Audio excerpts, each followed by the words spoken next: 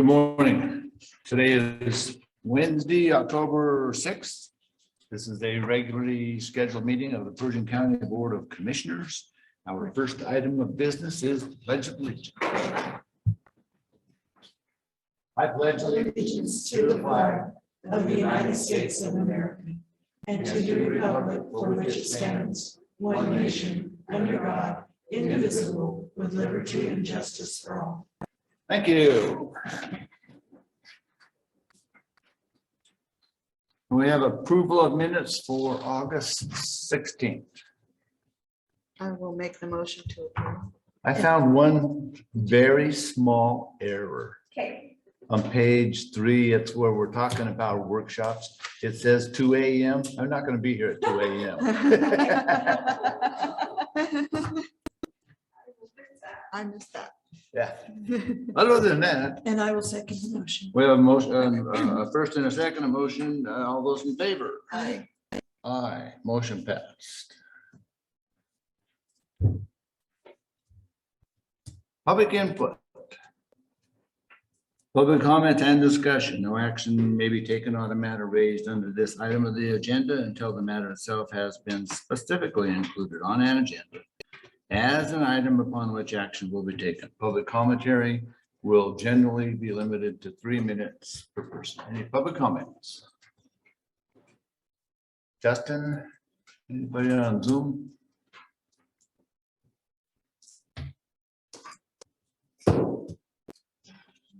Nothing on Zoom.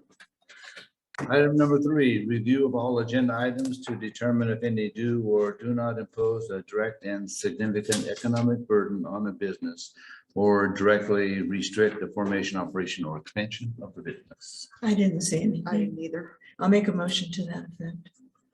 I'll second. We have a motion and a second. All those in favor? Aye. Motion passed.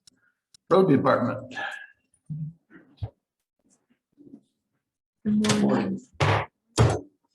Judge? Okay. Good. More of the same for the road department, I guess you'd say. Well, I guess we changed it up a little bit. We did some patching on Grass Valley Road. I don't know if I think I reported that last time. Yeah. And we were doing it the last meeting, wasn't here, that's right. So I decided to spend some money up there so we don't have to go up there this winter and patch potholes. And I don't know, depends who you ask up there. I think we did good. I don't know. I believe the road was a lot smoother than it was. Yeah. It was pretty washboard. Yeah. So have you been on it since we did? Okay. Yeah. I think you'll notice a difference. Just trying to, like I said, I didn't want to go up there in the middle of winter. It was looking like it's going to fall apart big time. So spent 20,000 up there, about thereabouts. RGC budget, which was budgeted for. So anyways, also we're working up in Grass Valley. We're hauling out of the pit up there. So we went and installed a gate up there. It took about a day right before I left on vacation. So we got that done, secured that a little bit better. Hopefully keep them out of there, keep from stealing our fuel or tampering with their equipment. And But also, had the cows pushed over the gate or have they? had they? Oh, we didn't have a gate. You did not. Oh, no. Hope they didn't. I don't think so. Put some ties in there. They're pretty stout.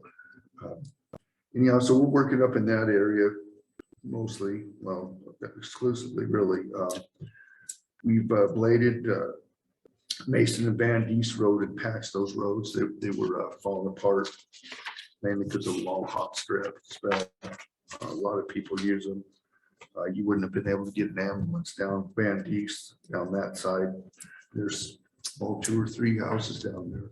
So we fixed that. Fixed Mason. There's several residences on Mason. Fixed those. And then we moved over to Herschel. Had some complaints. They've been complaining about the end of Herschel Road for years. We blade it once in a while. There's actually not enough room for a county road for our standard county road. Trying to spit that out here. You need 60 feet. We don't have 60 feet between the fences, but we did it anyways. We're up there graveling that stretch of road. There's the lady that complained, I didn't go count, but she said there's 7 people live out that way, 7 residences. So we got to be able to get emergency services out there. So we fixed that. We fixed most of it. We'll be done Wednesday. So we gravelled it for them. Should be pretty good. I'm sure they'll be happy up there. The rest of Herschel looks really good. We put mag on it this year. It's the first time we've done that, and I'm very pleased with that. That thing would have been tore up by now with the, especially with the weather we've had. And it's like 6-7 days cleared up there past Dunn. So I think that worked really well. Also, there was more blowouts towards the Vesco Ranch. We fixed those. There's blowouts on Dago. We fixed those. I got it. Mr. Whitaker called and said there was a big blowout down at the bottom of Unionville. So we fixed that. We put up a sign at the landfill for our air quality permit. Part of the permit was we had to buy this expensive elaborate sign and put it up there with my name on it, phone numbers and stuff. So we're good to go there. And also we moved the flue pod for Cheryl, went and got it, took it back. Hauled some sand to core yesterday. Probably be hauling more up there, I'm sure. And we took a rock to the museum for Mr. Rackley, got that done. So we're gonna put a plaque up over there. That's pretty much what I have for road. Cool. Good job. Questions? No, I don't have a lot for landfill, except we cleaned the Emily and Grass Valley again. They cleaned it once while I was on vacation. Haven't had a chance to speak with Steven yet. You know, they're off Monday, Tuesday. Didn't want to bug him on his day off. But we were up there yesterday. Place looks good. He's going to have everyone corralled into one area. So he can really, he's very controlling. He wants it clean. I think it looks good. Hopefully he's not too abrasive on the public, and we'll get him, make everyone happy. It's going to make him happy. And I think it'll be good. He's going to have everything right in a row where he can't go wrong, can't dump in the wrong place. He's working on that. So looks good up there. Questions? Good job. Good job. Thank you very much. Thank you. See you back at noon, I guess. Yes, please. Okay. Next item up is Senior Center. Giselle is in one of her training or supervisor training sessions. So she did send a report. This report for the Pershing County Senior Center. In the past 2 weeks, we have been delivering 22 to 25 hot meals to the homebound. On Monday, October 1st, we officially opened for congregate meals. We are happy to see the new faces and our regulars coming in for meals. We are happy to announce so far that they like the food and have been serving them currently. We are still training hard. This is just to get our portions amount right and to also get our cooks comfortable with new state recipes. We are still looking for a bus driver. So if you guys know of anyone, tell them to come on in. I would add that for Monday was actually quite interesting. You know, the first day open, in the one before it was shut down, we were serving that same thing, 20, 25 meals a day in-house plus the outside, out of the homebound. So on Monday, we had 22 homebound. They had meals for 34 congregate. So we served 56 plus the volunteers and the cooks and everything. So 65 people were served. 12 people were turned away because they didn't have enough food. I heard that. Yeah. And then yesterday, we were back to 26 again. And for yesterday, at 26, they had enough meals to serve 80. So, good question. Freeze those meals if they don't show up. Do you just freeze those for homebound? What? Do you just freeze those meals? Yes, we did. In fact, yesterday, that's what they did. They froze them, and actually their thinking there is, we have 1, 2, 3 holiday type days in the near future. And we take them a homebound meal before that holiday day, so they'll use part of that.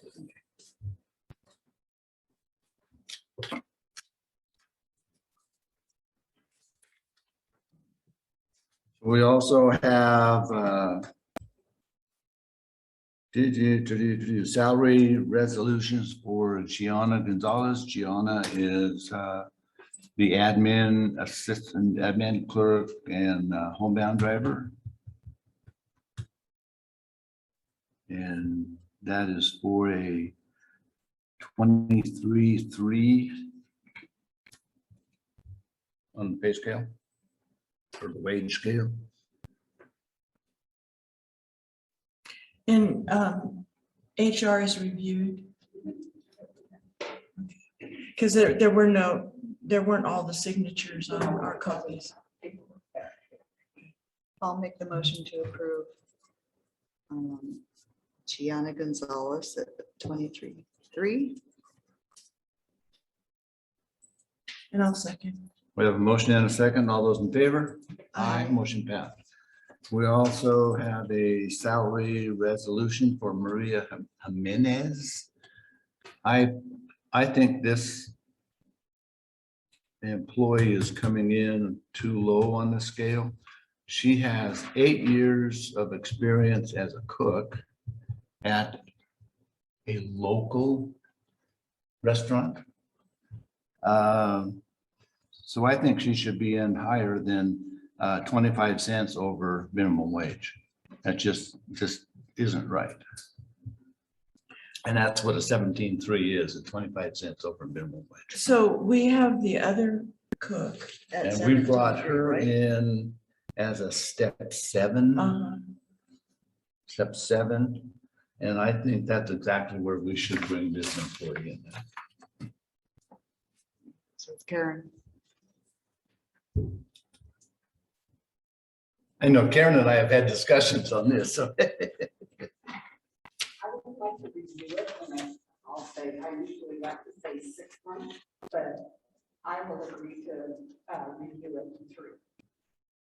And bring it back and see how she does. And that's what we should have done with the first one. Yeah, she's got the experience, but that's totally different than cooking for large quantities. Oh, yeah, at the senior center or, you know. So I would say let's bring it back in 3 months. In 3 months. 3 months. So the 17.3 for right now. Okay, so I'll go ahead and make the motion to hire her in the 17.3 With a review and. with a review in 3 months. Sorry. I'll second. We have a motion and a second. All those in favor? Aye. Aye. Aye. I would also add under senior center, we have Kelly Brown, who was the first cook hired that's working over there. There is a Serve Safe class coming up in Reno that's put on by US Foods, who is what our supplier. So that Giselle is checking with the state right now to see if they will fund that instead of us paying for it. Well, and there's no online class for. No, there isn't. As long as there is somebody in the building, either Gisela or I assume that Maria has a safe serve. She does not. She does not. Worked for 8 years and does not have. So it wasn't 8 recent years then. It what? It wasn't 8 recent years, otherwise she would have had. She's working right now. It is 8 recent years.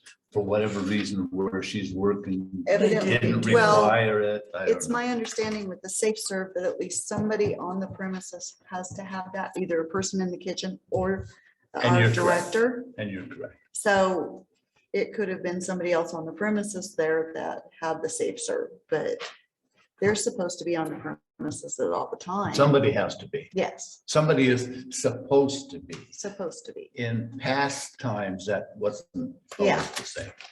So, So it's a good idea to have her in there as being serve safe certified as well. well, I think everybody, all of our cooks there should be safe Yes. certified Yeah. eventually. I'll tell you what, it's been an eye opener. Yeah, And so the other cook is not safe served, or is she? The other one, what? The other cook, Kelly That's- Brown. Kelly and. Is she both safe Maria served? are No, not. she's the one that they're looking at getting her into that class. Okay, sorry. And then, after Kelly takes it, then it would be a good idea to send Maria Mhm. also. Yeah. Okay, Larry, her effective date is October 11th, correct? For Maria to start is Oh, next yeah. Monday, right?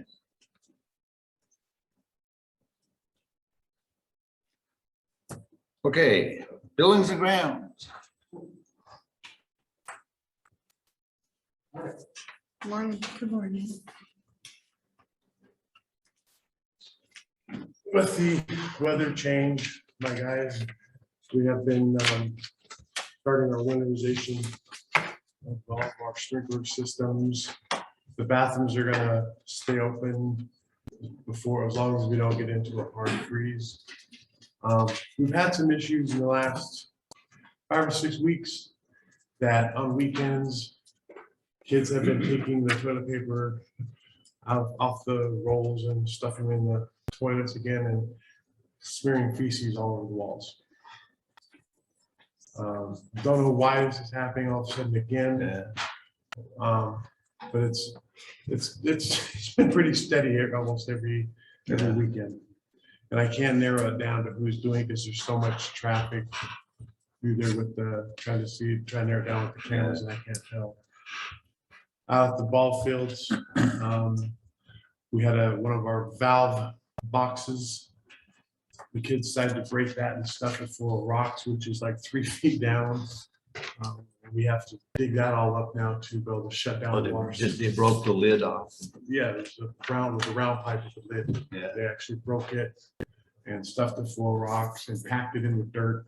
Well, When we went to shut the system off, it flooded because it was left open. We usually close that. That's what we're trying to do. So my guys are waiting for that to dry up and then we'll be fixing and repairing that. We're also doing filter changing in all the AC units and heater units, courthouse and all the other buildings too as a regular maintenance. Other than that, it's just been weeds and cleanup everywhere. so we have request for approval of funding for the following projects. Pershing County Road Department. Okay, so that's a typo. Oh, that's a typo? So what that's supposed to be for is the panic button. It's not an electric door. That's something that was brought up in a safety thing because we've got panic buttons in all of our buildings with the exception of that one building. Yeah. So that's what that's for. It's for a panic button setup. Oh, not for door locks. No. Well, and that's good because I couldn't figure out what that. I Yeah. looked at it. I knew exactly what the problem was, but what it is for the panic buttons as we have here. Okay. And then the funding for that. Would have to come out of security or where we paid for I'm our. not talking a lot of money for that. That's like $2,200 to set. Is it that much? Yes, Oh, because you have to, there's a brain to it. And we got the remotes, but there's some programming and some wiring and stuff that has to go. Oh, in. wow.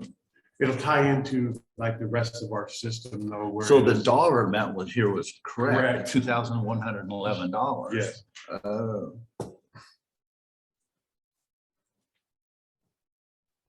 But all of our other buildings have that, and it was brought up in a safety meeting, and I believe in another meeting too, that if something happens out there, there's no especially that far out. other response like there would have in the rest of our buildings. Yeah.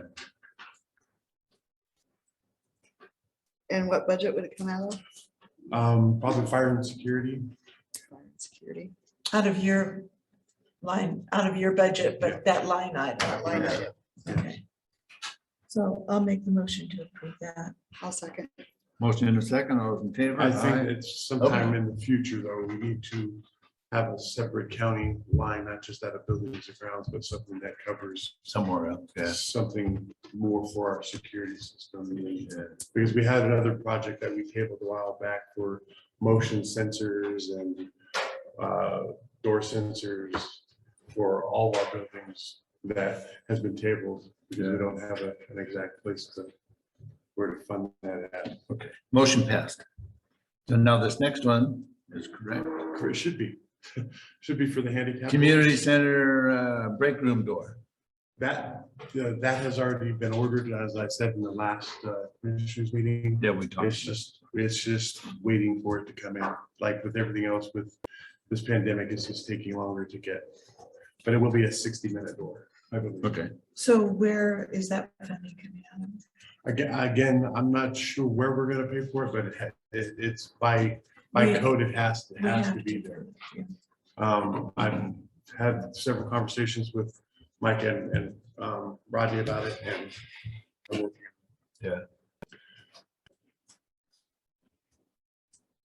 So Reed's just gotten Yeah. here, so. This again is one of these items that we should have a budget set aside for this type of things. So we need to talk about that when we do the budgets. in Yeah. January. Well, I'll go ahead and make a motion that we approve it, because we have to do it, but, and then we'll work with Reen. You'll need to work with Reen on Yeah. where it would come out. I'll second. we have a motion in a second, all those in favor? Aye. Aye. Motion passed.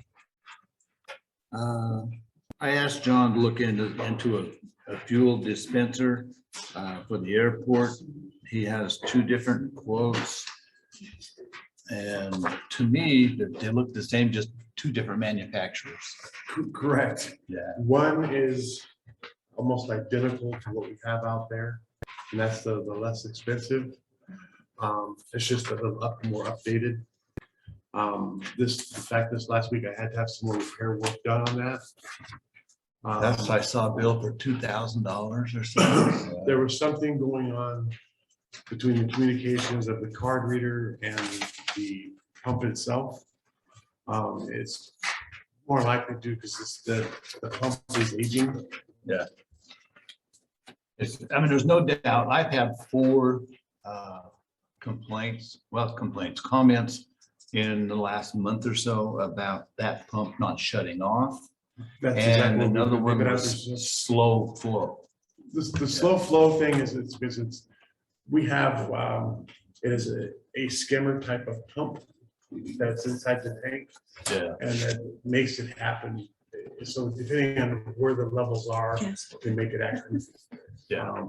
Yeah, this is something I've been dealing with for a while, trying to get it fixed. And they keep saying it's something to do with the actual pump itself. So, Yeah.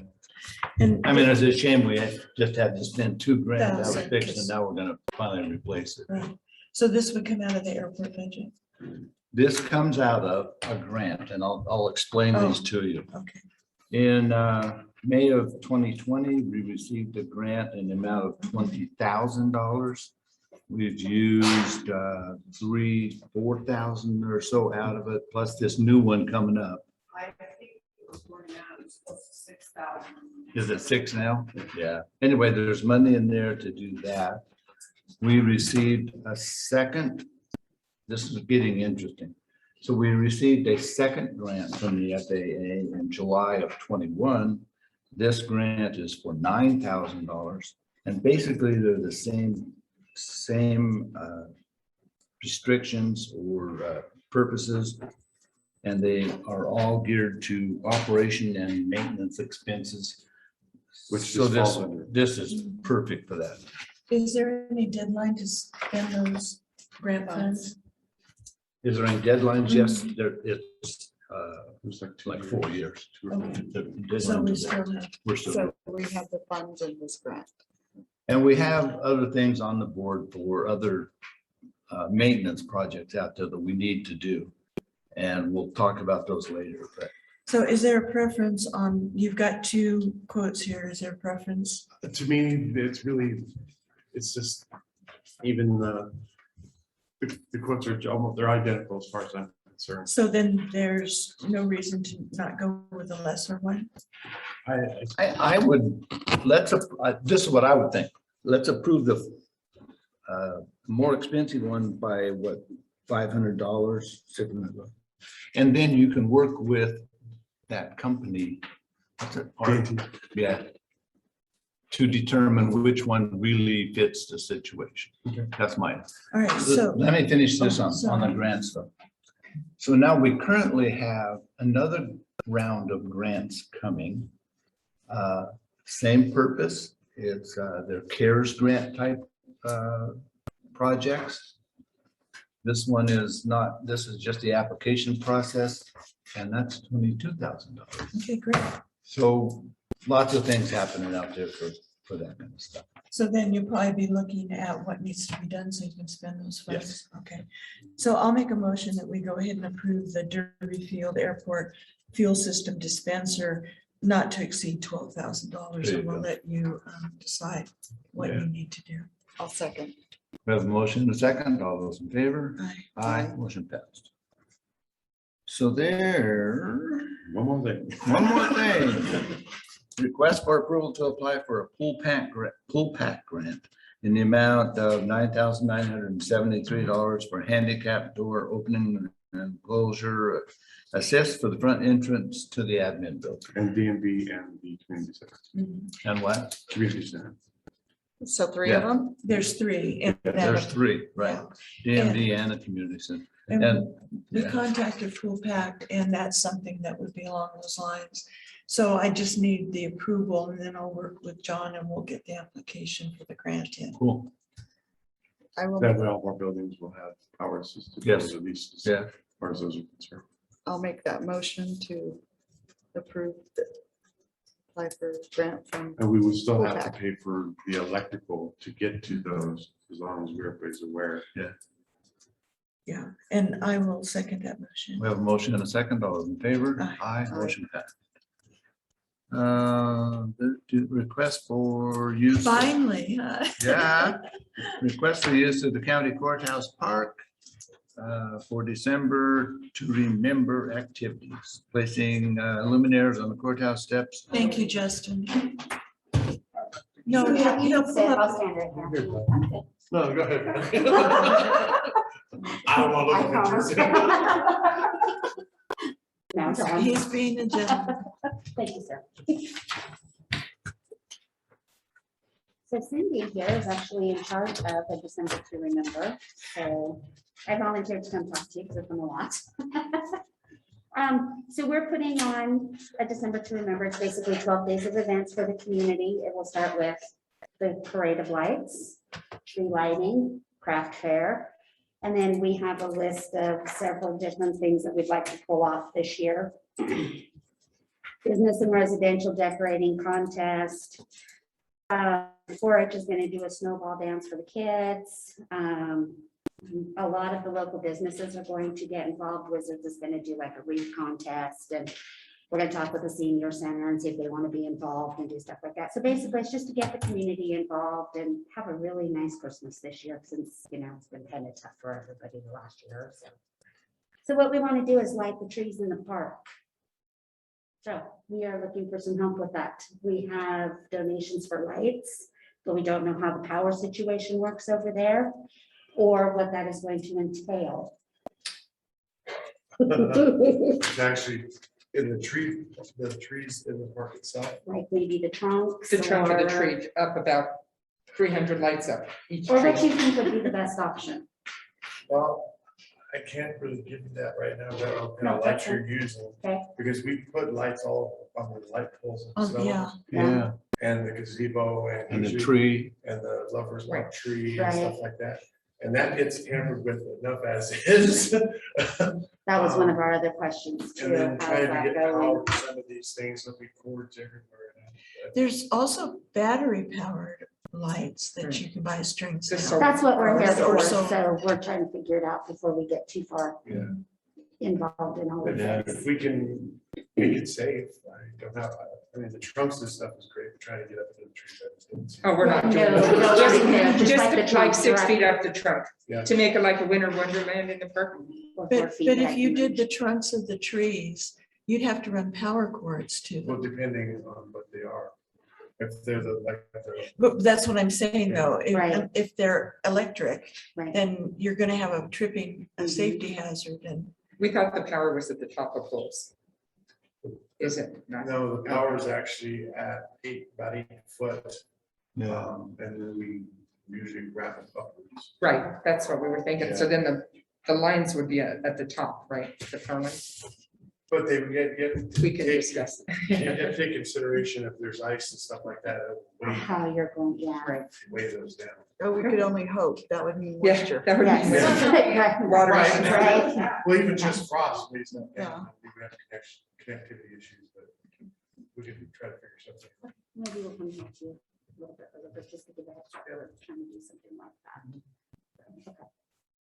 And then you want to do luminaries? On December 11th, Pershing County High School would like to do an honorary thing with luminaries on the courthouse steps to honor first responders, vets and everything, and have luminaries up and down the steps. That would be, well, our main event is the 11th, which would run 2 to 6. But the luminary event would be the culmination of the day about 5:30 in the afternoon. We did that last year. Last year, 2 years ago. no, they sent up hot, Yeah, we did. Yeah. Little hot air. Yeah. These would be bags on the Yes. steps. And it would be either in memory of or in honor of that they would sell the bags. Yeah. And it would be the high school doing that. Ah, gotcha. so how would you light the bag? We have battery operated. I've donated 100 bags and No open flame. no. Thank you. I didn't think you were going that route. No, just the plastic little, I don't know what to call, luminary candles that aren't real. Battery I operated. think Yeah. this is a great idea, the whole concept of what you're doing for December, and we all need it because this has been a bad 2 years, actually. The other thing we'd like to do is offer to an organization, and we're trying to get, we're not doing this to raise money. We created a nonprofit called Twilight Twinkles. And thanks to Bryce's help, I love you for that. The idea is to find organizations to, hey, here's a good fundraiser. And so we're looking at possibly family wooden ornaments to go on the tree, real light ornaments that a family would purchase from whomever is selling it, like $5, decorate it, bring it back to hang on the community tree, and also trying to add some new lights for you for the tree. Do you need lights for the tree? Depending on the tree, most years we've got it pretty handled, but I think it's a great idea. What happens to the ornaments after they're hung? Well, that's a discussion. I would think they could be taken down, and if families wanted them, they can come to a certain price and get them back. I don't think we want to commit to put the same ornament up year after year after year. It would just be that one and done. Can you use more ornaments? I mean, you have a certain amount anyway. If they're wooden, I'd be concerned on the weight because those. Yeah. Oh, just that was like what, that, the cheap little wooden ones is what I'm. That's the only concern I have. Right. Yeah.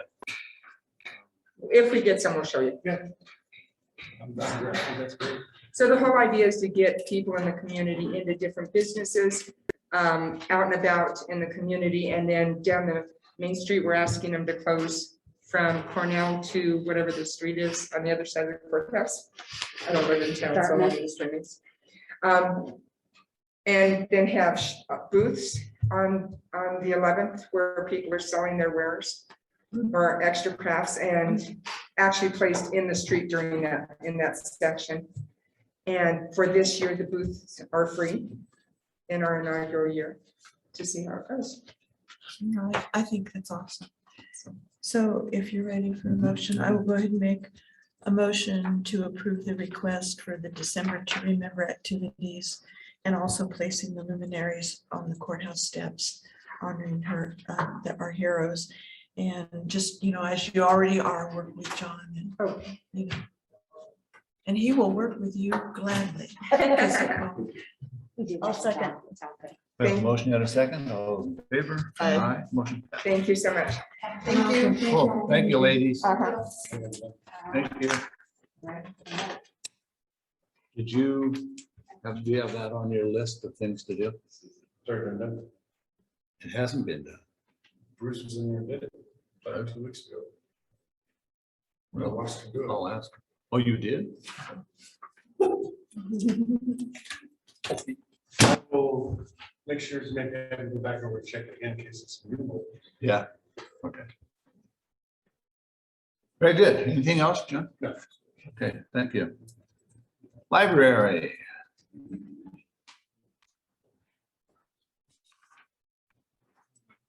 Good morning. Morning, how's everybody today? Good, thanks.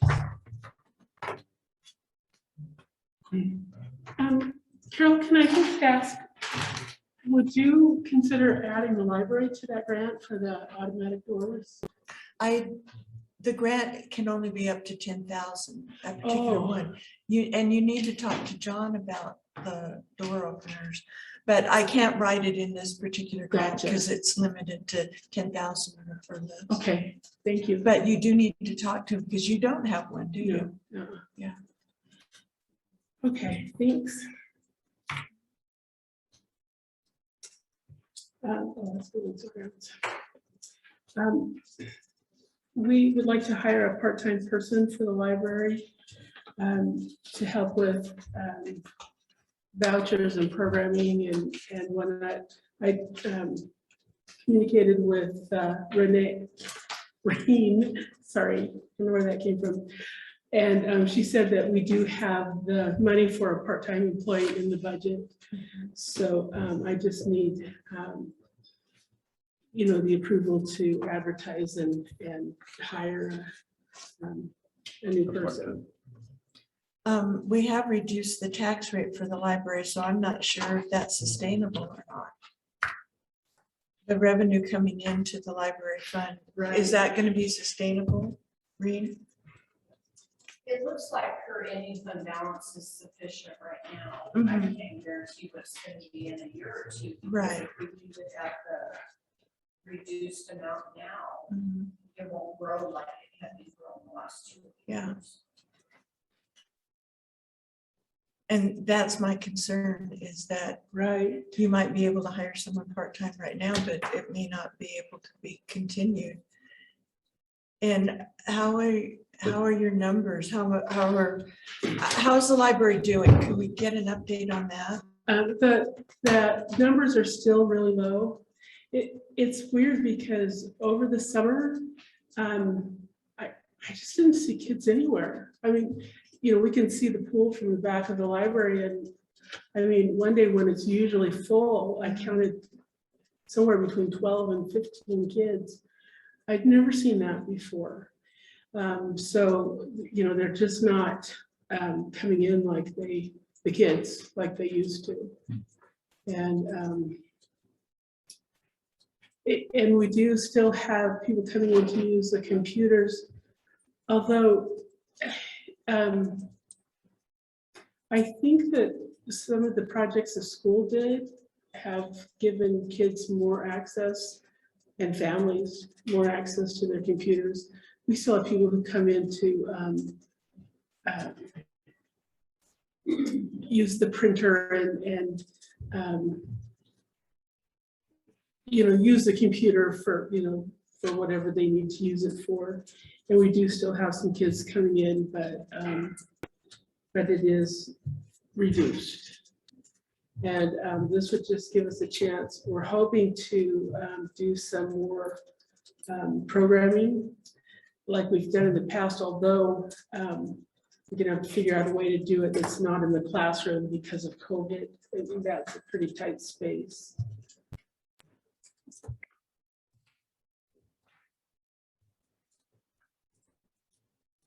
I think we should approve it, and if it ends up then in the future where we don't have funding for that, then that has to go away.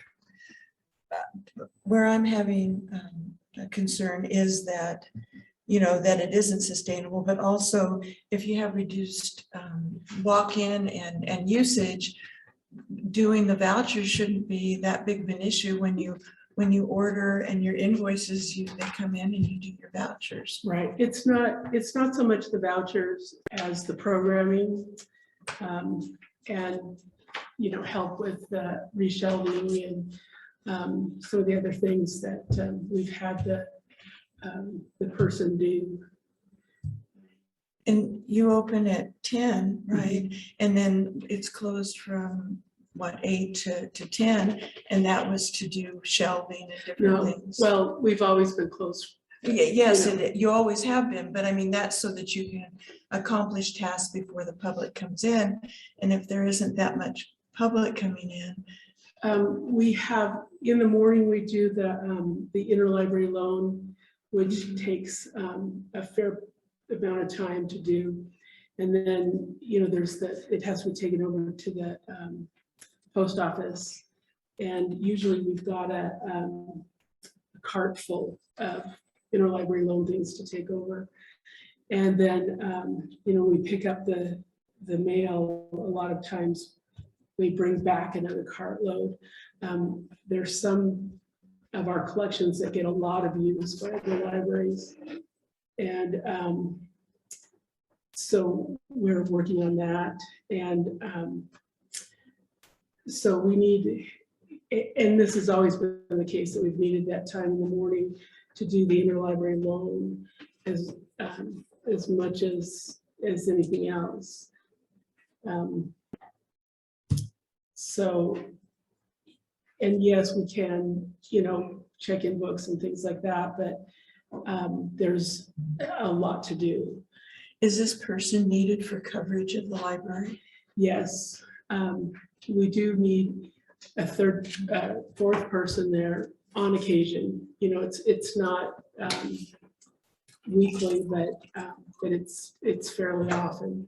If somebody is on vacation or sick and then somebody else gets sick, that means we just have one person in there. Mhm. So, and we have had some help from the Friends of the Library volunteering just to come and be in the library, but they can't use the computers and things like that. It's a privacy issue. And so, you know, we have things that they can do, but it's not the same as having an employee. It'd be really nice if we could find somebody else that speaks Spanish. We had Sharon, you know, a couple of years ago, and oh my gosh, it was just so nice to have a body in the library that could speak Spanish. She, I'm not making faces. I'm not feeling real well today. oh, I'm sorry. No, it's okay. I just didn't want you to think I was making faces. Oh. Sure. I think having a bilingual person is a great idea. It is. You know, It's working out just in the senior center yesterday and the day before. Because we have clientele that come in there, and it's very nice having a bilingual person. Right. When I remember we had someone new come into the library, and when I told her that Sharon would be in the afternoon and that Sharon could speak Spanish, the relief, you know, because a lot of times they're very hesitant to speak English, even though they probably can speak more English than they realize, but they're still hesitant.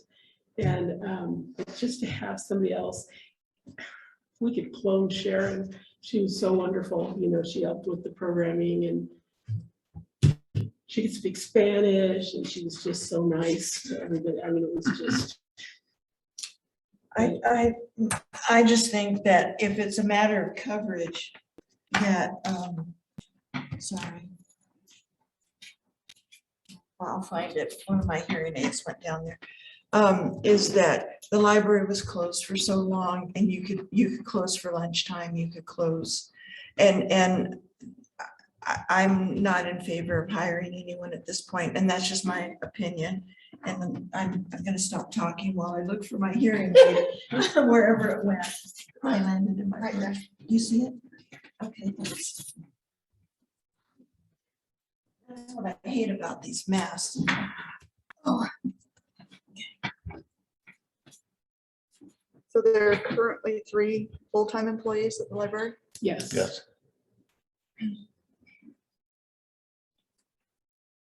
I don't know. I worry about it being sustainable, We have it in the budget for now. so. but that's not fair to the individual that applies for this job. Hmm. That all of a sudden it's no longer in the library budget and they're out of a job.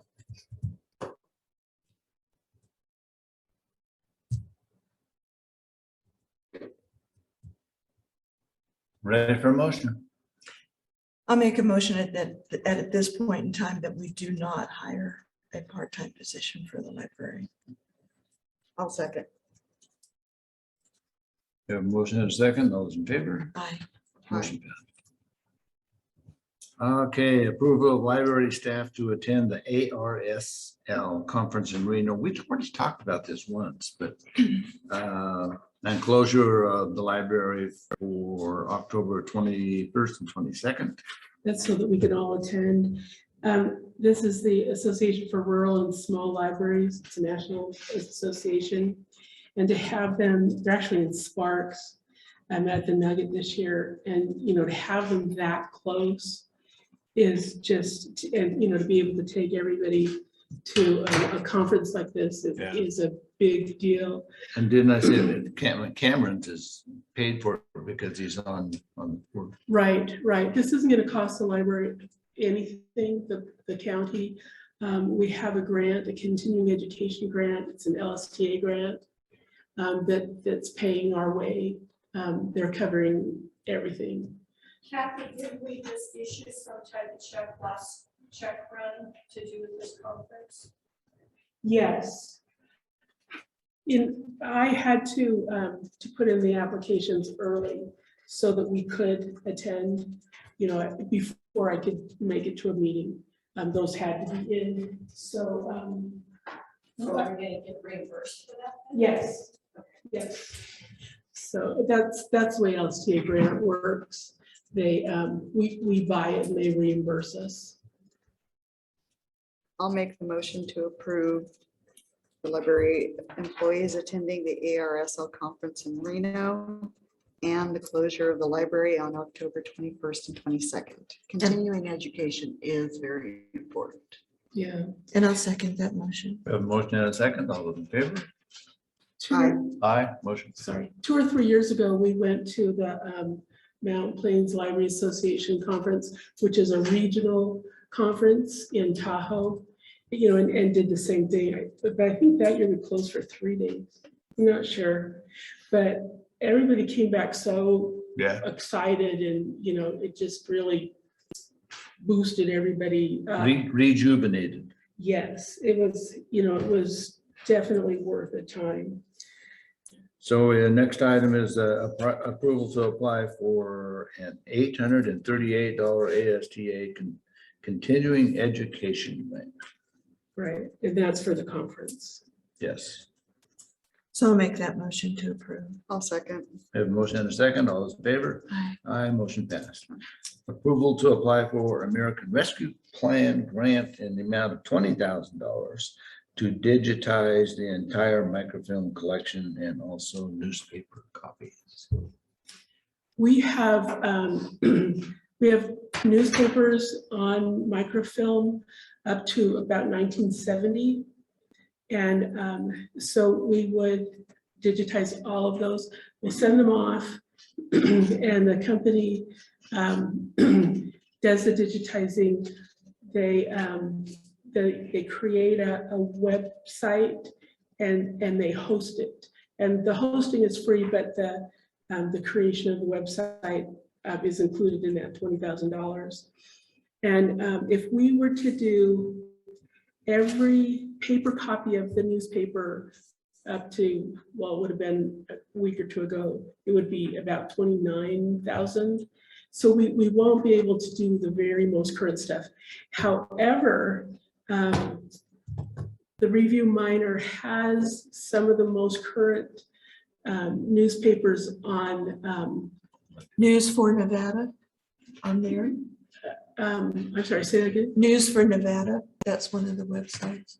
Okay, but they have it available. They said they did have a crash. Their system crashed, and so they're not sure what they lost. But, you know, we will be able to get most of the newspapers, and then we've got the paper copies. We've got a microfilm reader. That thing's 100 years old. We have trouble getting ink for it. You know, it just, but so this company, you know, they do a really good job, and then it's searchable online and people can get it from anywhere. You know, anywhere they have a computer, they can log in and get access to this. We still have to get, we've been in contact. Actually, Cameron is the program director on this grant. He had started working on it, and so he'd already done a bunch of work, so I figured he needed the credit to go with it. So he is the program director for this grant, and he's already contacted the editor of the Review Minor, and she agreed. She sent an email, but we do actually need something in writing with a wet signature, and but she's on vacation for right now. But and this one isn't a for sure thing. They could still, you know, turn us down, but we are hoping to get it. You know, to be able to digitize that much of our newspaper is a big deal. Why would we not apply for a grant if there's? No, if we there's would. Never. So I'll I'll make a motion. a motion to go ahead and approve applying for the grant. Second. A motion and a second. All those in favor? Aye. Motion passed. Okay, so I think that's everything, right? Yes. So just some other things going on. We are gearing up. The Friends of the Library holds the community Christmas fair every year, and we have our fingers crossed that we will be able to do that this year. We had canceled it last year because of COVID. There was just no way we could. I mean, it's a busy, crowded place when the fair is on, and so we couldn't social distance, and there was no way we could police people, you know, to make sure they were wearing a mask. And I mean, it just wasn't a good idea. So we canceled it last year, but we are hoping that COVID will cooperate and we'll be able to do the fair again this year. And then, she's gone. Patty mentioned that November 11th with the booths, and I'm thinking maybe some of the people might, you know, if they don't sell out at the fair, at the Christmas fair, then they might, you know, bring some tables and set up and sell the rest of it. I don't know how many people sell out and how many of them would want to do that, but you know, it's nice that it would be available for them if they wanted. Because of COVID and because of our small classroom, Mandy is not doing story hour this year, at least not yet. But we are going to do some things online. Last year, a bunch of the publishers made some of the children's books. They were able to read them online. But, you know, if we don't have approval from the publisher, it's against the law, you know, copyright and all that.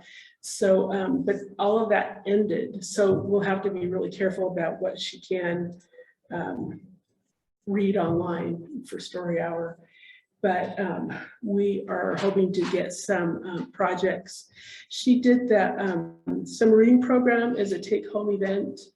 And, you know, parents, grandparents, kids came and picked up the packs and took them home and worked on them there. And so that's kind of what we'd like to do. This would be for the little kids. Story hour is for kids aged 3 to 5. So, and I mean, if a 6-year-old comes in and wants to do it, you know, we could do that too. But generally it's for the younger kids. And that's about it for right now. Mandy and Cameron are busy working on different projects. Mandy, the summer reading program is a big deal. And this year, she gets a notebook with a bunch of ideas and things that she can copy. And there just wasn't much in there. So it took her a lot longer this year to make it happen. And so she's playing catch up with some of her cataloging. The kids are still coming in, or their parents are coming in to get a lot of those books. And there is also more and more available on online on Overdrive. As long as you've got a library card, you can go into Overdrive and you can download audiobooks as well as ebooks. And so you're either reading them or listening to them. And there's some movies on there too, but I haven't really investigated that to see what kinds of movies there are. I don't think they're blockbusters. But anyway, so we are been working on grants. I have been applying for grants and doing the evaluations and the reimbursement requests and, you know, all that kind of stuff. Yeah, So good job. we're all staying busy. Thank you. So you could get with John on the automatic door opener, you know, but talk to him about that. Okay. They wouldn't give 2 grants, would they? No, but if we're getting the money to cover 3, you know, I'm not going to speak for, you know, at this point, but you need to discuss that with him and see what we can get. Before Kathy leaves, can I interject for a few minutes and talk about the grant application process? You'll have to excuse me. I have an ear infection, so I don't know how loud I'm talking. I can't really You're hear myself. fine. You're fine. I feel like I'm 9 years old again. So we've talked a lot about it. We've talked a lot about grants so far in the meeting. I think that countywide, we've gotten a little bit lax in our procedure and how we apply. You're not being picked on by any means.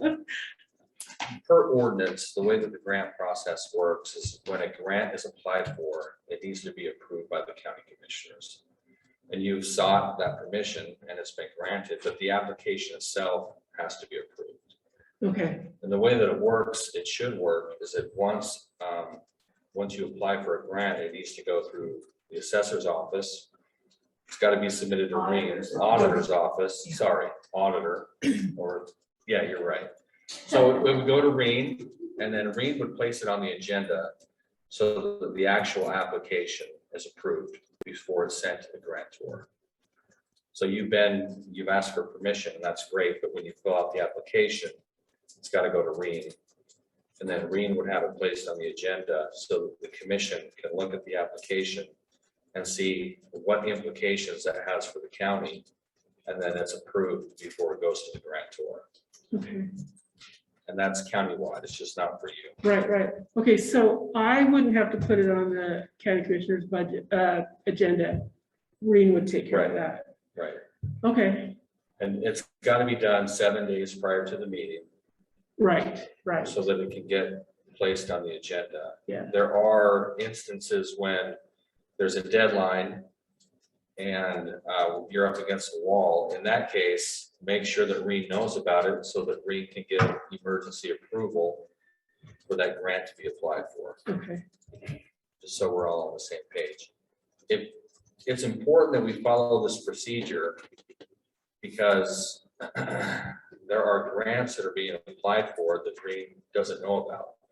So she has no way until after the fact to add that into the funds or to make any type of prognostication as to how that's going to affect the county budget and how those funds are going to be allocated. Okay. So I think countywide, we need to follow that process much better. Okay, sure. Now, in one of these meetings a long time ago, it was decided that if it's the same grant every year, that I wouldn't need to ask permission again. Is that still true? No, Okay, there's no provision for that in the county ordinance. okay, So I would just stick to let's just stick to the ordinance. If you have questions, give me a call or give Okay. Rena a call. sure. We Sure. can work it out. I'm happy to do that.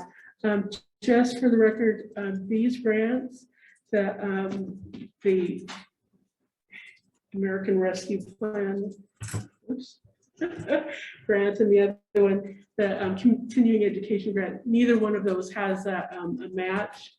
A lot of times the LSTA grants do have a 10% match, but this one, these do not. Right.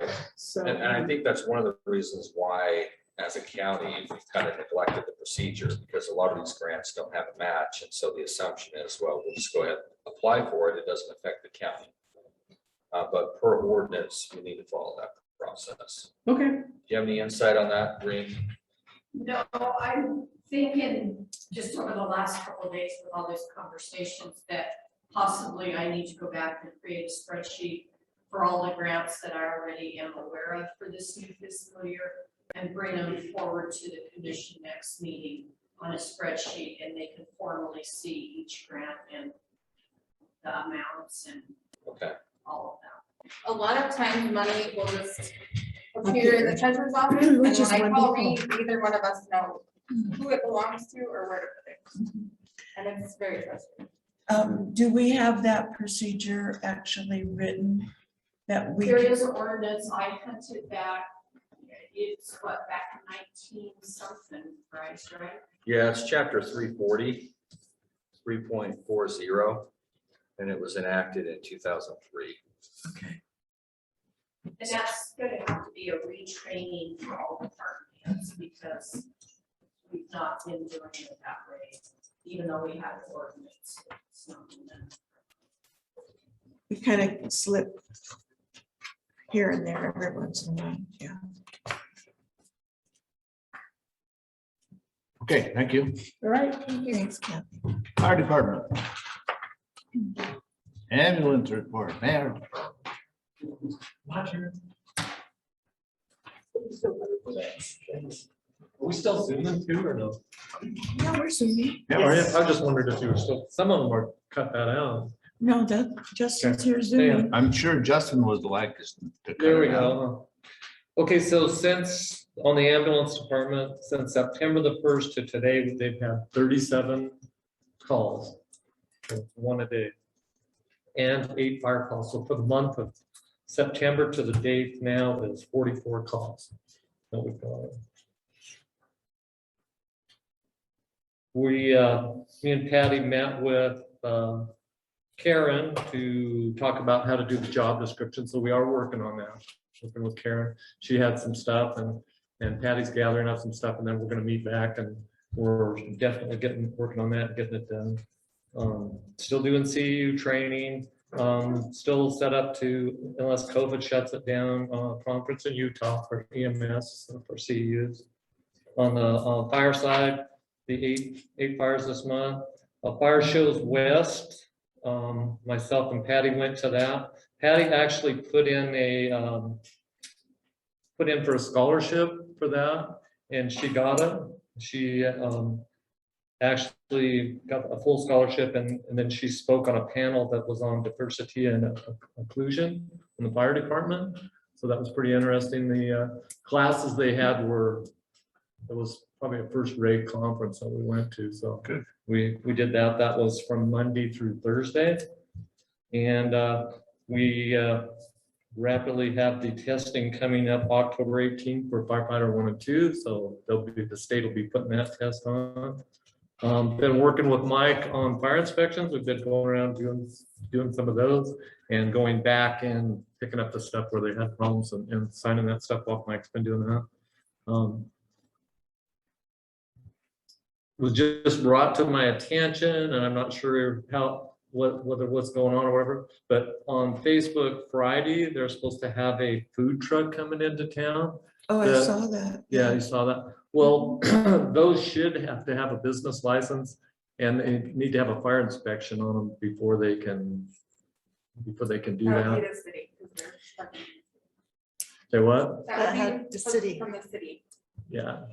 So anyhow, Linda. So that's like the. The other guy, we actually did, we went and did a fire inspection on On her that stuff. one? She had a Yeah. business license and we signed it off and did the fire inspection and stuff. So Oh, this is a different one. than this the is a one that's different been one, coming. yeah. So, I just mean, I thought- think it's great that they're coming in here, but I don't know who's supposed to be keeping on top of it, that stuff. That's city. We're not hearing all, I mean, even in the county, if there's any business licenses coming in, I don't know if we're getting all that information. I think, Mike, you met with the chief, so or talked to him a little bit. You just get what, I mean, you go in there and you just get what he gives you, I Yeah, guess. not recently. I mean, we have actually had a couple of new businesses contact us and say, hey, we're getting our business license, can you come do a fire inspection? Like the one out in the valley.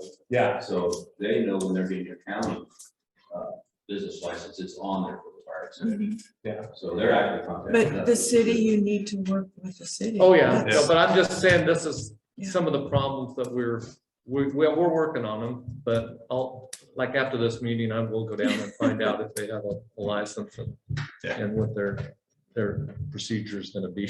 Yeah. They pretty much told us to do basically what we're doing, the same thing for the county, is what we have been doing. Yeah, so anyhow, that's where we're at with the fire department right now. All equipment's going in good shape and we're working at it. We're Okay. just plugging along. Thank you. With the small crew that we have, that's all volunteers that works I know. every day. Well, you had to get that plug in. Yeah, you had to get Yeah, that. in Just there. wanted to kind of keep reminding you. Good job, good job. Okay. I think that's it. Any questions from you guys about what we're doing? Mm-mm, No, All right. thanks. Justin, is Sean on? Okay, we don't have that. As far as Emily Fire Department, I have an email from Stacy Briscoe. Right patch. Oh, did I? Yeah, right patch. What did I say? Emily. Emily, no, it's just down the road a little bit before that. As of September 30th, we had a call count of 1 for fire and 5 for medical. They're still holding at 12 members. 2 of our members will be out of state for 5 months. They seem to think they have to go to Arizona in the wintertime. Repairs have been made to the outside of the building. A sign has been reapplied as the weather and the wind has torn it halfway off. 4 members renewed their CPR. 3 members passed their skill practical to renew their EMT certification. And 4 members actively participating in the EMS zone classes for continuing education credits to renew their. And I have to add, I think DSL Electric is out there working on lights today. Good. That's great. They're probably they're either their dryer or their air. The dryer washer is done. That's done. Oh, that's done? That's been done. They were, They he, were doing their shop lights. the shop lights. Oh, shop. When they were getting back up to code. At least that was on the schedule for today. I don't know if it's changed. Okay, no Emily Fire. Mike Heidemann, Here, you're on the agenda. I saw that. I'm glad you're here. I was kind of surprised when I saw that. Good morning. So you have it for grants and training. I don't know what piece of the training you want to talk about, or grants, or to follow up on your last meeting. I had my hand raised when you were talking about Fernley and North Line and how that works. And for some reason that didn't get acknowledged, but I do have some information on how they work that out there. Good. So I don't know what order you want to go in, but. Just start. Start. Yeah. Let's talk about training then. So we were going to need to turn in our training grant that we had because we haven't fulfilled the training obligation part of it. I believe Reen did get the check for the books. So that grant was, the performance period was up on the 22nd of September. And Rodney, you don't know this yet because I just got it this morning, but I did apply for another extension potentially. It was awarded this morning.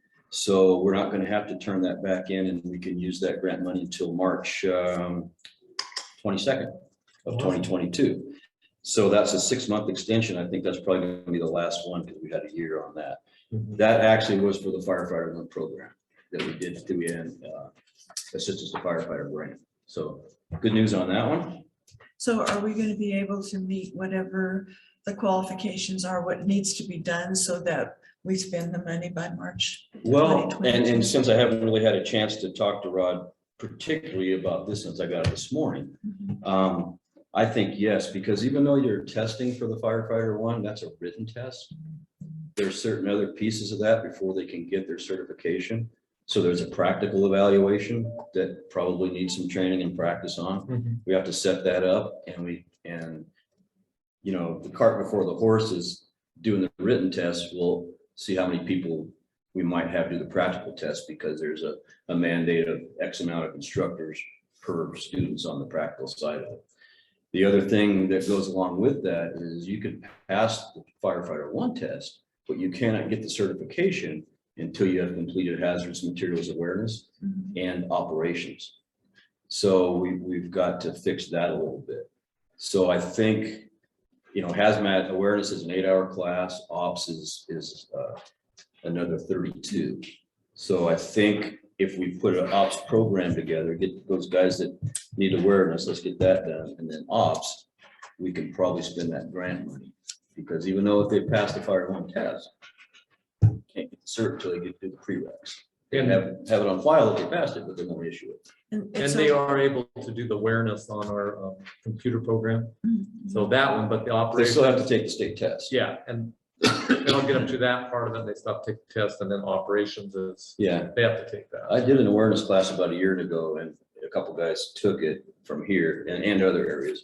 They just haven't done the test yet, so we got to fix that. So I think the answer is yes.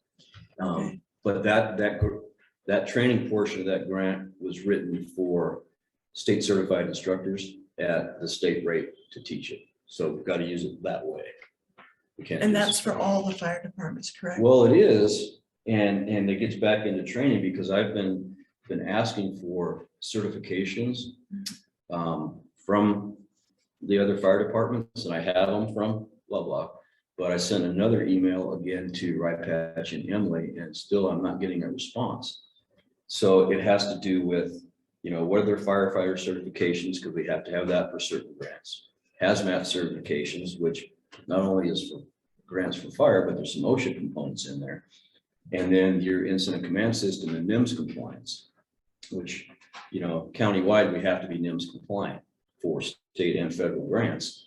And coming down the road, the new preparedness framework is out. The books are at the print shop. It's about a 245-page document that requires certain levels of incident command for certain sizes of communities.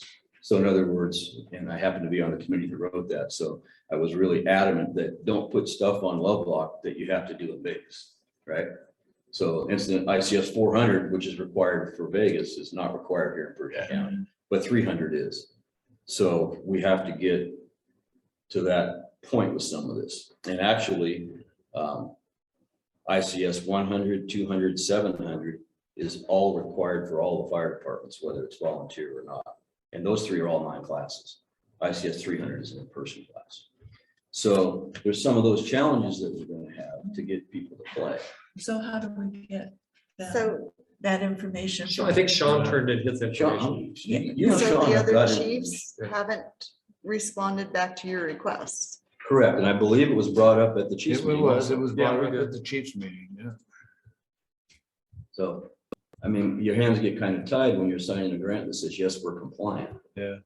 And then even in your county comprehensive emergency management plan, you sign a document that this county has adopted NIMS as a standard. So we have to find a way to get that done. So It's So we pretty- need to have another Chiefs meeting and see if we can resolve what they're lacking. I think Sean with Grass Valley is kind of on top of it. Oh, he's, yeah. Yeah, No, he's on good. top of it. It's the other two. Emily, I mean, Right Patch is doing some stuff. I know Right Patch has come to you, or at least to Lovelock Fire Department, to participate in some. We have been, Training. we've invited all the Yeah, departments that every Tuesday that we train, they're more I than know. welcome to come. And if we have something special coming up, we always involve them, but we don't get. We don't get the response from them. I know. Okay, here we are working on trying to move towards a paid department. But if we don't see that effort being made for by some of these departments, maybe Their thing is that needs a always, little push. yeah, their thing is always, you know, their volunteers are working other jobs. I mean, they're Yes. working their job. But they understand they need this training. But Correct? My opinion is that we put such an emphasis on the EMS side of it, we forgot about the fire. And Well, that's what gets people hurt. you know. that's Yeah. true. But we need to solve these problems and comply with these grants. So we'll have another chiefs meeting and see what we can. so Mike, See what what you need right now is the information though, correct? Correct. Yeah, it's not so much, you just need to know who's taking what training. You need, We need to know where we stand so we know how to right. move forward. So We why gotta is have a it so baseline. hard for them just to say, this is where we stand? That, no, this person doesn't have anything. I mean, whatever it is, it is. Right. So we just need, we need that information, right? Yeah, no, I can't disagree with that. We have to know where we're at so we know how to move forward. That's, yeah. So anyway, that's on the training side of it. Inspections again have been pretty good. I will say that one of our key problems was fixed.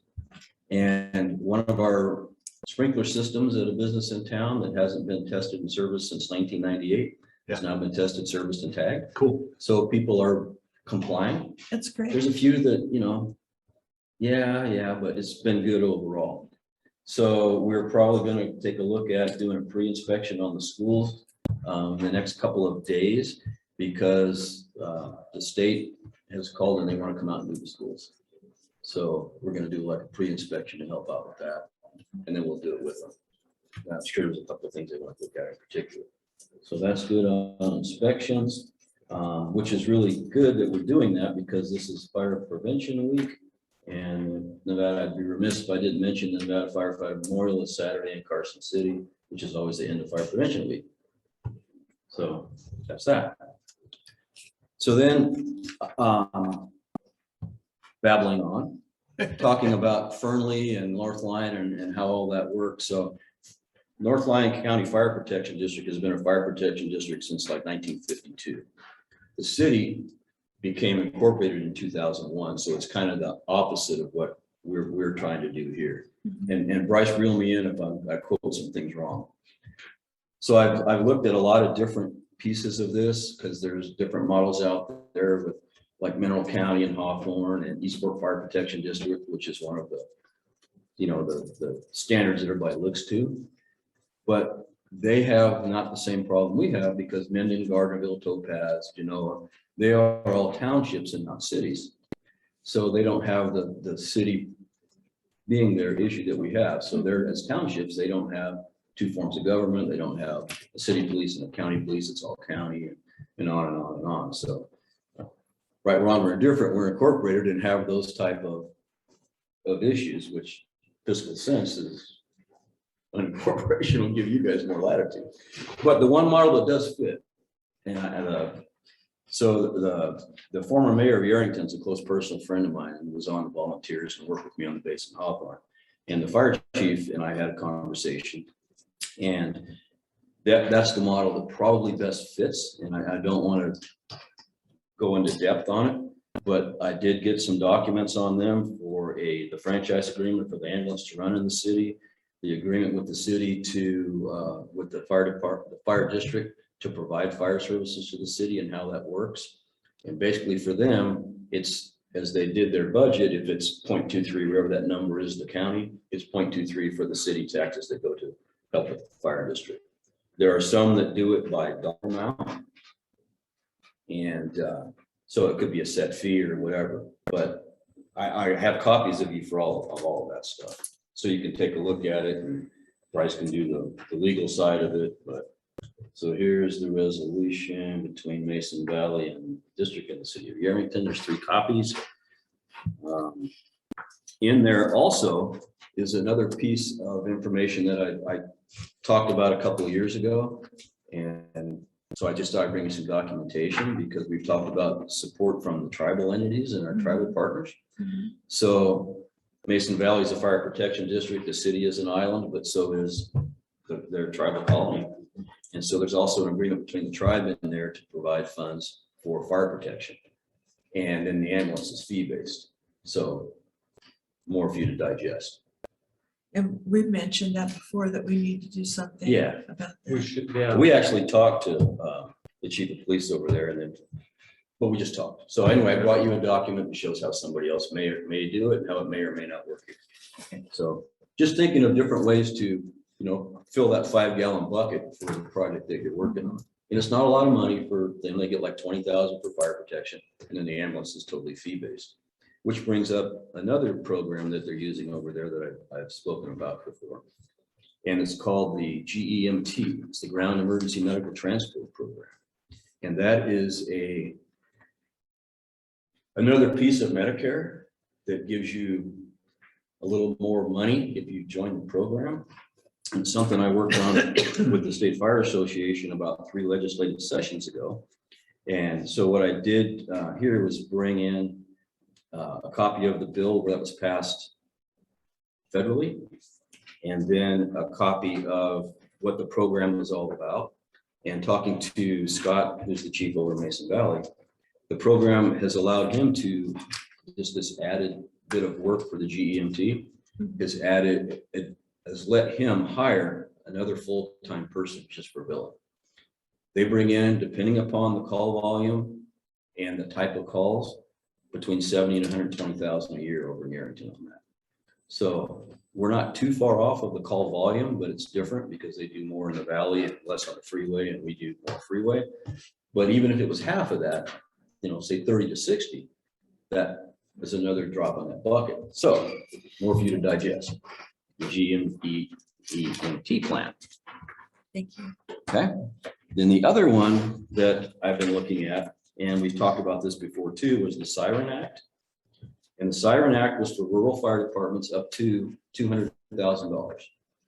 And that can cover training, recruitment, retention, equipment, so on and so forth. I don't know where it's at now in this Congress, but here's some information on the last one from 2020. So it comes out in February, it was closed in March, and so on and so forth. So more to digest, but it's something that whomever you bring in is going to have to work pretty closely on some of these numbers and things that are required if we're going to try to recoup some of that funding. End of story. Thank you very much. So we'll make copies of this for you, Bryce. Great. And Lacey. Good job. All righty. We're working. Thank We'll you. all set up a meeting. Yeah. Within the next week or something. Yeah. We'll get together. Thank you.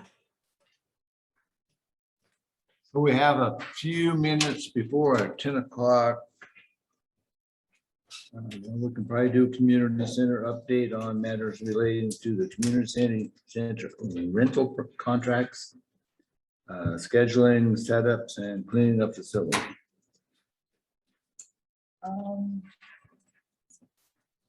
As far as I know, everything's rolling along. I did get a phone call from the sheriff the other day, and he wanted to know if the rooms were available for Wednesday and Friday. And I texted Giselle, and she told me she would have to check. She texted me right back after she got done at the senior center, and that was handled. So she is handling both well. I would like to see maybe some comp time for maybe 2-3 hours a week that she does spend doing community center. And Jill and I had that conversation. Okay. And other than that, And if, Sheila, if there's gonna be comp time, you gotta make sure it's on the time card, because that's not happening right now. okay, She's actually getting overtime for extra over the 80 hours. still, How would you like her to keep track of comp time? Well, you put it on your time card, and there's the area that's the Okay. code that you It put says comp specifically time. Okay. Or instead of overtime. yeah, instead of overtime. Okay, And that's all I have with it.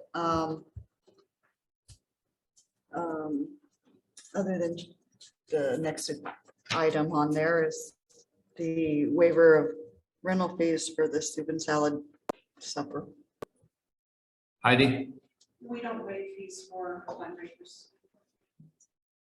If you do that one, then you're gonna have to use the Eagles Club Alliance, Tigers and Bears and I, because they all do fundraisers, their funds go to scholarships and so forth. And several years ago, the community center board at that point in time said no to fundraisers. So the only things that we raise at this point in time are children's events, you know, such as prom or, you know, 4-H program and so forth. The original Grange Yes. thing. Yes.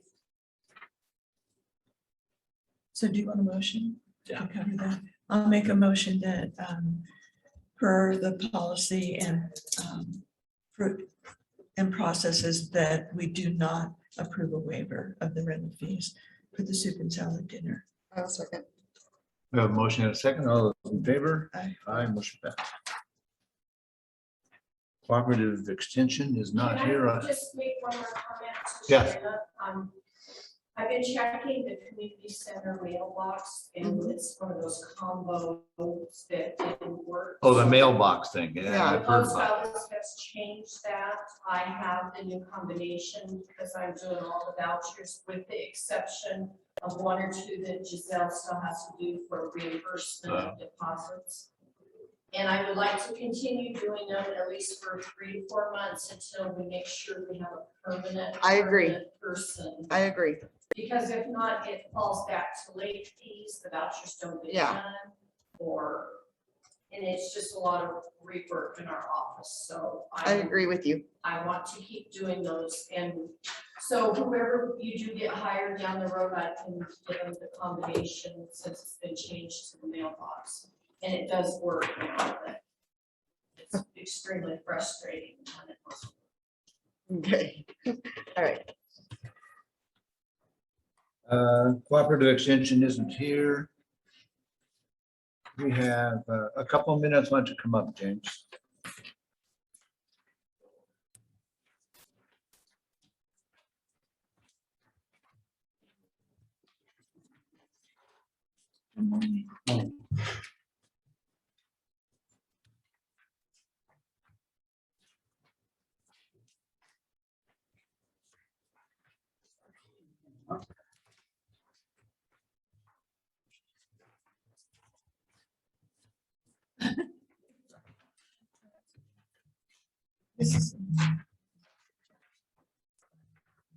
Now we have, Well, we ended up, those were all the same thing? Yeah, yeah, they're the same. they were stuck together, some fell off when I hit it.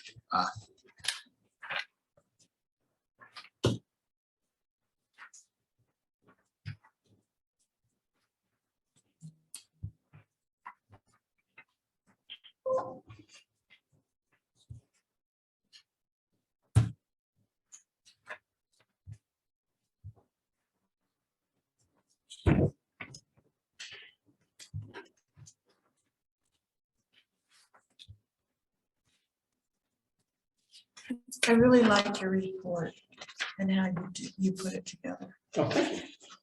It makes it really simple to get a good view of what's going on. What I like to see on here, there's 4 that I can see, new houses going in.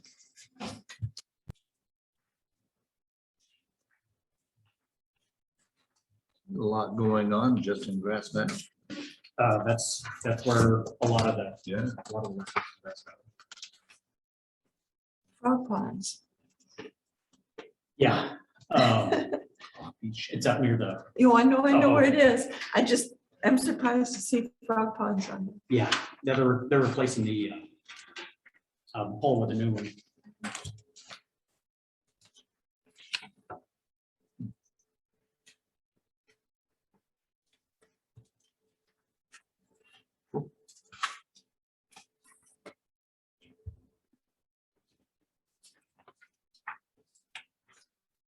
But thank you. like I said, I like the Yeah. report. It's I very saw easy. another one on there, a coffee shack. Yeah, I think that's great too, yeah, it's kind of, like a drive-through. at the RV park. Yeah, somewhere either up front or toward the side, somewhere in that area. Yeah, Where you can still get around. I think that's great.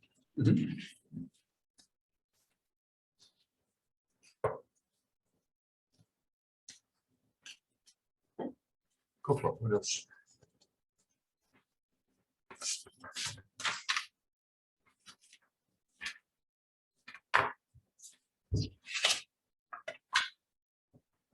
What's your next item? Oh.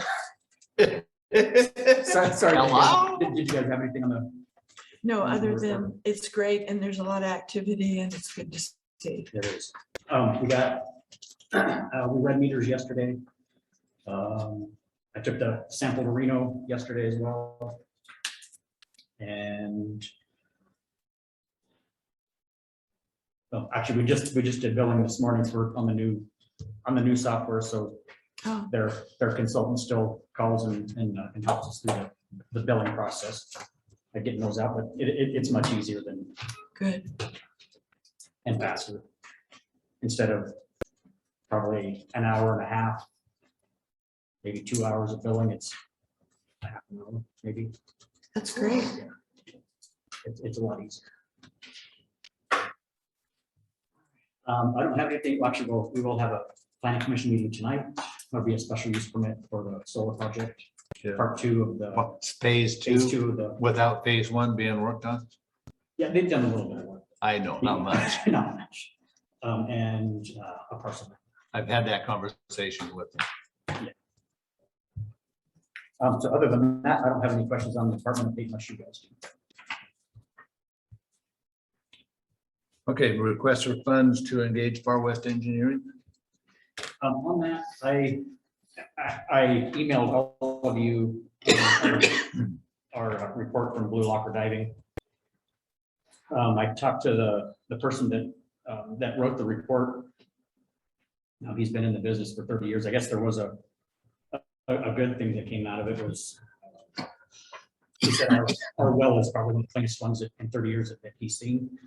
There isn't, there's very little sediment, if any, in the tank, so that cleaning part is very easy. But the rust on the bottom, the floor of the tank is the issue. Right.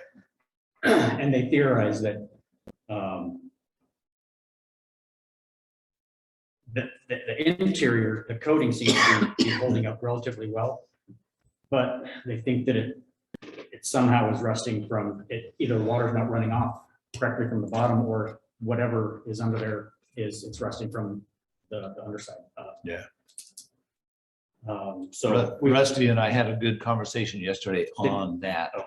And And actually, he was going to be here, but I asked him if he could, if you guys had any questions. But yeah.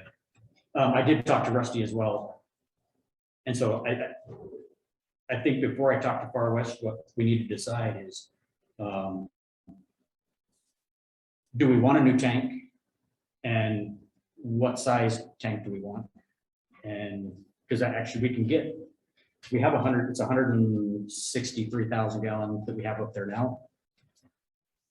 And we could get 250,000 gallon, 500,000, 750,000 gallon tank. Rusty said for relatively same close in prices, you could get the 163,000 gallon tank. Yeah. It's just a matter of what are we looking for in the future as far as capacity? Do we want that big of a tank? Or do we just want a smaller tank? I would prefer, probably between the 250,000 gallon and up, just so we have a little bit of extra availability. Yeah. but it would be up to you. So One of the subject that comes up is, to go in and do repair work on the existing tank. Right. How do you serve water while they're doing that? Well, there's a company, Pacos Robles Tanks. They've been in business for probably the last 40 years. A lot of that's what they do is they can come up and set up temporary tanks. Tank to And feed off of. so this one can be decommissioned, but with that, when we have to do this again, we have to do that again, or we want to actually have a tank ourselves where we can keep one tank online, repair the other one, and vice versa. I think we need to keep the old tank and fix it and also put in a new one. So what is the recommendation? Because I anticipate the Emily area will grow to some degree. The recommendation was actually a new tank, and this one would recommend cutting the floor out, replacing the substance under the floor, putting in a new floor. And also making it seismic. Yeah, recoating the entire side, repainting the outside, and But on the new tank, what size is the recommendation? I would think at least. At least the I 250, would if not say bigger. minimum If not bigger. 250. Yes. So what are 250, 500? I mean, Yeah, that's my understanding is 250, 500,000. I think you can get. Yeah, I think we could probably get a 300,000 gallon tank. I think But it's just a even a matter of. 250 is bigger than what you have now. Yeah, you And gotta then if run. you have two of them, then you're way past. Yeah, that's assuming you want both of them online at the same time. well, and if we grew and we needed You it. could have both of them. Yes. online at the same time. Yeah, that's. And the American Recovery Funds can be used for the water. We've already talked about that. So I think we need to go forward as soon as we can on that. Also can talk with Cheryl Gonzalez.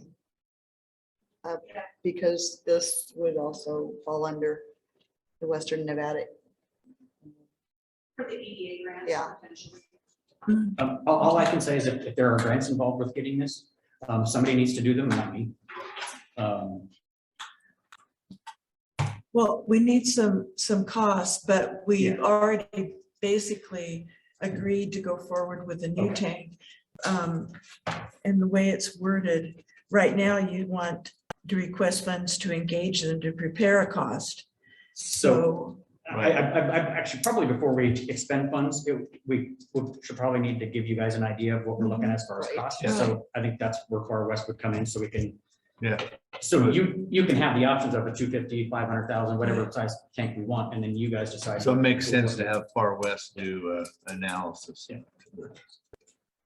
So I'll make a motion that we go forward with engaging Far West Engineering to do that analysis and prepare costs so that we can go forward.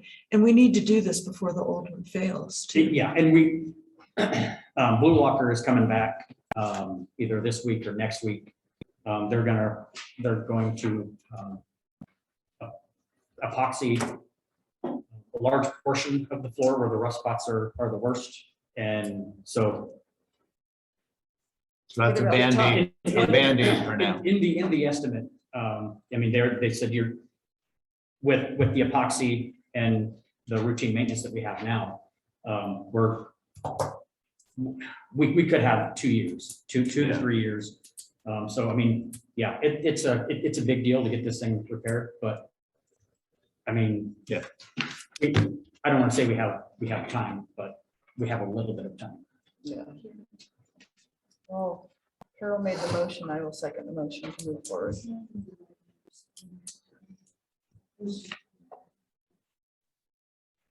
Okay, so we got the okay for that. Next item up. Oh, wait, we need a second. We need a second. No, I seconded. Oh, did it. you? Made Okay. the motion, I seconded. Okay, I didn't hear the second. Okay. So the record's clear. What's the motion? The motion is that we engage Far West Engineering to prepare a cost for the new water storage tank for the Emily water system and at different levels. So, 250, whatever, just so that we can go forward. We had a motion and a second. Did we do the? We just need a vote. That's it. That's what I thought. Yep. Okay, motion approved.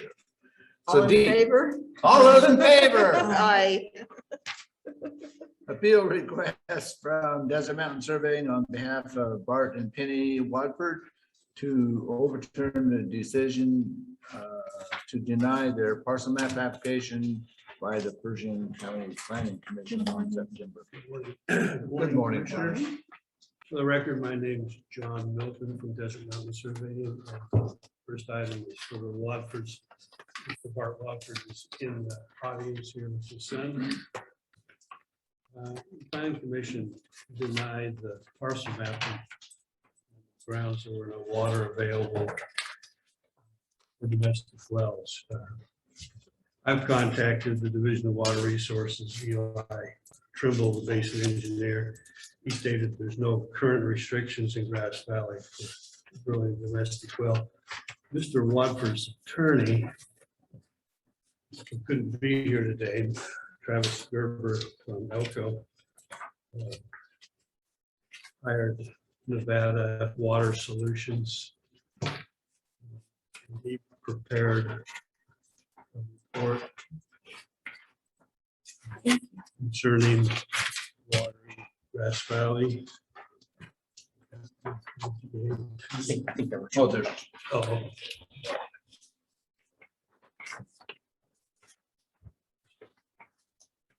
I've got some extra ones here. And, the letter, he sent the letter to me. Thought he would have addressed it to Mr. Gerber or to the commissioners, but anyway. He goes through, Mr. Gallagher worked for the Division of Water Resources for 31 years as an engineer, retired and started Nevada Water Solutions. So his expertise and qualifications are listed in here. And in his report, he says domestic wells have not been denied by the state engineer at Grass Valley. And he goes through talking about, excuse me, Basin 71, and what's currently happened in the past. His conclusions are listed at the bottom of page 2, when it goes on into 3. This is based on my experience and expertise. This lot size and spacing will not create even a measurable down draw or interference effect on any neighboring wells. It goes on to say the Division of Water Resources is the regulatory authority that regulates domestic wells, and at this time there's no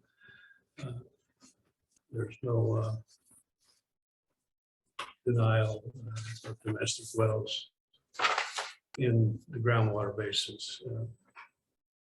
If you get down around Lyon County and closer to Carson City, Reno, around Las Vegas, the state engineer has gone into those groundwater basins and closed it for domestic. Yeah, but they haven't done that here yet. They haven't done it anywhere north of Burnley, that I'm aware of. So we would like the commissioners to overturn the decision of the Planning Commission based on this information that we've provided, that domestic wells are allowed to be drilled. As I pointed out in the letter, I mean, Humboldt County has entered into agreement with the Division of Water Resources that any lots smaller than 5 acres, well, water rights, irrigation water rights have to be relinquished in order to go smaller than those lots. There's currently about 711, they think, domestic wells in the groundwater basin, about split about 2/3 Humboldt County, 1/3 Pershing County. But that's a closed basin. Yes, for applications for everything except stock water. It says livestock in here. Pardon? Includes domestic, livestock as domestic. The domestic, water. you don't need a permit. So the only permits that are allowed, or applications that are allowed in the groundwater basin are stock water. It's the only thing left, or environmental. But we already know that basin is over appropriated. and the state engineer will agree with that finding. Right. So any of these parcels sold, if the rest of that water drops significantly and there's no water left in that basin, this land is all worthless. Correct? If there's no water. If there's no water, there's no value to this land. The problem is do we want to keep putting this on these folks that are buying these properties out there, thinking that they'll have water forever? That water is not going to last forever if we keep adding wells to it and keep drawing it off. Also, there's the issue of the nitrates out there. The nitrate levels are astronomical at times, which is why Humboldt County is looking at putting a sewer treatment plant out there. They're looking at the area where it's high density. But it also, they are also looking at moving it into Pershing County. There are a lot of problems out there. And water, where does it get to the point where we're gonna have domestic wells shut down? I don't believe we're anywhere near that. I do. I sit on the water boards. It's going to get to the point where there's going to be all kinds of lawsuits flying over water rights and usage and everything else. If we don't recharge our aquifers. And we haven't had a good aquifer recharge in the last 10 years. It's been what? It's been a while, 10 to 20 years. And water's not unlimited in a desert. And I don't know about the rest of this board, but I cannot see keep sticking straws in this basin to suck it dry. And then all these people, their land value is gone. I think we have to look at it another way too, that Mr. Milton has already talked about, is the water engineer, the state water engineer is the one that oversees this and grants permits. It shouldn't be the county approving or disapproving because of that water. It should be the engineer's office. So like you said, Humboldt County made it or entered into an agreement with them. Yes. And maybe we should be looking at doing that. There's a lot of Humboldt County right up to the border that's zoned. The zoning is for acre and a half or acre and a quarter, 2.5. And so instead of going in and trying to change everybody's zoning and you get into a big fight, they entered into this agreement with the state saying that sure you can drill a domestic well on an acre and a quarter or 2.5 acres, but if you want to, you're going to have to acquire an irrigation right, which would 2 acre feet or a half an acre of irrigated ground, and relinquish that to the state of Nevada for the privilege of going down to those smaller lots. And like it says in the letter here, the state, Mr. Gallagher talked to the Mr. Shell, who is responsible for subdivision and review. And right now, he's said that they would look at a subdivision that was submitted for use of domestic wells. Doesn't mean they would approve it, but they would look at it. There's no subdivisions that's been denied in Grass Valley based on water service from domestic wells. And Mr. Chair, just in the information that I provided, when the planning commission is recommending approval of a parcel map or anything like that, they have findings that they have to meet. And in the findings paragraph says that all of the findings listed in this section are true. So when they're making the motion to approve or deny, they're saying that all the findings, and that's true, they denied on specific finding D that there is water available to serve the proposed development, which meets applicable health standards and is sufficient in quantity to meet the reasonable foreseeable need of the development. So basically what they're saying is they didn't believe that there is enough water. And our development code, I guess, is a little more restrictive than what the state has. If the county believes that we don't have the water, then, I mean, I guess the state engineer, they can disagree, but the county can be more restrictive, just not less. I mean, so that's what they did not, they based it on, and that's in the development code. That was the reason that they denied it on that specifically. I think if the county is going to take this track, they need to have some sort of ordinance or something to let people know, because there's people that have 40-acre parcels, they can't get a loan on it. They're gonna need to cut it in half. Or in some cases, banks will only go down, they want 10-acre parcels, so people have to have some guidance about what they can do in Grass Valley. So the county, not to interrupt, John. Sure. Go ahead, finish your thoughts. No, that's fine. I was about to ask you. So the county has commissioned Far West to conduct a groundwater survey to just determine the availability of some subsurface water out there. The reason for that commission is so that the board can determine whether a moratorium needs to be instituted or whether changes need to be implemented in the planning and building code, the development code, or whether the county needs to enter into an agreement with the state water engineer similar to Humboldt County. But the whole purpose of doing that study is so that the planning commission and this board have a factual basis to deny these types of requests. Right. The denial can't be based on conjecture or speculation that there's just too many straws in the drink right now. I applaud and I respect what the planning commission is doing. They're concerned about water. We all should be concerned about water. But there's got to be, that denial has to be based on facts. Right.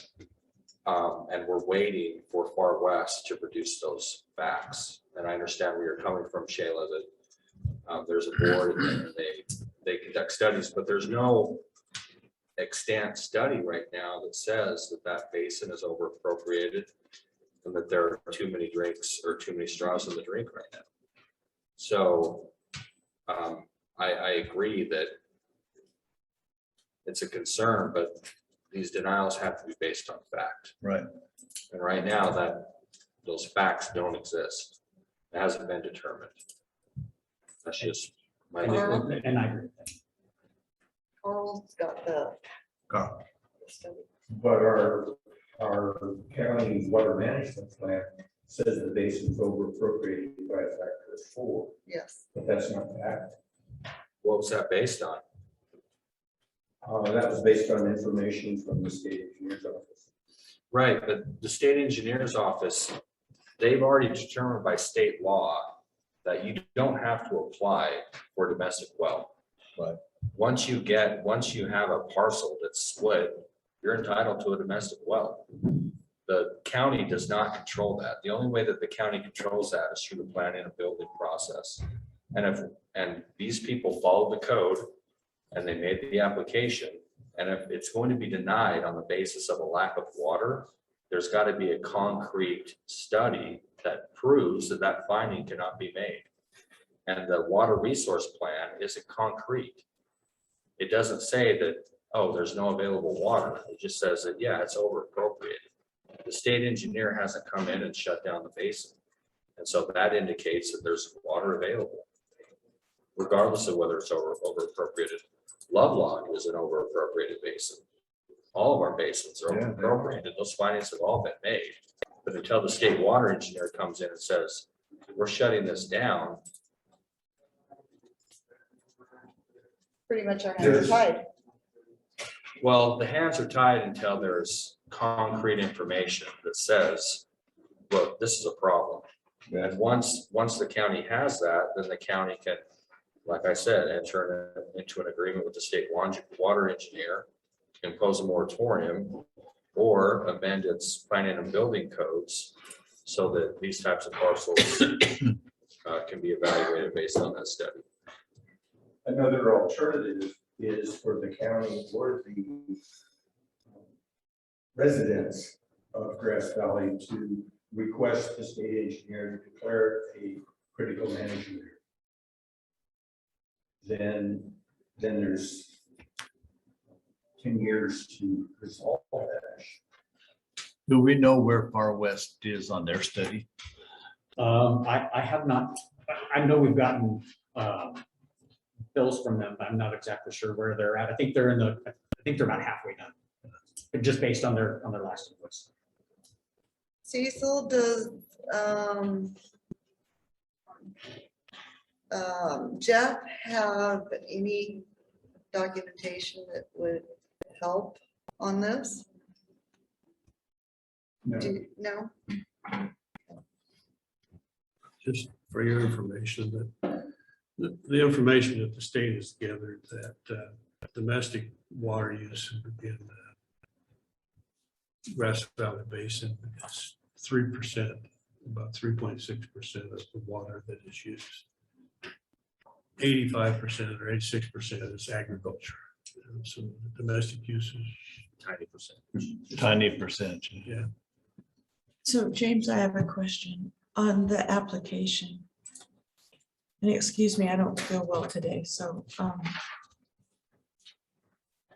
the parcel is 233.71 acres.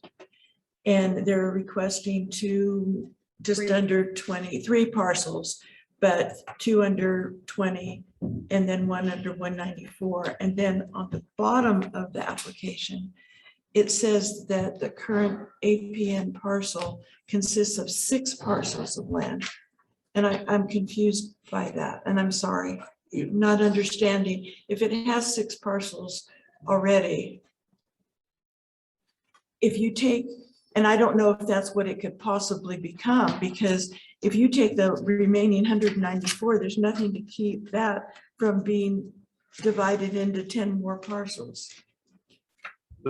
And that's just a rough thing. I'm just. The reason I put that on there is I had a disagreement with the county over this. The Watfords purchased this property and it's got one assessor's parcel number. Right. But the legal description is 6 different adequate portions of the section to make up this. Okay. In my opinion, that are 6 different parcels and they shouldn't have had to go through this parceling. Because it says when 2 or more separate lots, parcels, units of land are purchased, they remain separate for the purpose of this section, which is 278. So, but the county did not agree with me, so we filed a parcel map because Mr. Watford and his son want to live on the property in 2 separate dwellings that they are purchasing. And I understand that, and for loan purposes and all of that, I do understand that. So the remaining 194 acres, is this the way it would be split? Right, after this parcel map's done, it's gonna be 2 20-acre parcels and then the rest. So each one of these could be parceled separately and. No, not after, well, I mean, it could file a parcel map after. Go ahead. Can I say something? Sure. What I'm trying to do, I'm trying to build a place for retirement for you on the board. But the rest of the acre, the one I want to parcel out, the rest of it, I'm gonna leave alone natural. I'm not gonna do anything right. I don't want to parcel that out, I just want to leave it as one piece. But I don't have no plans of parceling that whole property out. All I want to do is just, basically, he can put a home in me, and we can be together, raising the grandkids, and be left alone, you know, me. And not cause anybody any trouble, but the rest of the land, I don't want to do nothing with it, I will leave it natural. But you understand my concern about water, don't you? Oh, yeah, and another thing, you're worried about water. Just up from me, not even a third of a mile, so 321, 7.9 acres. And there's well rigs up there right now drilling the well. So we're in the same basin. Are you trying to stop them from doing that? Well, you don't need is it a domestic well that they're drilling? Yeah. You don't need a permit for a domestic well, so. Right. But my question, just hypothetically, okay, is that the remaining 194 acres technically could be divided Yeah. again into 10 more parcels Yeah. at some point in the future, depending on, you know, whoever may buy it in the future or whatever. So we need to be looking at all of this, Yeah, you know. that's in- it. Yeah, in theory, if that were to happen, it And could be- that's where we've asked for the development code too, the upgrade that is being done by that individual and the master plan, because we really have to look at that.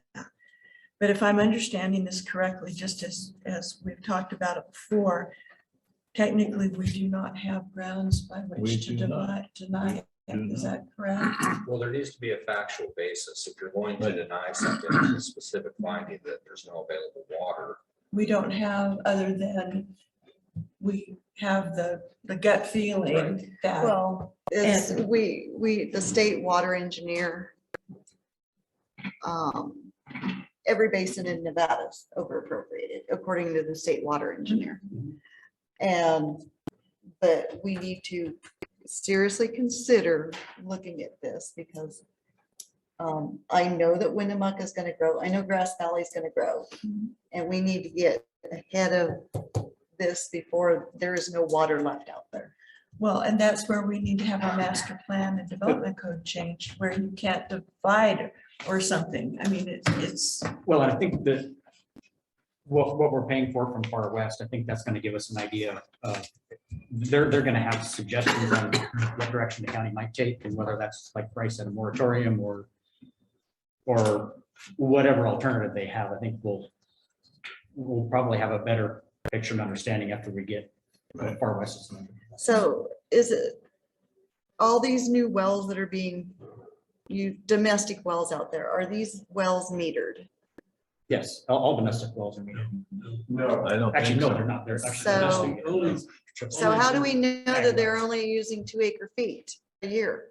We don't. No, You know, the state water engineer has the authority to put meters in Right. domestic wells, and in some basins Some that basins has have. occurred, but the state water engineer isn't so concerned about this particular basin that he's required that, he or she's required that. Is Which I that- think is a telling factor in this particular instance. If the state water engineer was that concerned about this basin, then meters would have been installed on the domestic. Well, there are wells. meters on other properties.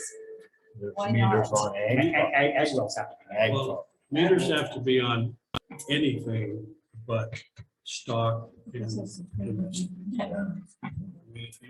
you have a commercial, industrial irrigation, you have to have a meter. That's an order from the state engineer for all the groundwater basins. But there are basins that require meters on domestic Yes, wells. you go down towards Clark County. I think they are. And for them, they have meters. I do that. Right. If there's a threat of curtailment in the basin, then the state engineer can request meters on domestic wells and limit the use to a half a foot. That was passed 2 sessions ago. Just make a comment, you guys are doing the right thing by studying the groundwater basin. But I hope that you, Far West would contact Humboldt County because it's. They're working in everything's- coalition Well, because when we get the study, we'll contact Humboldt County Well- and then we'll try to work with that because we're all using the same. I talked to Jim French last week and Humboldt County also has Far West working on things in the county, mostly for the water and the nitrates. So they are also working in Humboldt County. And we had talked about having both of us, Humboldt County and Pershing County commissioners get together to talk about that area.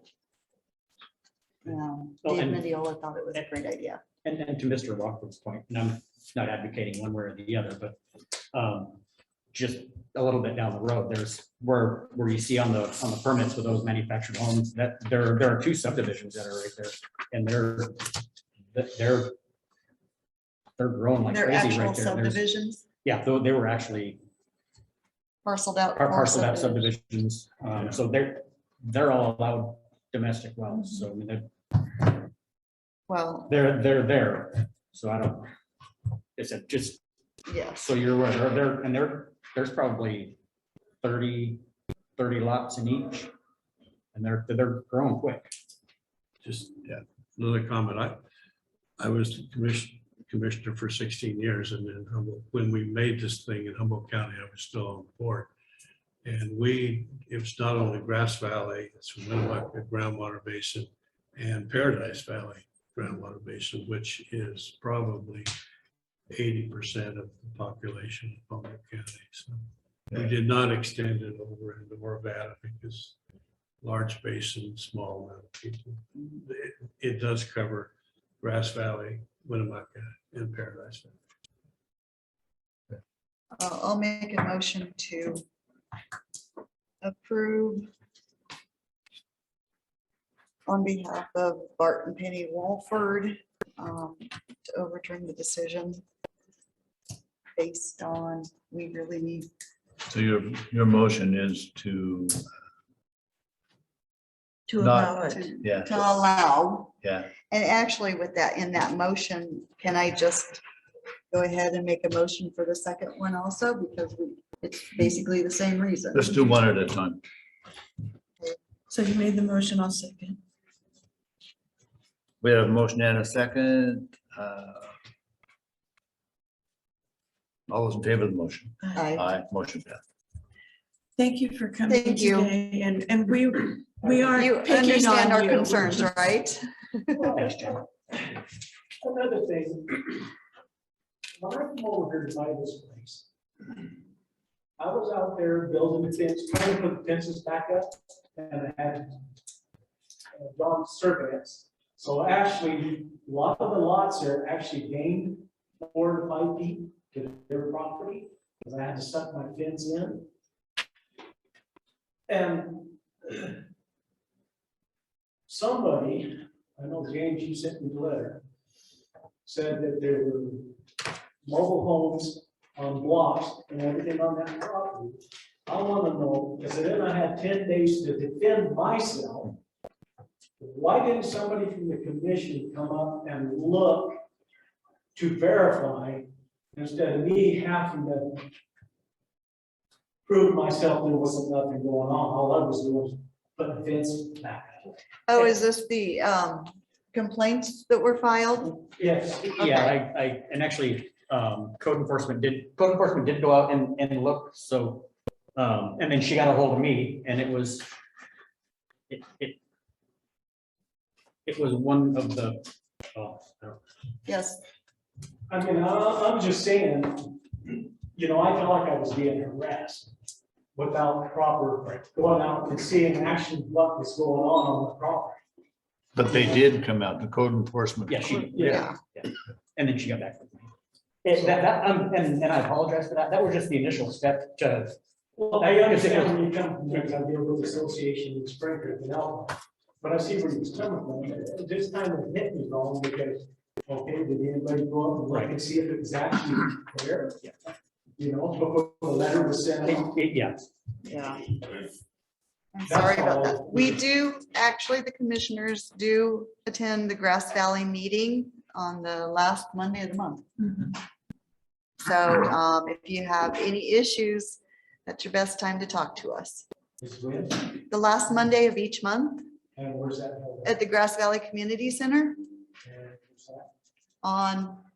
It's on Grass on Valley. Grass Valley I'm Road. new to this. Okay. It's right off Grass Valley Road. Oh, okay. Yeah. Okay. Okay, so the next one up is Thank you, good luck, you guys. Thank you. the next one up is a request to overturn the decision. With the same thing, except this is for Alexis and Marcia Raj. I'll make that motion to overturn. And I'll second. Motion and a second. All those in favor? Aye. Motion passed. Thank you, John. Thank you very much. Thank you. I appreciate it. Thanks, guys. If you have any complaints, see one of us when we come to Grass Valley. Okay, thank you. Okay, cooperative extension. We don't have anybody here. IT department. Sir, done with me? Oh, are we done with you? Poor James. You're done? Okay. Thank you. Did you have James. anything else? No, I didn't. Thanks. Sorry. He wanted to know whether he could leave or not. Yeah. Will you check with Far West and see where they're at? I will, and I also checked with the Bureau of Safe Drinking Water. Yes. They want, even to submit a letter of intent, they want and need Numbers. Engineering and stuff like that. So we're headed in the So right direction. I on have that. a, Thank I you. have a question. Let's say the wells go dry and it becomes a whole issue for all of Grass Valley where there really isn't water. Is there an obligation on the county's part to provide a water system? No. Okay, good. Thank you. I just wanted to be sure. I don't want to go in the water business anymore than we are. All right, thanks, guys. Thank you. Thank you, Jane. Justin, you're up.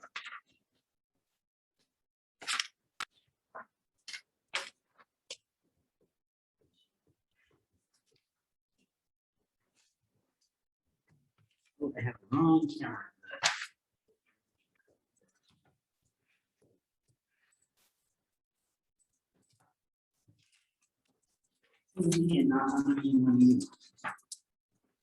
There we go, that's better. Okay, so since the last meeting, we've had a couple of outages that have since been resolved. We had one of our firewalls in the admin building got taken out by the power outage, the energy outage that we had a couple weeks back. That took down the connection to the state for the DMV office and for Lacey's office for DMV related elections registration, voter registration reporting. That is all back up and both offices are reporting that they are functioning normally as far as that goes. I've also been working with NNIS on getting all of our facilities pointed at the sheriff's office. That did involve some changes with remote access to security cameras, but we got that fixed. We should actually be completing all of the NNIS project by the end of the month is the goal.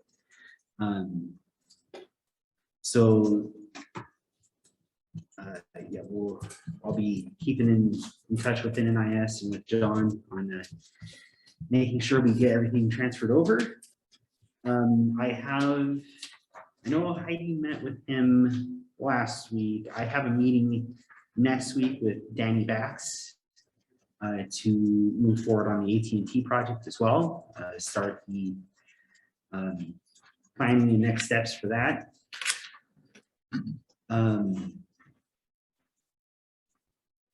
We also have been contacted by OSIT. They want to have another meeting with us. On the 19th, and I On the responded 19th. to that. Yeah. I didn't see, does the 8:30 time slot work for you as well? Okay, perfect. And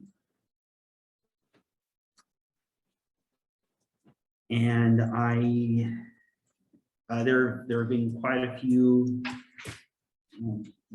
normal volume of end user support requests, bunch of new equipment requests, just so that everyone is aware, there is a 30 to 45 day lead time on computer equipment, especially computers themselves.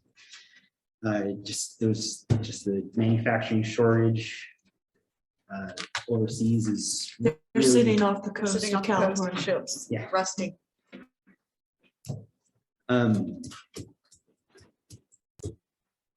Yeah, so Bryce knows that very well. All right, Yeah, they're on the way. yes. They're in the mail, right? Yeah, and I've got an enormous backlog that I'm working through as much as I can. So That's pretty much it. Where are we at with our phone system?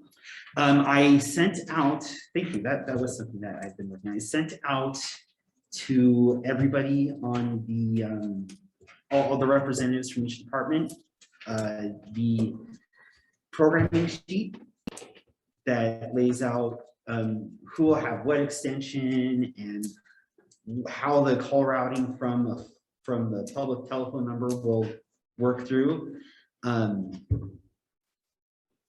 I've got a draft of that to FCC Communications so that they can start the preliminary programming. There are a few billing account numbers that I have to research, and I've asked the department representatives for the phone project to fill those blanks in if they have them. Otherwise, I have to get with Reen's office and just start digging through copies of bills until I find them. To know what the phone number goes to? Yeah, so in order to port a number from one carrier to another, you have to have the account number that phone number is tied to. And there could be multiple phone numbers tied to one account number. So I just need to have most of the account numbers were for like fax lines and additional rollover lines. Some of the departments wanted to keep some of those. We found some mystery phones, like the courtesy phone out at the airport. I can't find that in any of the bill documents that I've gotten from Reen's office in the past. I know we pay for it. Don't ask AT&T in case we're not. Well, they're going to be happy because they're. So are you doing extensions by office? So the way you break it down is you have to break it down by location. Because E911 require, when you register a phone system, you have to register a 911 location with it. And then break it down by department. So for the extensions, the plan is each building has a 2-digit code that the extension number will start with. And then each office will have a 2-digit code that the extension will end with. So it'll be two digits for the building, 1 digit for the department, 1 digit for the user. So like for me, the courthouse is 13, my department is 2, and I am 1. So my extension would be 1321. Okay. But you have the whole district attorney's office at 1. Yeah, every department is in one block. So it will be for that building. Easier that way. Right. Okay. For departments that are split across buildings, like the district court, they have their offices here, and then they have the JPO office down the street. Their offices here will be in the 13 group, but the JPO, since it's a separate building, has its own. And I will be, not only does the phone system provide a portal for every user where they can get a company directory, I will also be putting together a directory to send out to all the departments so that they can print it out. Thank you. Yes. That was a concern that was brought up early on, was changing extensions and how we're going to do that. And then the basic call flow is when you dial a public phone number, whether it's listed or not, because an unlisted public telephone number is still a public telephone number. It rings to a ring group. So like Lacey and all of her staff would be in the clerk treasurer ring. So first it'll ring all those phones. And then if nobody picks up, it'll go to a department voicemail. And then when you call a department, you can just right away dial an extension and go directly to that person. If you know their extension, I don't have any plans on publishing direct extensions unless department head wants me to. So yeah, publicly, from our constituent standpoint, there should be no difference on how they reach the county. Internally, it should be a lot better because we can control the call flow. Sounds good. Thank you. I'm excited. I think great. Good. Thank you, Justin. Thank you, Justin. Welcome. Economic development.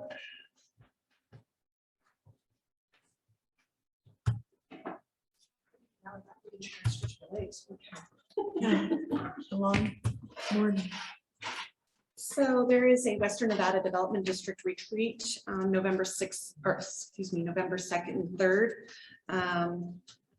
There's been a lot of new members on that board, and so it's trying to educate them on what Western Nevada Development District accomplishes and does. So I've been on the executive planning committee for that. In Winnemucca, Jan and I held a housing meeting with a lot of our large employers. West Coast Salmon Nevada was there, as well as Alexi from Lithium Nevada participated in addition to that. We're looking at 1,500 new jobs in the region in the next, coming up probably next year starting. After our housing meeting, we went to the Governor's Office of Economic Development and took Ralph there to meet Bob Potts and Tatiana. I don't know how to say her last name, but they are with the GoEd team. We talked about incentives, introduced them to the project, and we will be looking at pulling those state incentives here in the next couple of months.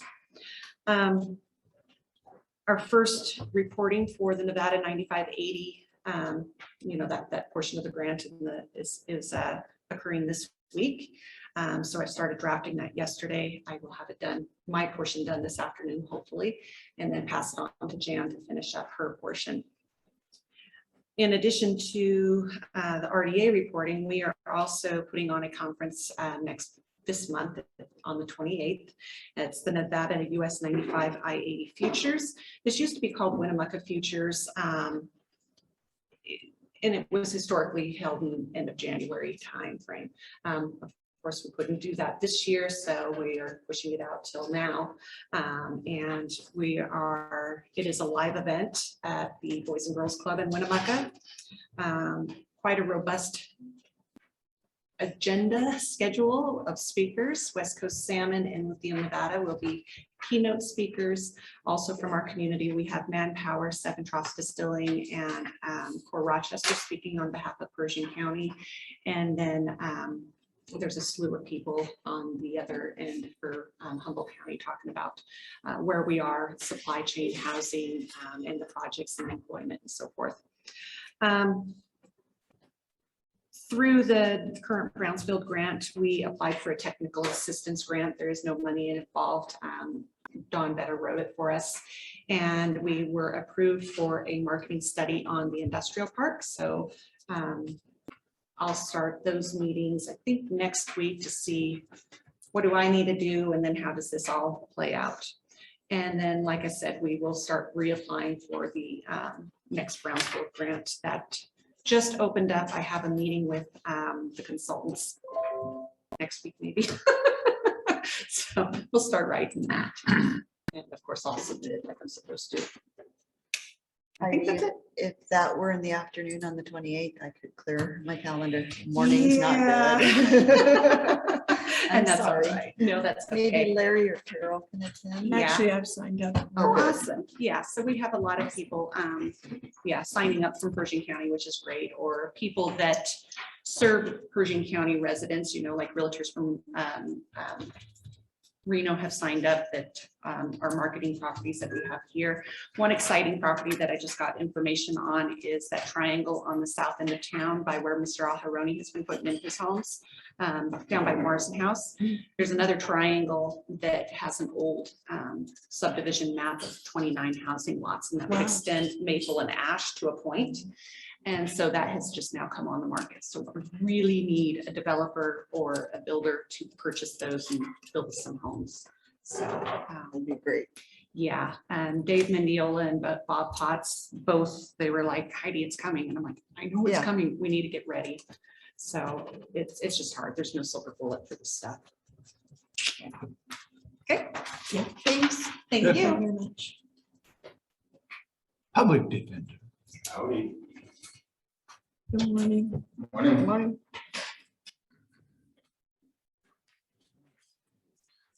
Let's see. The report shows a little bit of a uptick in business. Especially. That's not good. Well, I guess there's two ways of looking at it. It's a bigger caseload, but perhaps law enforcement is getting the bad guys. Who knows? We'll see what happens with those cases. What else? We've got with the new council administrator position, we had a whopping total of 3 applications submitted. When I called all 3 applicants, I got 2 calls back for interviews. And in those interviews, one person was about 3,000 miles away from us. The other one was in Nevada, so Nevada, or the person in Nevada, and, turn that over to Mr. Shields. Draw that up. Related to what Justin brought up, it kind of got my wheels turning with our change coming up next year in terms of having initial appearance hearings over the weekend and whatnot, that I presume there's probably going to be some remote access needed. And I guess I'll have to have that discussion and figure out what the justice court and prosecutors and defense attorneys want to do about that. But that will probably be for next fiscal year's budget.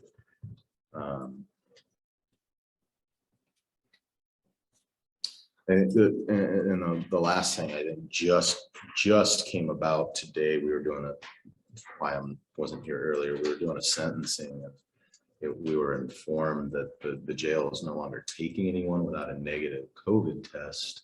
And I've heard that there are no rapid COVID tests being done, but for someone presenting symptoms right now in the community, and so that has me slightly worried how someone gets arrested right now and placed in the jail. But I think being that just came out, we'll probably be figuring that out and seeing where that goes.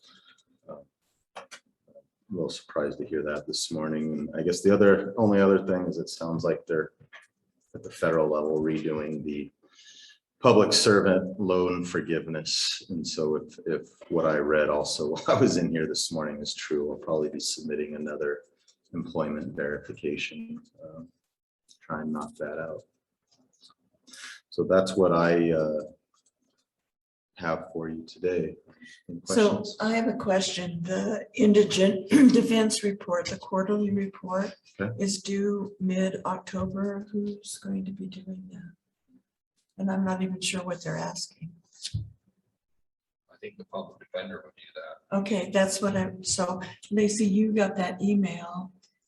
And could you forward that on to Steve? Okay, thank you. I just wanted to clarify so that we know who's doing what and Definitely, because I didn't know about it. yeah, I know. So, but it's mid-October. I don't remember the exact date, but it's not today or tomorrow. Next week. I'll make that work. Maybe next week. That's a relatively easy thing, but having monthly reports. Yeah. Put 3 of those together and you got a quarterly report. Basically. Anyway, okay, great. Anything else? No, that's all I have. See you guys in a little bit. Okay, Thank you. Okay, thank you. Code enforcement. No report. Leslie Donaldson. I don't have anything. Yeah. Green Childs.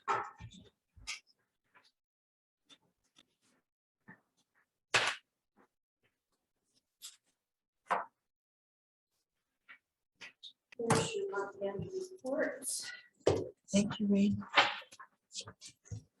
We currently have auditors in our office all day yesterday and all day today. Oh, So fun. the one agenda item that I requested to talk to you about is the copiers and the overage. If you look at the backup I gave you, I did an average of 14 months and it's about $550 a month for we- both copiers. We don't have anything. Oh, you don't? No. Not on the copy. Okay. But I mean, if you could just tell us overview and then. What it amounts to is we're contracted for so many black and white copies, so many color copies. This machine in this courthouse building went over $800 last month in color copies. So do you have to put a code in for that? Do we know You who's have doing? to, no, we don't. Oh. You have to put a code in so that you can use it, but the code is the same for all. I believe there is a way that we could have the company come out and assign a code to each office. But my concern is an overage of 8,402 copies is unacceptable. We don't have it in the budget. I don't know who used so many color copies. And I just think you guys need to be aware that this has got to stop. So does district court use this copier? I'm just asking. District court has their own Okay. copier, but everybody uses the copier. Okay. Even district court. Okay. So we're actually paying for, I'm sorry. Like, We can pull jobs. What's that? I would rather that we need to call Sierra Office Concepts and have them come in and install whatever. I don't want you guys messing with things. Because Abby does the reading monthly on this copier and Chris does the monthly reading on ours and it gets sent in electronically to them. I'm just very concerned with the bill going up $800. well, yeah, and we have no idea who's making. So if color anything, we copies. should look into how they can make it so each department has their own Yeah. code.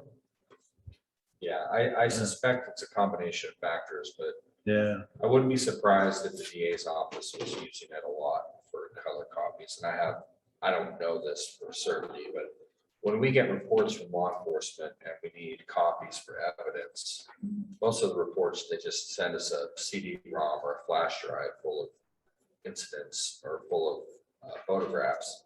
And so we would print them off, color copy, so that we can. But do submit they them have the to be court. colored copies? Yeah. Couldn't they be black and white? Absolutely not. Not unless there's some grisly crime scene and the court orders us to use black and white, but black and white doesn't depict everything that a color photograph does. And the copier is less expensive, I would think, than printing them off on a printer. And I don't know that, I'm not taking the blame. Yeah, no, I'm I just suggesting that could be one of the possible contributors to it, but I would be surprised if it was to the tune of 8,000 extra copies. Because we only copy what we need. See, and maybe when our contract renews with Sierra Office, we need to bump our allowable copies up, because right now we have 10,000 copies in black and white and 2,000 in color. But again, that contract, I can't remember exactly, I think it's a 5-year contract, so it should be coming up for renewal.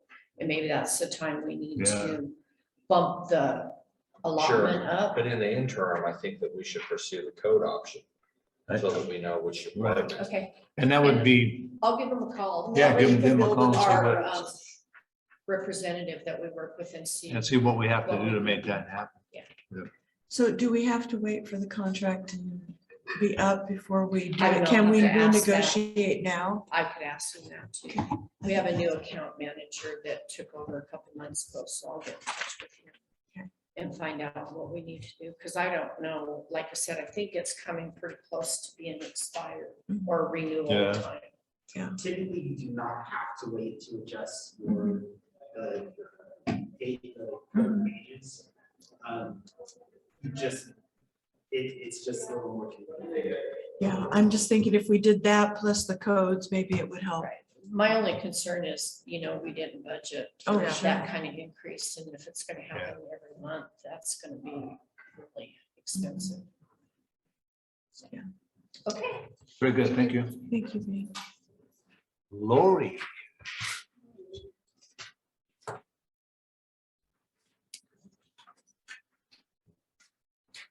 Good morning.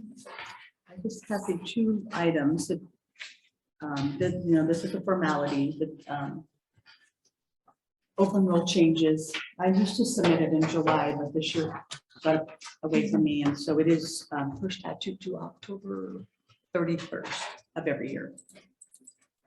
And that's just anything that, if you have questions, so if we remove something, added something, maybe I forgot to put in my ag values and put them in later, it just shows a value change. It could be new construction, demo. So this is a pretty healthy report, but if you had any questions, I could go back and research. But I was looking at the total, and even though some were large and some were small, the net between the grand total was not that big of a difference. So. Yeah, this report's much easier to read than ADS. Yeah, it is. And we do have to check codes, so clerical errors. And in book 9, our appraisal cycle was delayed, so many of those could be those that we had to catch up on. Exemptions mean a veteran or widow, widower, disabled. New construction is things we're picking up. New actual. Oh, yeah. So are you ready for a motion? I'll make a motion to approve the open roll log for ERS requirements. I'll second. Motion and a second, all those in favor? Aye. Motion passed. Thank you. Thank you. And then Morgan put in a request, and she's no longer, I didn't bring the sheet, but you all have it working for the other entity. Right. She would like permission to do some computer work for her uncle on the weekends who's starting a business. And I don't have a problem if you don't. It just never impacted her work Yeah. prior when she was still The doing main the thing is other. it doesn't impact the work. so No, he's starting up a new business and he needs someone to do some data entry, and so she wanted to know if that was okay. So I'll make that motion to approve it. I'll second. You have a motion and a second, all those in favor? Aye. Motion passed. Okay, Good check. Anything from me? Thank you very much. Okay. Thank you. Thank you. Bryce Shields. So next week I have a civil law conference training that I'll be attending starting on Wednesday. It'll be over on Friday morning. I haven't decided whether I'm going to attend in person or via video. It kind of just depends on what's going on in the office, then I'll make that decision. We've hired for the deputy public guardian position that's going to be funded by the Frontier Community Coalition grant. We've received 2 applications already. We expect to close on the advertisement on October 27th, and then we'll conduct interviews. We can probably start conducting interviews now. We'll definitely have some on the 28th or 29th. So I'll get a hold of Karen so we can set that up. So that presents good news and bad news. The good news is I think that if we hire a deputy public guardian, it will make staff available to do the minutes for the planning commission. Thank you. Yeah, of course. But the bad news is where are we going to put this new employee in my office? I figured that was the bad news. I was Break room, closet. So we'll probably Does Karen have room hire in her someone for the office? first. What's that? Does Karen have room in Justice Court office? No. Well, you can ask Karen, but this person is an employee at my office and shouldn't be working No. with the court. So I'll be exploring some space and working with Justin to see if that space would accommodate him. And then we'll make a report next commissioner meeting. But I'm open to your ideas in the interim. Well, I know where there's a space, but it's very far away from your office and they need to be In your in your office. office, so. It's Well, it's a space for Justin. not necessarily though where it is. It's, the problem is the internet connections and stuff like that, so. There's the office next to where the cemetery office is, you know, there's two offices there. We could combine the safety and the cemetery. We've already talked about that to free up that space, but whether that would work or not. I'm just saying that's the only thing I know available. The downstairs of the annex building way. is horrid. No way. Yeah, there's no way down there. I wouldn't put anywhere. I'm sorry. When I looked at that before, it's gonna be about $17,000. Yeah. Yeah, and I wouldn't put anybody. If if there's some storage space somewhere, Downstairs in the basement. then that could possibly work until we decide to add more people to that. Well, and that's something we need to talk about before we make any of those moves, because You and I'll talk. What do you think is out there? Yeah, what is it, Old West building? Out west. Out west, west, Wild West, whatever those buildings are. oh. They're not Put secure. it out on the lawn out there. Yeah. They're not security. Right next to the gazebo. I know it's not Yeah. funny. I It's know not it's in a very, very. In a bad way. They make it into houses for about 20 grand. Yeah. Okay, we'll talk. Anyway, proclamation and awards. Or, I'm sorry. So the sheriff, there's nothing. Oh, I'm sorry. Judge Stevens isn't here and Jerry Allen worked the night shift, so he's sleeping. And he had nothing to report. He sent me a text. We have a years of service certificate for Rocio Olivas, and she can't be here today. So we will get that too. Well, we want to thank her for her Yeah. years. 20 years is a long time. Yes. Derby Field Airport update on matters relating to the Derby Field Airport. And then we have a lease agreement. And update on rent. I was in meetings with other airport people last week. And 3 people came up to me and said, where are you at with a courtesy car for the airport? Did we ever get anywhere? I don't think that's been pursued for years. It's been a couple years ago it was, but it was always a liability type thing. But I thought you got it, didn't you? We'll talk. Anyway, it was brought up. And when is your next airport board meeting coming I up? don't see one planned yet. So Okay, because you need to make sure we have that hangar agreement on it. So we have a approval of a lease renewal from VTS Voyager Safe Space Holdings. And this is the cement pad that's out in the middle of the airport that they've used quite some time. And they weren't renewing it and now they want to renew it. And you've been talking with them. Yeah, so we've had a lease agreement with Valley Tech Systems for almost 11 years. Well, probably 10 years. Our last lease agreement, it started in 2019 and it has a 1-year option to renew. And Valley Tech called me and they indicated that they wanted to exercise that option. Valley Tech, I think, has been bought out by a new company. And the name of that company is on the agenda, so I just changed the names around, and I provided the lease agreement via email last night to the board and also to Karen. And we also increased the lease amount from $3,600 a year to $4,800.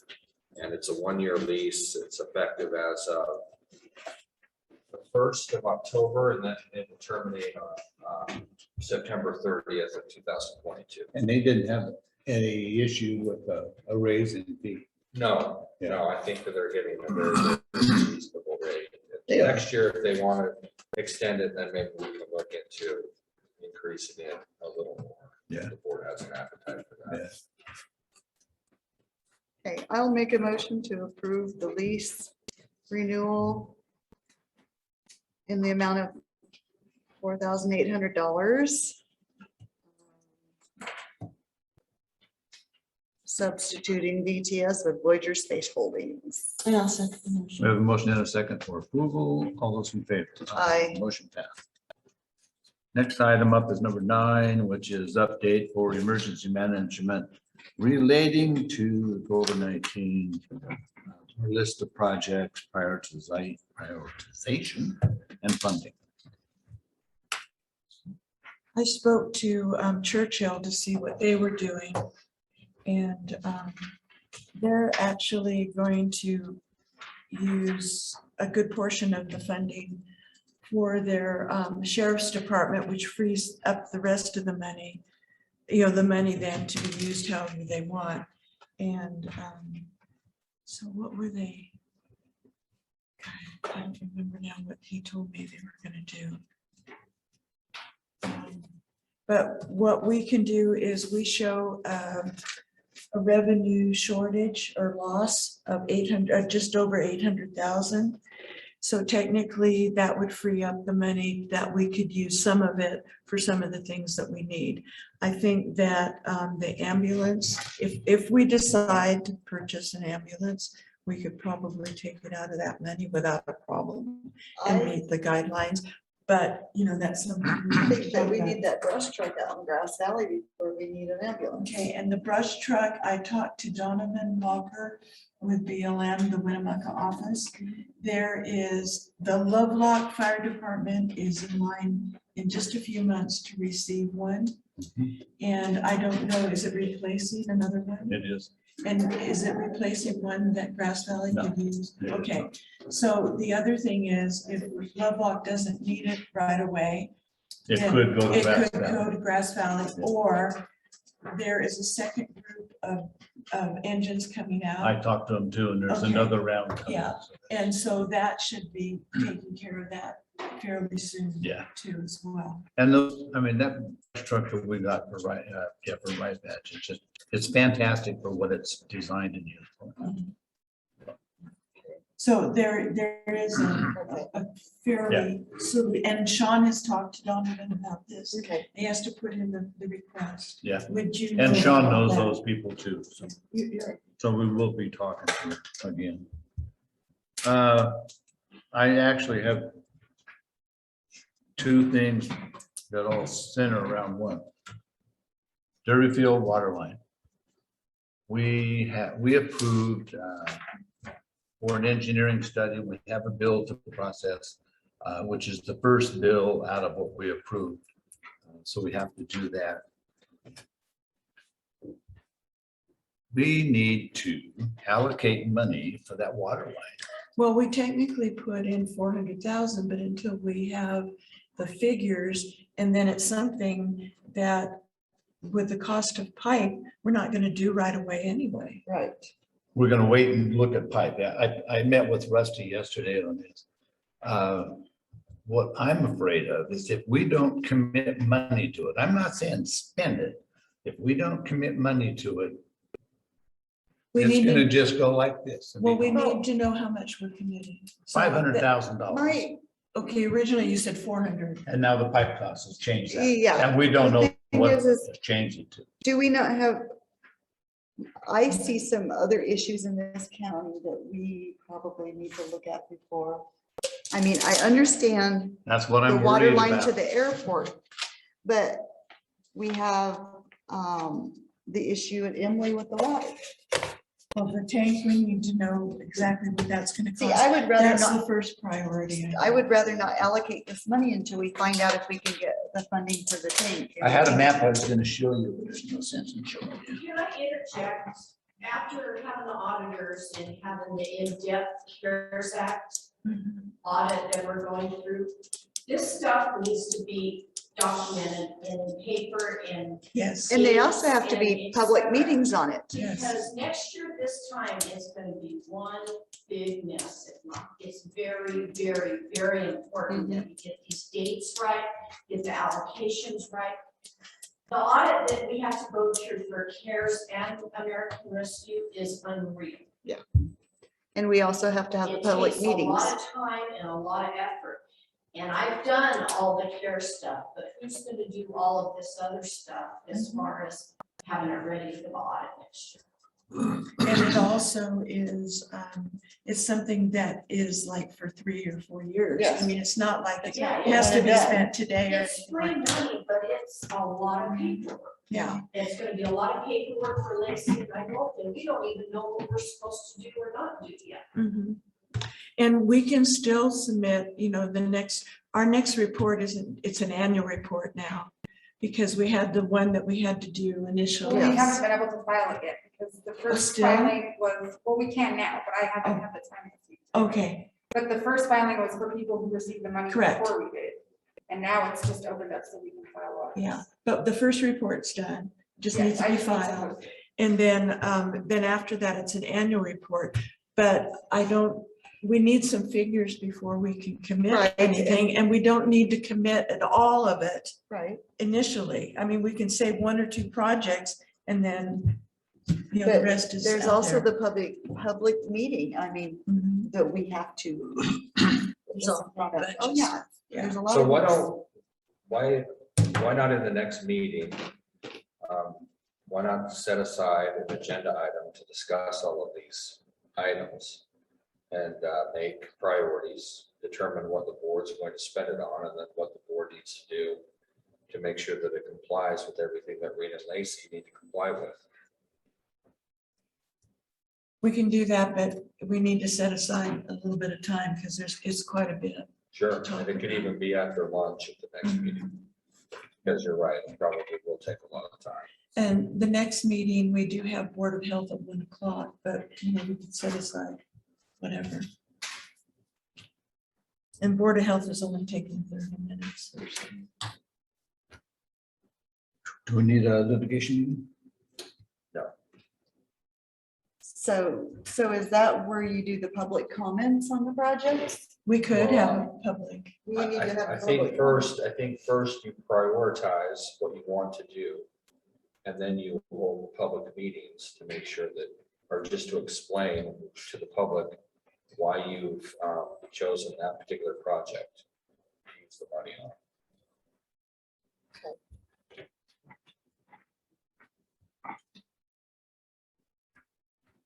Report from legal counsel? So Steve Conklin brought up the court administrator position.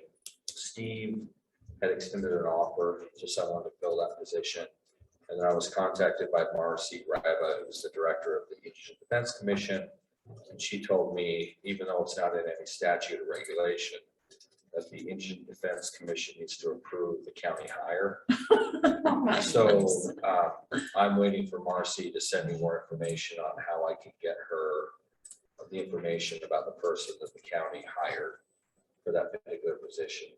And then once the Indigent Defense Commission approves of this person being hired, then I'll have more information for the board. So that, I mean, there's no precedent for this in Nevada, so we're all just kind of flying blind, we're trying to fill things out. And I'm not trying to be derogatory to the Indigent Defense Commission. We'll work things out. But essentially, this position is almost free floating, so to speak, because the Indigent Defense Commission does not want this person to be part of the political process of the county, which is almost impossible. So essentially, this person almost has no supervisor. So the suggestion that I'm going to make is that this person answer to the Board of County Commissioners. And if the board needs an update, if the board needs justification on how money's being spent, then the board can place this person on the agenda and this person can give a report to the Board of County Commissioners. So if they have to approve the hire, then are they paying the salary? No, we're paying the salary. And that's very, very important because we want to keep this person in-house, right? We don't want to turn over this responsibility to the state of Nevada because Pershing County is a rural entity, has already seen what happens when you don't have localized control over indigent defense. Right. Things fall through the cracks. Service is not as good as it can be. And we don't want to repeat that mistake. That's why Pershing County has an office of the public defender. So do we get reimbursed Yes. from indigent That's the defense? plan. Okay. Hopefully. But the Indigent Defense Commission, they take the money that we're spending and then they go and they ask the legislature to reimburse. So that's how it's laid out in theory, Commissioner Shank, but there's no guarantee that the legislature is going to actually reimburse us. So then we just take that for the 11th Judicial Court? Would the courts then? It would come out of the general fund. It's not a court function. No, but do we file suit against the indigent council or that they haven't reimbursed us Yeah. like they're supposed to? I don't think you can sue the legislature for failing to. Yeah. Fund them. Unfunded mandates? We'd be in court every year. Yeah. Okay. Did we have any applicants here for interviews? Since it was Yes. 11:15? You do have applicants for the interviews, Karen?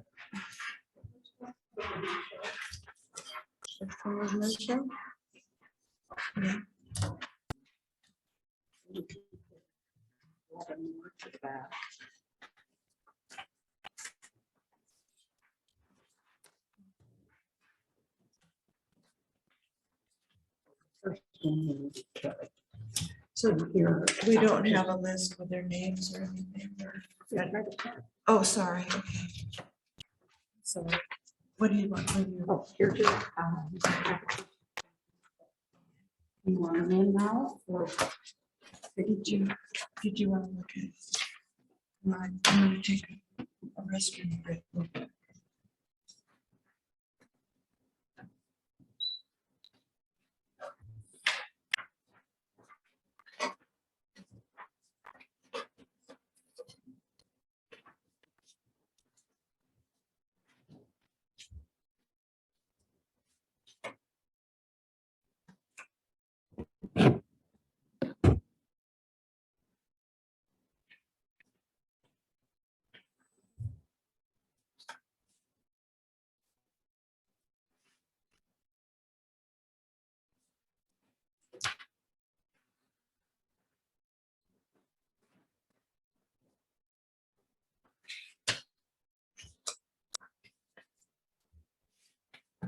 Are you done with any of them?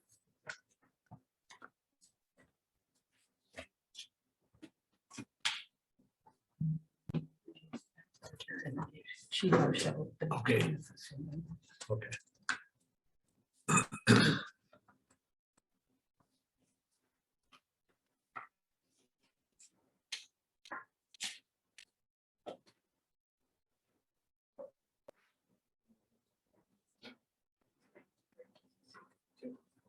Two.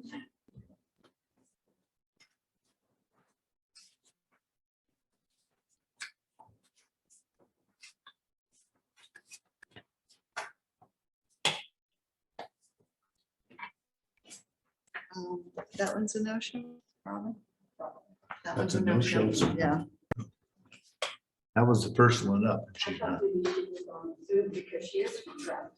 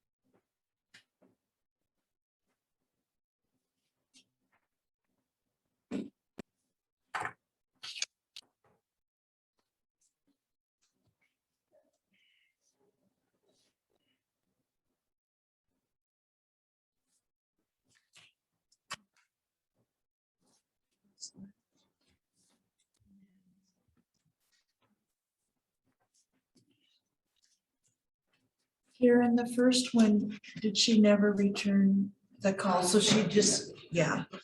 So she's not really a no-show, just a no, yeah.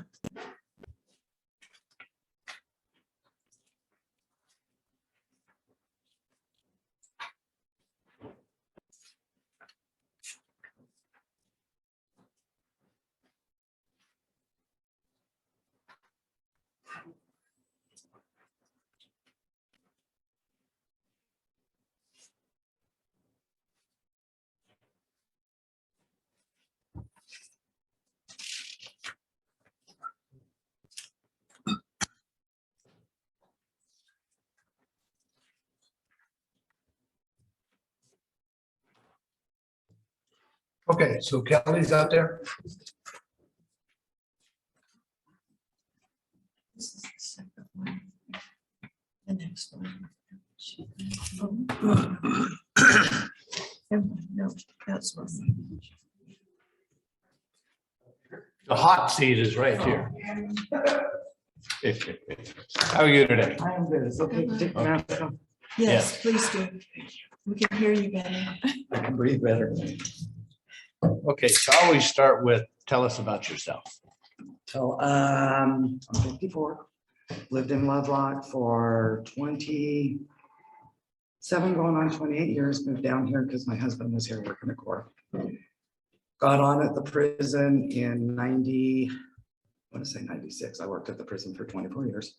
24. Oh, good job. I retired after 24 years. COVID pushed me over the top.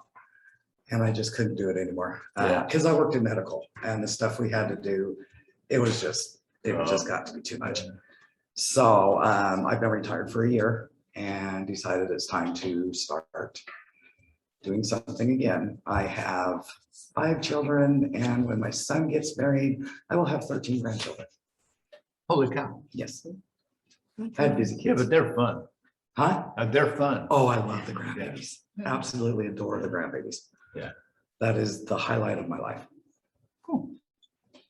So what we do is we have a list of questions and we'll take turns asking you questions from that list. Okay. And then at the end, you can ask us any questions too. What accomplishments are you most proud of? One, I'm proud because I did last at the prison for 20 years. Yeah, my husband only lasted 8. Yeah. I worked for medical and I designed a access database that we used up at Lovelock to do all our scheduling for the doctors and the dentists and everybody, and to track, so we would be able to track when an inmate was seen, what they were seen for, who they were seeing, and we could track their treatments. And it ended up being used by 5 of the other prisons within the Department of Corrections. And I was very proud of that. Good. So that is for me, that was one of my big accomplishments. This is kind of, what computer and office skills do you have? I know Word, Access, Excel, desktop publishing a little bit. I've played with it. I did go to school to become an information processing specialist, but that was before Word existed. That's when everything was Word perfect and it was all done in DOS. If you give me a computer program, I'm going to figure it out because I'm going to play with it until I do. So if it's something I don't know, I'm going to learn. You're going to figure it out. Oh yeah, I really enjoy doing the computer stuff. I'm very good at it. I've created flyers. I used to make flyers for specifically the medical department to do at hiring fairs and to post to other facilities trying to get nurses to apply. So I've created flyers and brochures and stuff like that for the department before. Good job. So this is a customer service facility and will require good customer service skills. Tell us about a situation where you demonstrated good communication and customer service skills. I gotta think about this one. Somewhere where you've worked with other people, a group. Does going to small claims court count? Other than prisoners. This was, okay. We had some eye equipment up there that was obsolete, but it was the only eye equipment we had, and we were having problems with it. And I had to call around, and I ended up finding a place in Las Vegas, and I had to really do some schmoozing and negotiation to get these guys to be willing to come into the prison to work on our equipment. So it took about 3 weeks of back and forth conversations of me explaining how well our security was, how safe their employees would be, how we would present, a custody with them at all times. And so we had to do a back and forth negotiation with, it was myself and the vice president of their company down in Vegas, before they agreed to fly up a tech to come and repair our eye equipment, and they were the only ones that could do it. So that was, and I did work with weekly with attorney generals, lawyers, in all different aspects, because I was the liaison for all of that. Good. So throughout the year, there are several instances of large events back to back, Friday, Saturday, Sunday, especially during the holiday seasons. For example, Turkey Bingo, Pershing General Hospital's long-term care party, crab feed, Lincoln Day breakfast, multiple grad parties. How do you ensure that there is adequate staff for the cleaning and setups between these events? And how would you deal with staff shortages if someone was ill or on vacation or whatever? So how would you make sure the job got done? Well, you're gonna look at what your staff levels are. If somebody's off, I'm gonna have to step up and be the person to fill in that area that needs to be done. You want to try and make sure that your employees know, or that your staff knows, that these are our busiest times. And we really need you here to assist with this. We really need you here at these points of times. If somebody absolutely can't be there, again, I would be the person, or you're gonna, you're gonna have to step up and do it. There's no, I mean, if you're short-staffed, you're the only person left. So, but I would always make sure that, as far as if you have a scheduling staff, a staff that's available, like we would do up there, if you know it's a very busy period, you're going to try and schedule them, or make sure they know ahead of time that these are the period of times that we absolutely need to have you there, so that we can get this stuff done.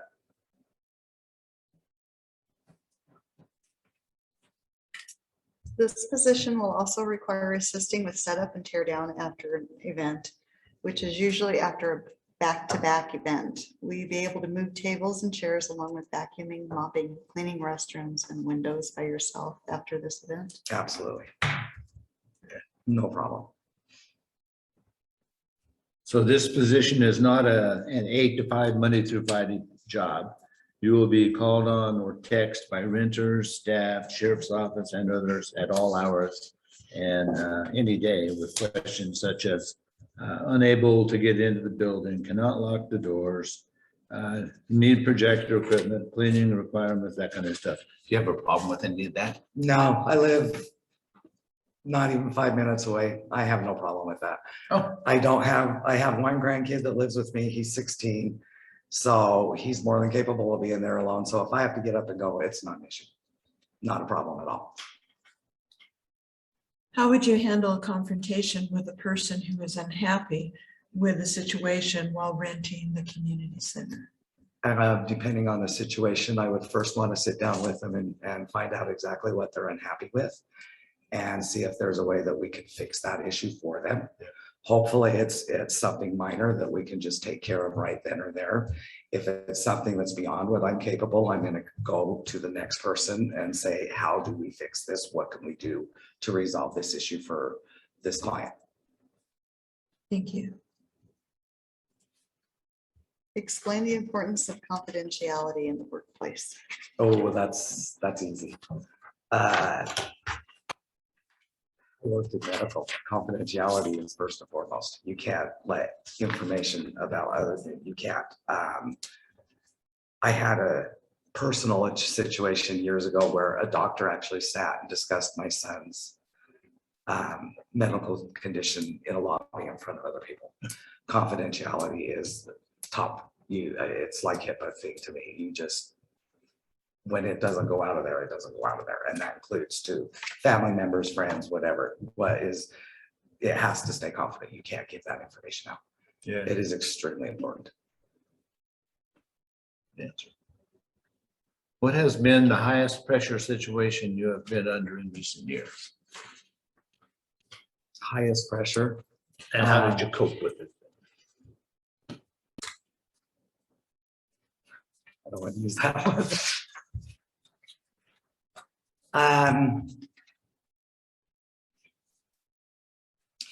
We had a doctor up at the prison that was let go rather quickly. And all of a sudden we had no provider for any of our inmates at all. And we were getting 600-700 requests a week for inmates to be seen. We had no one available, so everybody was extremely stressed. Everybody was extremely worried. Medical admin in Carson was trying to get us someone lined up. They couldn't get anybody right away, so the director of nursing and I got on the phone and personally contacted every provider that worked within NDOC and requested if any of them would be willing to come and spend specific days, and negotiated with the other prisons to get a provider to come at least 3 days a week. Yeah. To resolve the issue, because at that point, if we didn't provide medical care, it put not only the inmates at risk, but it put the staff, because they're not getting the care they need, and that creates a volatile situation. So we did it took us 3 weeks to get a provider to come up, but we finally negotiated that and made it happen. Sorry, all of my answers have to do with the prison. Well, you worked there. I did.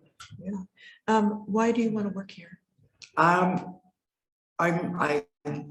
always been a very not introvert, but I haven't really gotten out in the community a lot. I know people, but I don't really know a lot of people.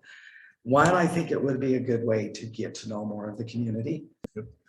And I think the community center is extremely important. And I think that it's something that we need. And I didn't interview the first time because I wasn't ready. But I kept seeing that it kept coming up, and I thought, we really need to get somebody in there. We can't let this close like the senior center did. And so I really feel that it's something that our community needs and that I'm ready to be part of. Do you have any questions? Can I ask what the salary is? We haven't said it Oh, yet. okay. We don't Well, know. That's our next But step. give her an idea of what its range. $16 an hour Okay, to start. okay. And is it hourly or is it like a salary? So if I have to do more than 20 hours hourly? Okay. So I have a question. Yes. You indicate you're retired from the prison. Yes. Are you, and I don't want to get too personal here, you're aware that this is a PERS job? Yes, absolutely, no problem. Is that going to impact anything? And I'm not going to go into any details, but you're aware of Yes. your restrictions and Yes. everything? Okay. Yes. That's all I wanted to be confident Yeah, about. no problem. Okay. And you do know it's a part-time job. Yes, that was part of it. I wasn't quite sure if I wanted to go full time yet. Yeah. I sort of enjoyed being home, but I'm starting to go, I'm starting to get cabin fever. Yeah. You know, you can only play with your grandson so much, clean the house so much. It's time to get out in the world again. It was nice to hide for a little while, but it's time to get out. Yeah. How soon would you be available if you're selected? My only thing is my grandson is playing in West Windover on the 15th of October, and my family is all from Utah. My husband actually used to drive from Lovelock to Salt Lake to date me. And so we wanted to go to his game and go spend a few days up in Salt Lake, seeing my family, seeing my mom.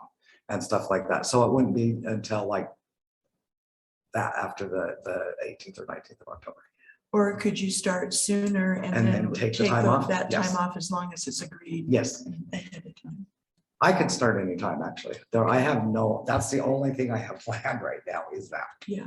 Other than that, I'm open. But if that were to be worked out, it wouldn't be an issue It to would start not be an right issue. away. No. Okay, well, hopefully we'll be making a decision right away today, so. Well, thank you guys. I appreciate it. Okay, thank you for coming Thank you in. very much. Thank you. Thank you. You guys have a wonderful day. Thank you.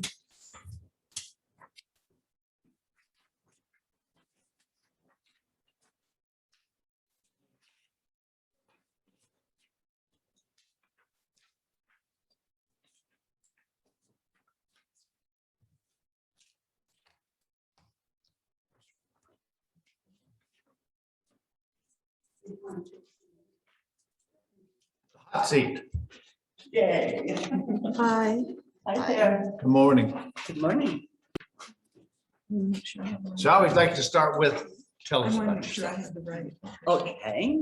I'm the type of person that loves to continuously learn. I think that keeps me young at heart and mind. And you can always learn something new. I'm new to the community. So you're new to love, okay. Yes, I am. But you live here. Yes, I do. Okay. Yes, I do. My son and daughter-in-law and my granddaughters are the reason I moved down after I retired from the state of Oregon. I worked for them the last time about 18 years, and then I worked 10 years previously. So I have a total about 30 years in the state of Oregon. One of my passions in life, besides my grandchildren and great-granddaughter, is my miniature show horses. I moved them down here with me. I just got back from the National Horse Show in Tulsa, and I'm pleased to announce that my little black stallion and I took reserve national champion in amateur driving. So I'm a farm girl at heart. I've lived in the cities, but always kind of on the outskirts of them when I've had to.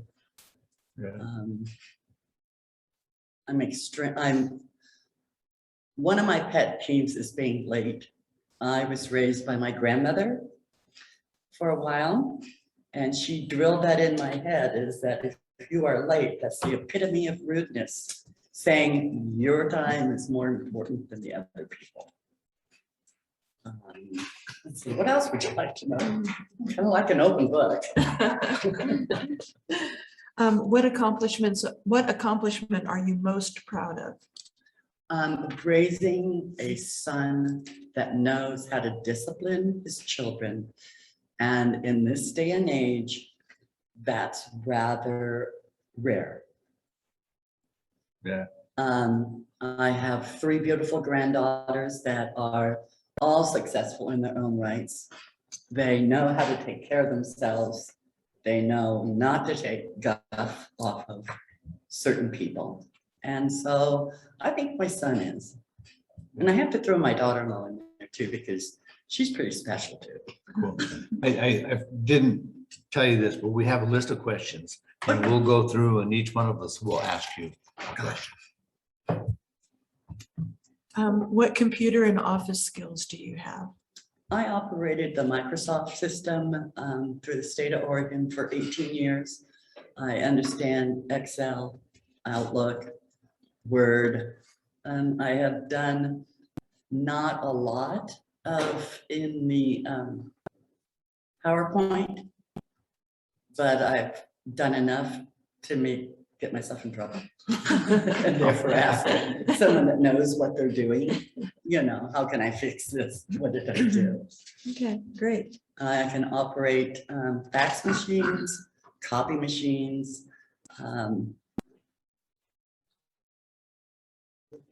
just about any machine you get me. This is a customer service facility and will require good. Tell us about a situation where you demonstrated good communication, and customer service skills. Working for the state of Oregon Employment Department, customer service was of the utmost essence. Because not only did you have unemployed customers calling you, wondering where their money was, but you also had the employers calling you saying, why did you allow this? So that's when you have to develop really good customer service skills. And I think the key to that is listening. Let them know you're listening. And if they feel like they have been heard, to me, in my experience, they're more open to a resolution that may be not exactly what they wanted, but it's the best that we could do concerning the laws and federal and state laws and regulations, administrative rules. I've always had customer service skills. I managed a medical clinic, and that can test your customer service skills when you have a rogue doctor that seems to want to tell the patients what they don't need to know based on his personal opinions. But I think really the key is listening, you know, connecting with the person, letting them know, okay, I'm here to help you resolve this issue. What can we do? How can we do this? These are where our hands are tied, and these are our options. Which one can we fix? How can we fix? Thank you. Good. So throughout the year, there are several instances of large events back to back, Friday, Saturday, Sunday, especially during the holiday season. For example, we have Turkey Bingo, the hospital long-term care party, crab feed, Lincoln Day breakfast, multiple graduation type stuff. How do you ensure that there is adequate staff for the cleaning and setup between these events, and how do you feel with staff shortages? Well, first of all, I think organization is the key to that. If you understand what groups are coming in, how soon they're coming in, are they prone to running over? Are they prone to maybe getting done early? But I really think that's the key to that. I don't have any curfew, so to speak, so the hours are not an issue with me. I do think sometimes if you have short staff, that means you jump in and do it. It needs to get done. I mean, that's the bottom line. That's your responsibility, is making sure that those functions go smoothly. All the people involved have a good experience, because this is our community. This is what this position is representing the community. Good job. So this position will also require assisting with the setup and tear down after an event, which is usually after a back-to-back event. Will you be able to move tables and chairs along with vacuuming, mopping, cleaning restrooms and windows by yourself after this event? Absolutely. Absolutely.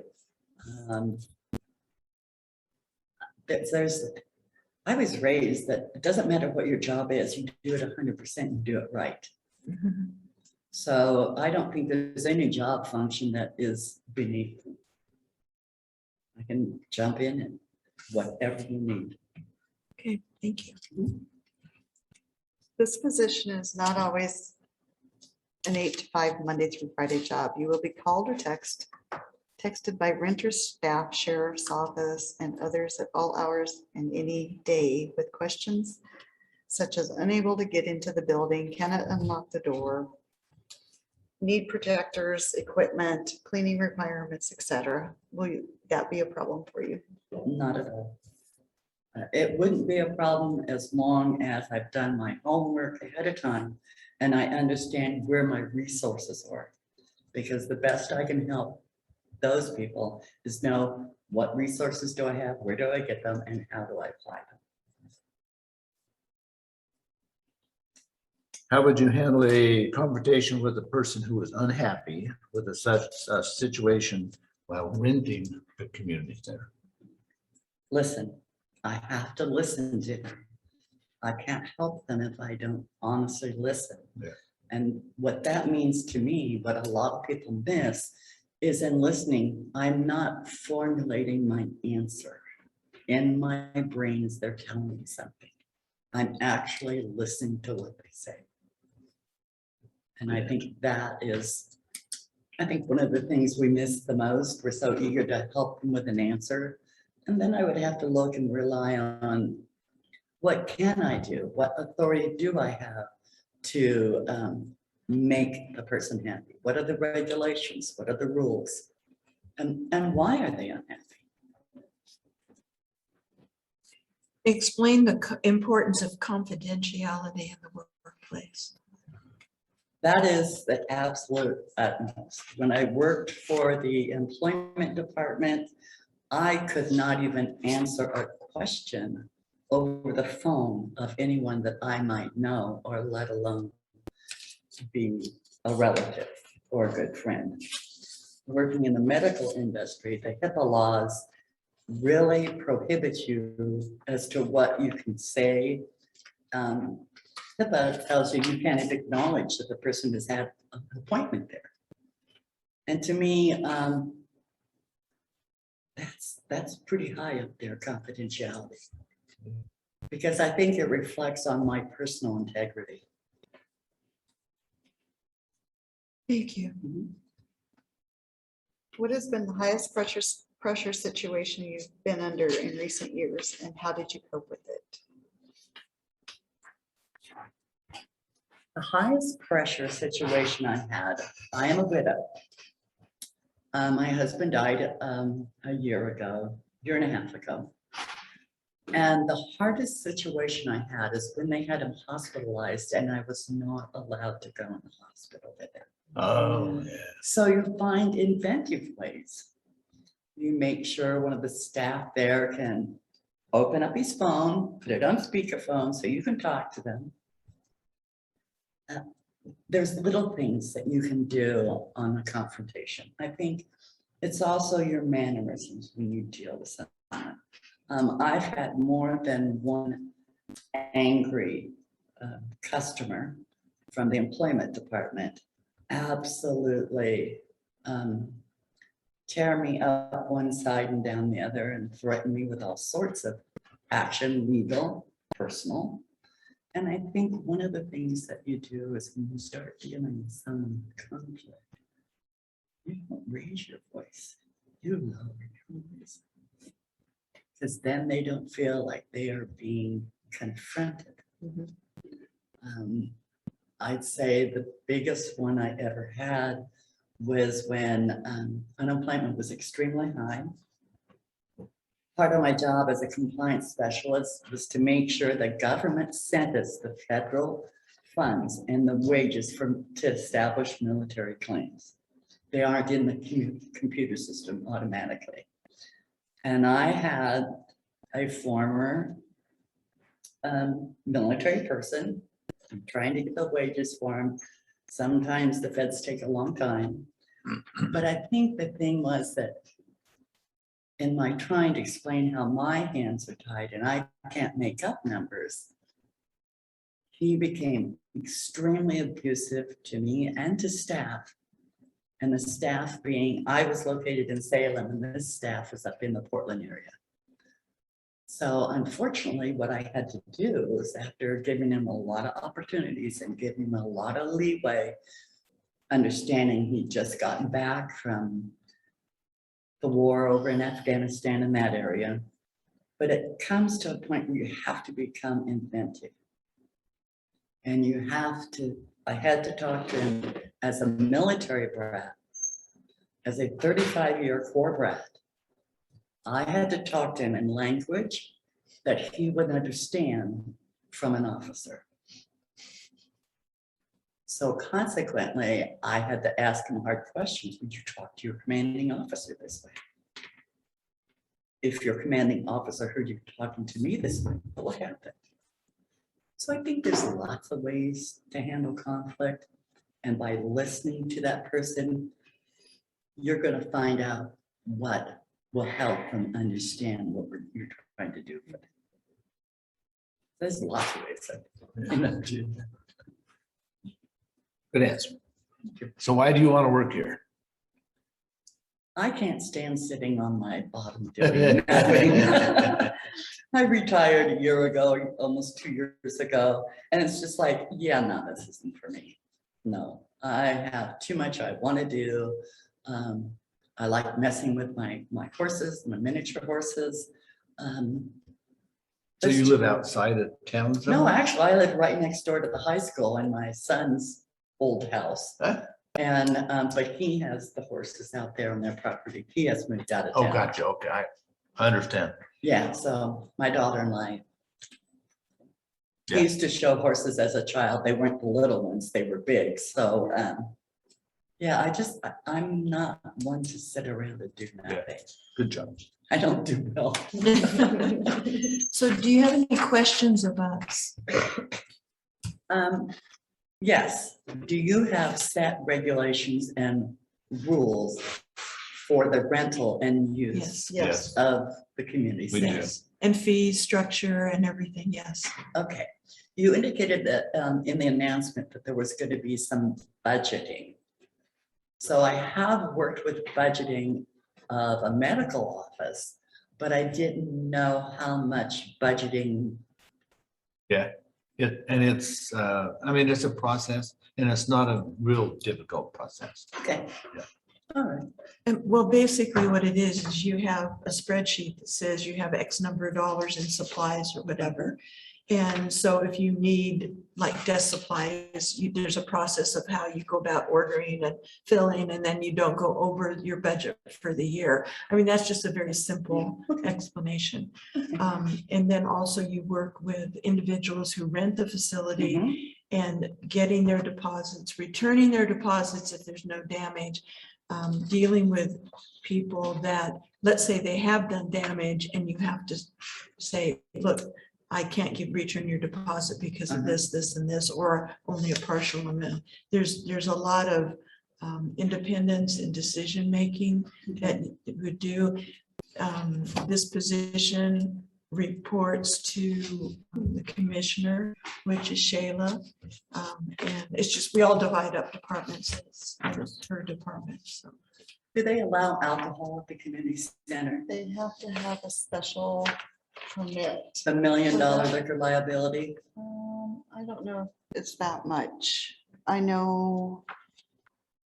They that do have They have to, there's a policy to follow for that. They have, it's in the book, but they do have to get a special permit and I think purchase insurance. Okay. On that. And there's a special deposit and everything too. Okay. Anything else? I don't think so. How about you? Good job. Thank you. Thanks for coming Thank you in. for your time. Thank you. I look forward to the opportunity of possibly working with you. Okay, great. Thank And you. hopefully we'll be making a decision today, so you should know right away. Okay. Okay. Thank you. Thank you. Thanks. Nice meeting you. Nice meeting you.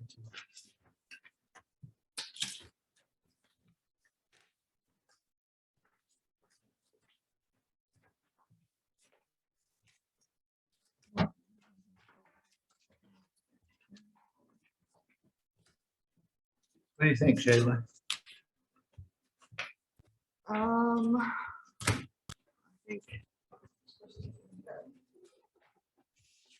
I think either one will work well. They're both aware that it's a part-time job. And I think they're both aware of what John. What? You like the first one? And I like number 2 because I think she can work well with the people Yeah. that rent the facility. That's just, I liked her answers about listening and confidentiality and everything. And she's, Well, shall I ask this question of both my other commissioners? We have a group that rents the community center on an annual basis. And which applicant do you think could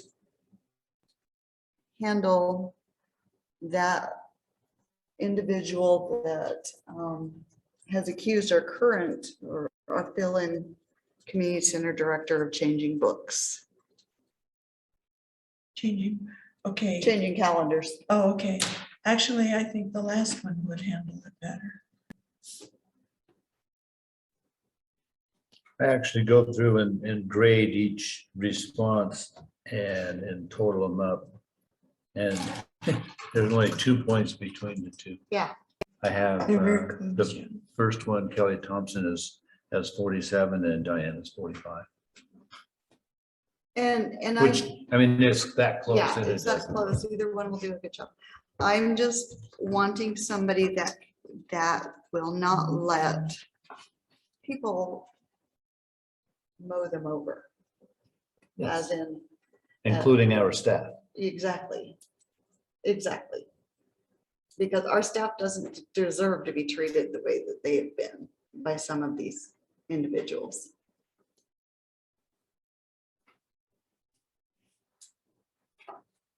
And that's where I'm thinking the last person would be better for that. Because I think that person would listen more and could actually have the backbone to say what needs to be said when that opportunity arises. But, you know, why didn't we have one of these applicants sooner? We wouldn't A year be- ago. Yeah, we wouldn't be, in, you know, thank goodness we have two really good ones.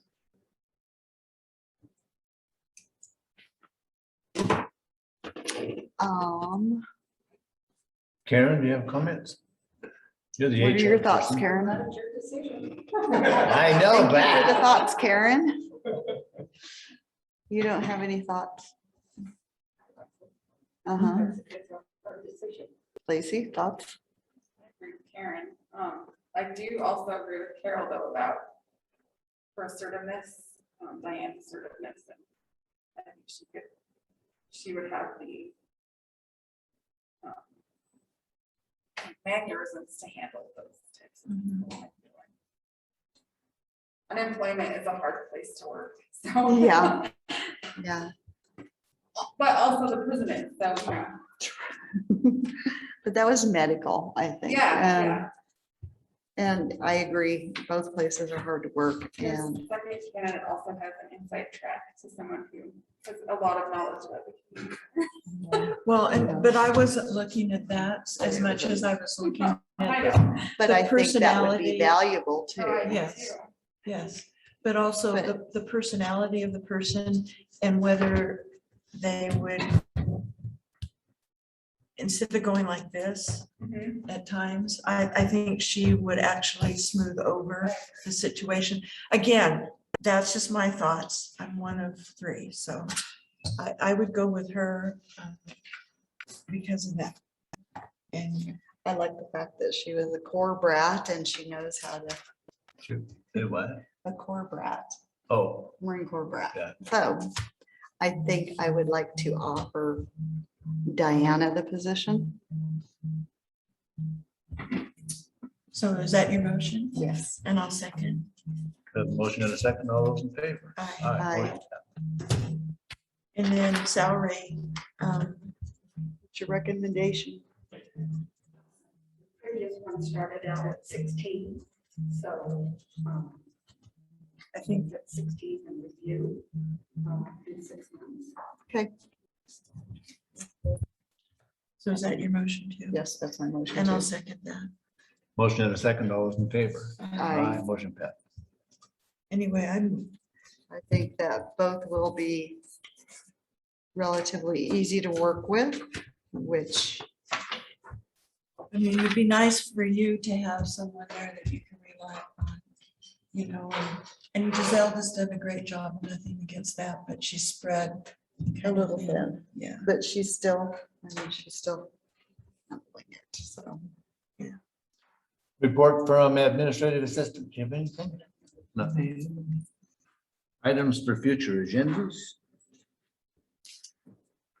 We want to put the ARP funding on an agenda, the next agenda for further discussion and prioritization.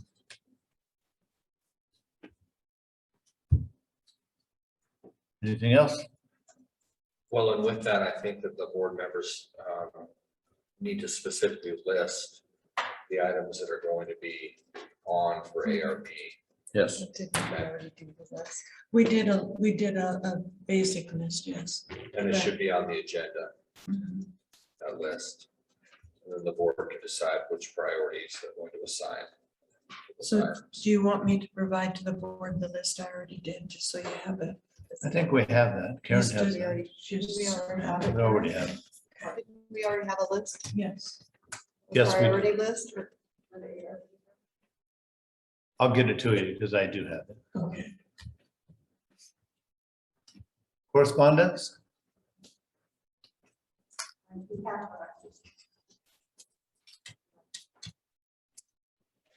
The letter from Churchill County and the letter from Lincoln Oh, County. yeah.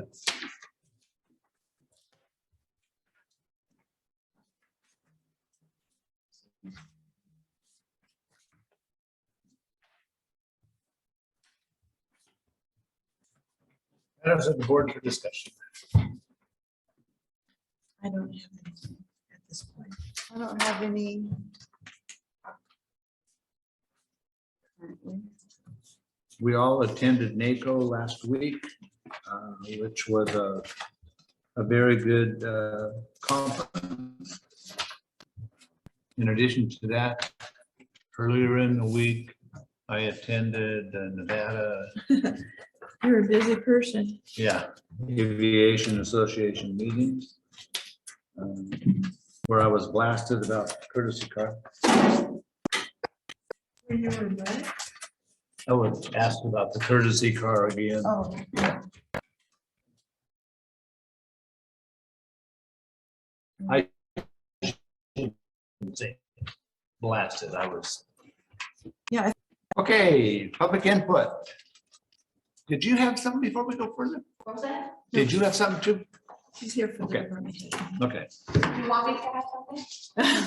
No, I just wanted to make, I didn't want to go on without you.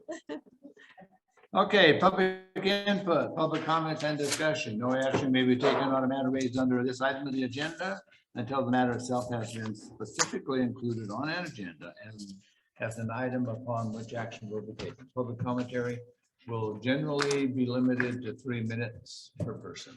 Any public comments? Justin? Nothing? So we are on to our next one, which is approval of vouchers.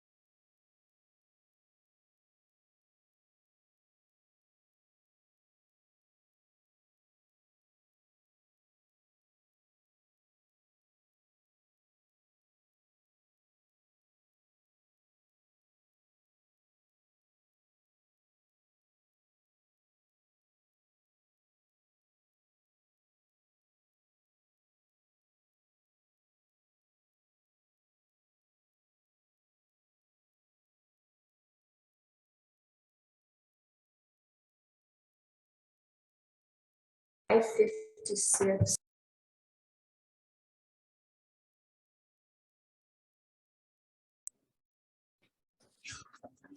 One's TV board. One's TV board, one's reimbursement for seniors. Oh, So okay. 2 different. vendor $24 numbers. or something. Because one could be 1099. Yeah. and the other one can't. Okay. I'll make a motion to approve the vouchers With the exception. with the exception of 556 and 681. No second. Have a motion and a second. All those in favor? Aye. Motion passed. I'll make a motion to approve 556 and 681 vouchers. I'll second. And I abstain. I can't vote. All those in favor of the motion? Aye. Motion passed. Could we make the motion that we approve all the vouchers? And then when it comes to the voting, the commissioner that's involved could just abstain from their particular one? No, okay. I thought I'd make it easier.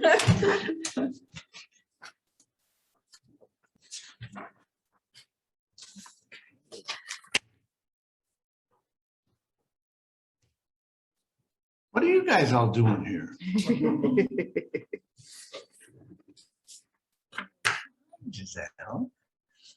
Okay, so we have, and we're a little bit behind, of course, a workshop with Pershing County elected and non-elected department heads. Discussion regarding budgets, goals, policies, personnel, and other matters relating to county departments.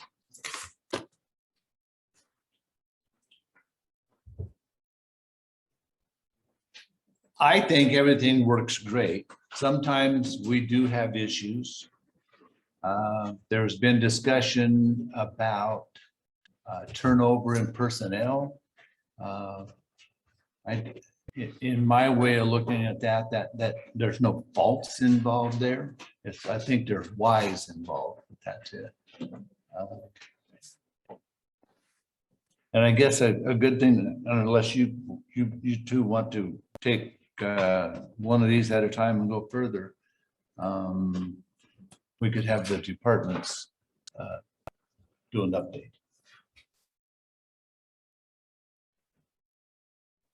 What would you like to see? What would I, no, they are here to tell us what they I want to know. see from us. I know. That's why. So we could go by departments and tell, what's going on with your department? What would you like to see from us? What would you like to see from others? John, you're over there. It's gonna be the same complaints that, like I had since I started. On the wages, it's always been that stuff that we actually do. Can you hear those, Justin?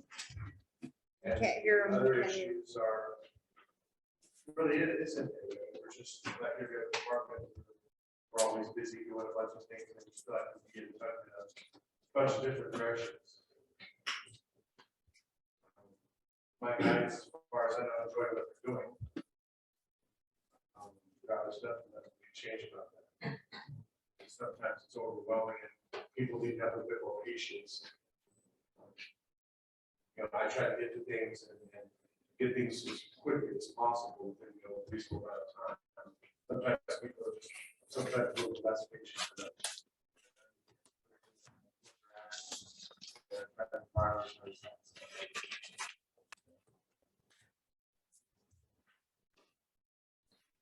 Well, John, you had a question too about masks. So Yeah, I know that we're not mandating masks, so the county is still going to supply masks with the public and for its employees. I do get calls on this, and in my opinion, that everybody has been around the mask side, 18 months, we should all have masks. Well, I know we special ordered those masks and every employee at the time got 5 of them. I would think Well, that's it's actually more sufficient. than that, because we gave them the state ones too, which they had the Nevada state ones in, we had the Pershing County ones.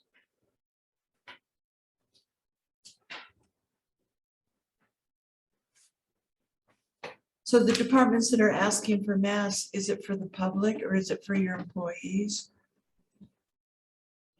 I've asked before for DV, we have a lot of people that maybe struggle with acquiring one and know for sure and try and be in compliance. But there are people that maybe can't afford. So my question is how we go in any place else that's requiring that.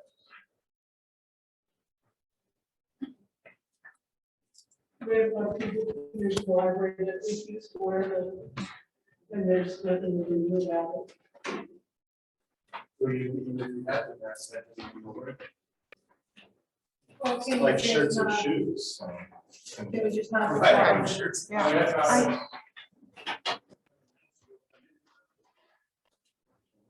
So that's my question to Bryce is, Is it really that big of a deal to provide masks to offices? Well, if we don't have any, or they're running a shortage again, that's what I'm asking. Well, if there's a shortage, then don't supply it. You can't control that, but I mean, I expect that if my office needs masks and your buildings and grounds, and we ask for masks, then we should get masks if they're available. Right. I Do don't see what the you have problem other is. I masks? have just a few, that's the problem. But you can order some. I have to go through Sean. You have to what? Go through Sean. Oh, okay. So you can do that, right? So we should be, After leisure, yes.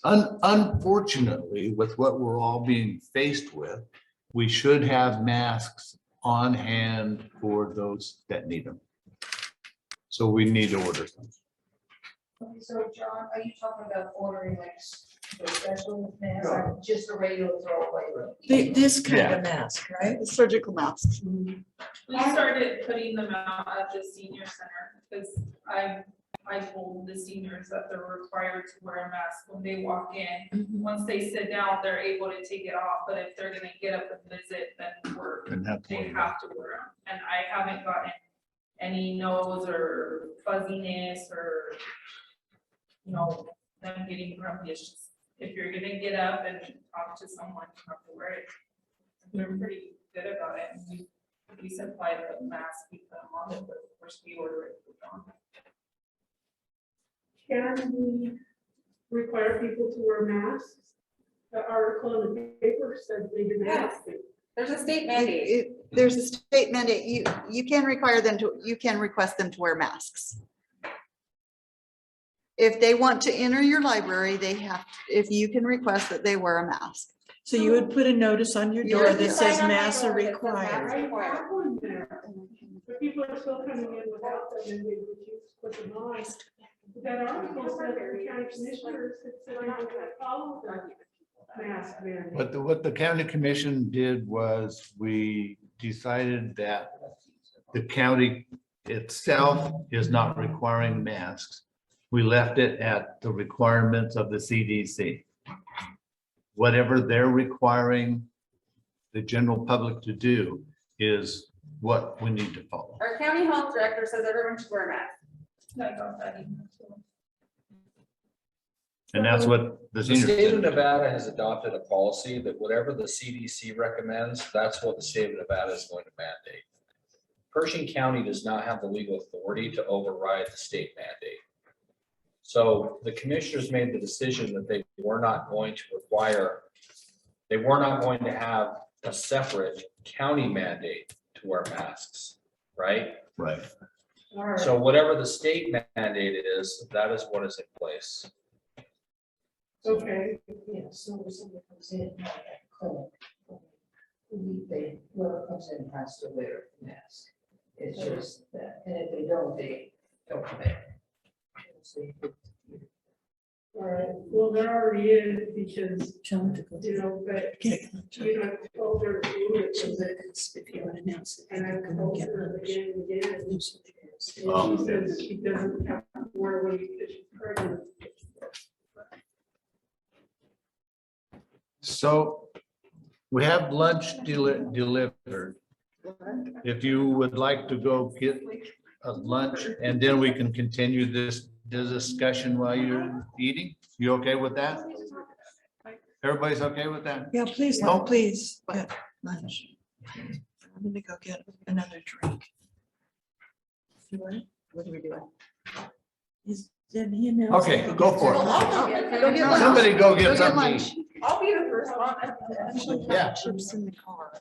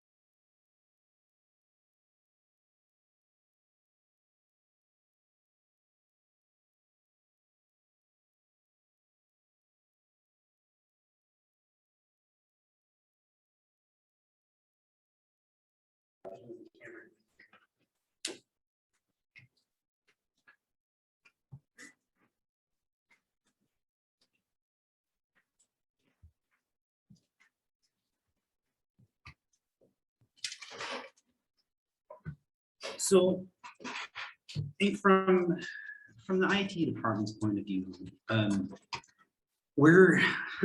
we being I'm just severely understaffed. There's the county technology environment is too complex, too spread out, and has too many requirements at both the state and federal levels.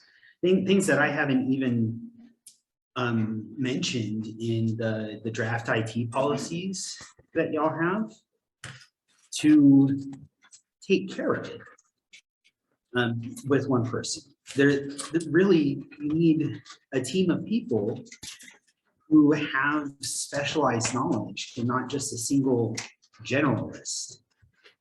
And then there's facilities issues. I mean, we had that come up today. Bryce needs his office back.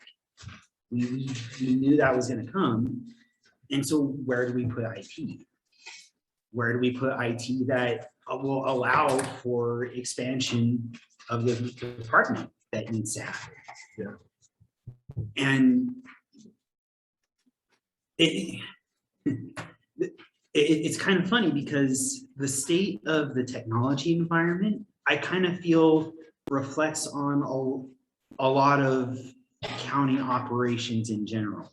So you look at the technology environment, and it was started by someone who had a pretty good idea of how to start things off. And then they went off to do something else. And then ever since, you've had people come in who look at it and go, this is not adequate, but we got to make it work. So we'll make it work, but we're not really fixing the problems. And I mean, me personally, I am burnt out. I am completely overwhelmed, burnt out. It's a struggle to get up to come here every day. To the point where I really don't want to be here anymore. To the point where I'm putting together, I'm updating my resume and putting together references because it's affecting my health and my family relationships. So that's where I'm at as a department. And I know there's more issues to overcome than just my little corner of the woods. But solutions to those problems never really get discussed. If there is a plan to address things like revenue shortfalls, what is it? What are those steps that are going to be taken? When might we see some of those steps being taken? Is there really a light at the end of the tunnel, or is there just more tunnel? I think there's a light at the end of the tunnel. The question is how long is that tunnel? Because as you know, and we've talked about it, it's all down to the same with all of it, a budget process. Where do we come up with the money is one thing. When can we make a change like you need changed? Do we have to wait till budget time? Reen's going to tell us yes. Where do you take it from right now? Sure. Yeah. I really feel like IT needs to be our priority though, because he touches every single one of our departments. I know he does. And I have requirements that the state puts on me for elections that if Justin can't meet, I'm gonna be in trouble. Yep. And he can't do it himself. I'm surprised they haven't come at us We yet started for a that project elections. for the last election that we just couldn't get done, and we weren't the only ones, but they're gonna want it done. Yeah. Yeah. I'm sure you're aware of the Rackman, that sheriff's office is in the dire need of an IT person as well. I know Justin tries to do his share, but we have the request that he and my boss are doing on a daily basis, whether it be from the VA's office or external entities that are sensitive and may require a lot of time to download, retrieve, download, archive, et cetera. So we can also benefit from some growth in the IT world. Yeah, that's one of the reasons why I was asking for 2 IT technicians. One that all they do is the law enforcement and justice side of the county. And then one that does everybody else for just like a day-to-day service requests. And then they can back each other up. And then people who are specialized in network systems that can monitor and maintain all these complex connections, not only between our own facilities, but with the state and with other counties. A person who can maintain all of the network resources that we need to, I mean, to be honest, probably the easiest thing to do would be to just build an IT department from the ground up with all of the systems and resources that we need, and then just start moving our users over to that new parallel system and wipe away everything else. That's kind of where we're at. We need to get out of the Beverly Hillbillies jalopy and into a Peterbilt. You know, when we started with, we knew it had to make something for IT. We didn't know how extensive it had to be. I think the more we hear from you, we know it has to expand. So my thing is, I mean, I know it has to expand. One, how do you pay for it? And when can you pay for it?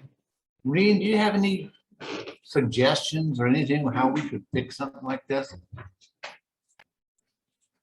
I would guess that we could probably get one IT person addition. I don't know about 2. But can we do that before the next budget cycle? Yeah, Yeah, we good. just have to augment the budget. And that's all done by if our ending fund balances for 6/30. Yeah. Come in higher than we anticipated they were. I can augment it that way. If we got more revenues in, we can augment it that way. The most important thing is our revenues are kind of straight line. We're not getting, we're at the max of tax rate. Yeah. There is no way to get more revenues, but we're still funding at least 4% increase in salaries for most employees. There's some that only get 3.5%, and there's some that get 2%, and there's some that get none right now because they're fully maxed out. So again, that no increased revenues, you know, the money does run out sooner or later. Sure. Yeah. And If we lose Justin, we're gonna have a bigger problem. Oh, yeah. Because you're not gonna find someone. I mean, yeah, and that's, I mean, you'll have some money because you won't have my salary that to pay anymore, but. Well, we won't be able to get anything done either. Yeah. I can see where we could add a technician, another technician to help. The other issue, like you said, is where do you place people? And, you know, we don't have room for much of anything. You need to look at that office by where Cheryl is, and you've looked at that before. I don't know if that's even feasible. For one person, for just one person with the workbench and a place to store stuff that doesn't actually need, half my office right, or actually more than half my office right now is storage. It is, yeah. So, I mean, that would work for one person. But if you're telling me that, hey, we're gonna start looking for another person, then it's just not enough space. I think one option, there's almost too much commercial available property property in Lovelock for rent. Rental rent is about $450 a month, maybe $400 a month in Lovelock, depending on where you go. So I think maybe that ought to be looked into. There's even commercial property just down the road available. Many offices, lots of office space. And $400 a month for Justin's office, I don't think that's very much money to pay at all. At least that should be explored. Yeah, good points. I wasn't aware that looking at commercial rentals was even an option. Hasn't been, but I think. Well, that's what other entities do when they run out of room. Yeah, we visited the post office for how many years? Yeah, there's always the basement of the post office. That was a little more expensive though, I think. Yeah. When we could get like. But the That other might be issue is the pricey. internet connections and how you would work. So I don't know, but don't you need to be someplace that is close and part of the system? That makes, so we can add a spoke to the wheel. And we would want to. We would want to talk to NNIS about, adding that location in. We would want to talk to AT&T about adding that location in so that we're all the same.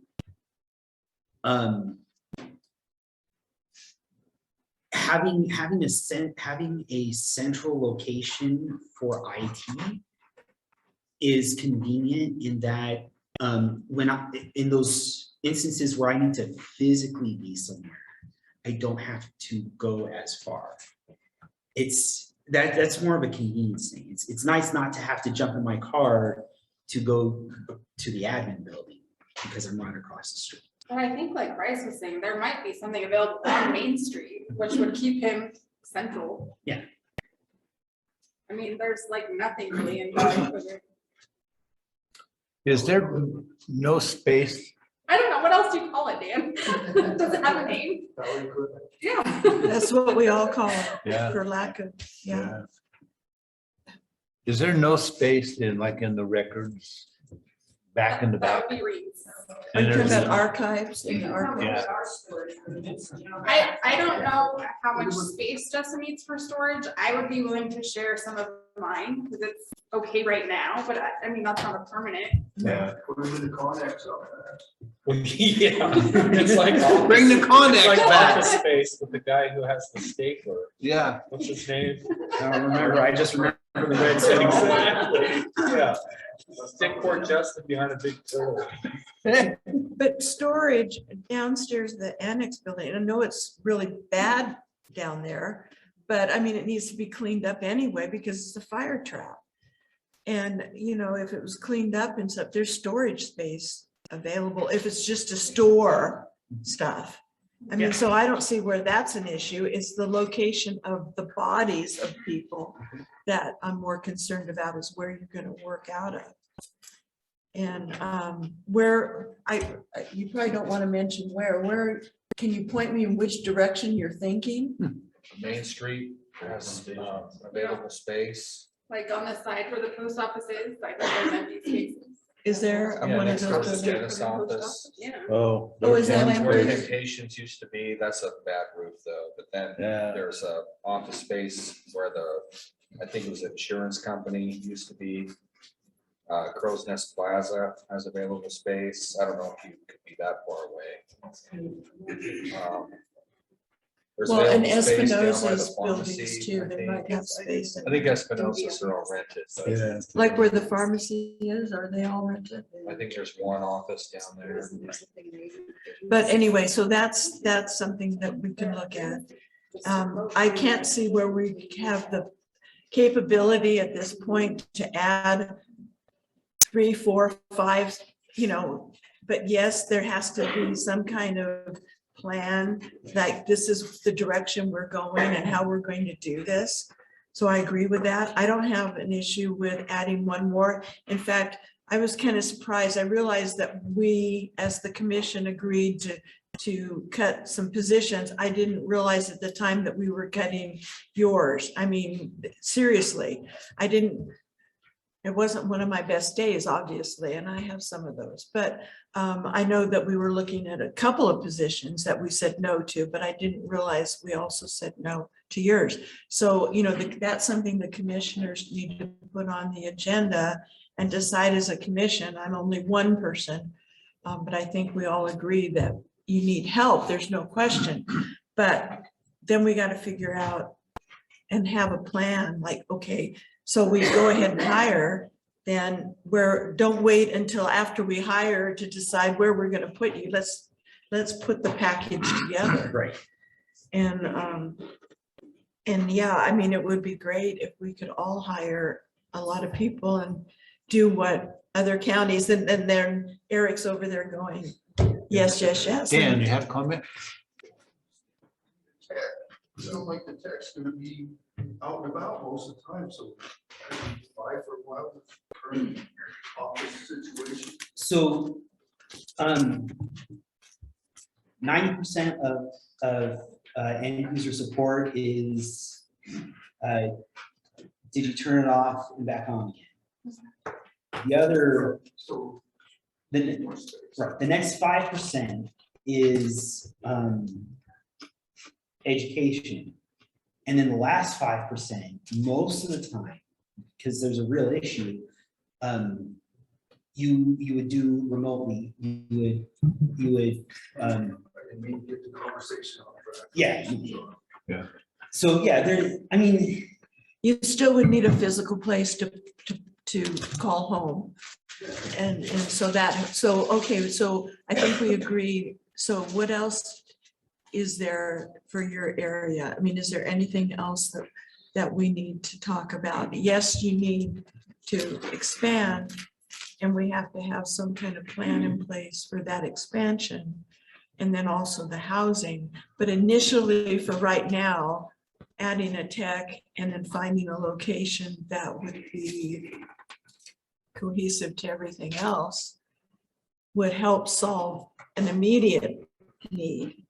And we've put a lot on the IT department. Initially, if it hadn't been for Reen's recommendation that we hire an IT person, we wouldn't even have you here. And I can't even begin to imagine what life would be and how we would have been able to function with software conversions and everything else. And like Lacey said, all the requirements. And it's getting more and more. It's real simple. It's not just your department or Lacey's department, sheriff's department. Everybody has more and more. The state is so good at having mandates to require all these things, but no funding to help anybody out. So beyond the immediate, the next, I think, biggest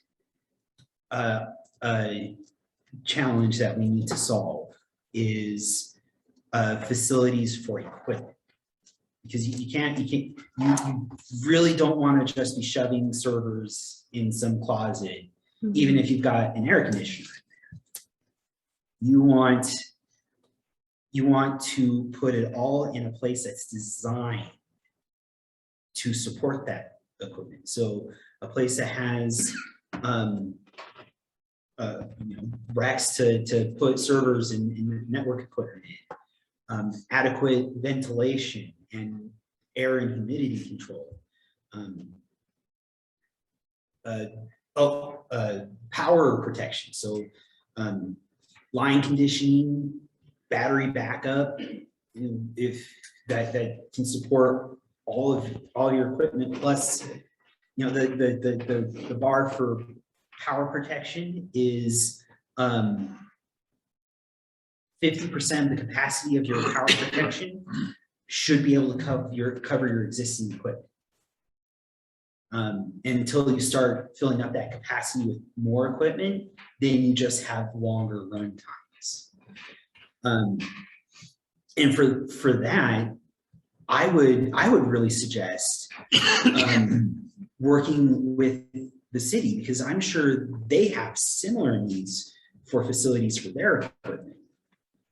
And so why not have a Pershing Lovelock Technology Center where we can house all this stuff? Who does their stuff now? Michael Mancebo. Oh, he does most of it. He has another, another person, John Walker. Yeah. You've probably heard his name. I know him. Yeah. Chief Mancebo's brought him in to help him with some stuff on a consulting basis. So, but I mean, I'm sure they would I'm sure the chief would at some point like to retire. And then what's the city gonna do for their needs? Yeah. You got a comment, Heidi? Just that there's another option instead of creating a building, for the IT equipment, that the other option would be to rent space at Switch or Google or whatever else comes along. And that's a possibility as well.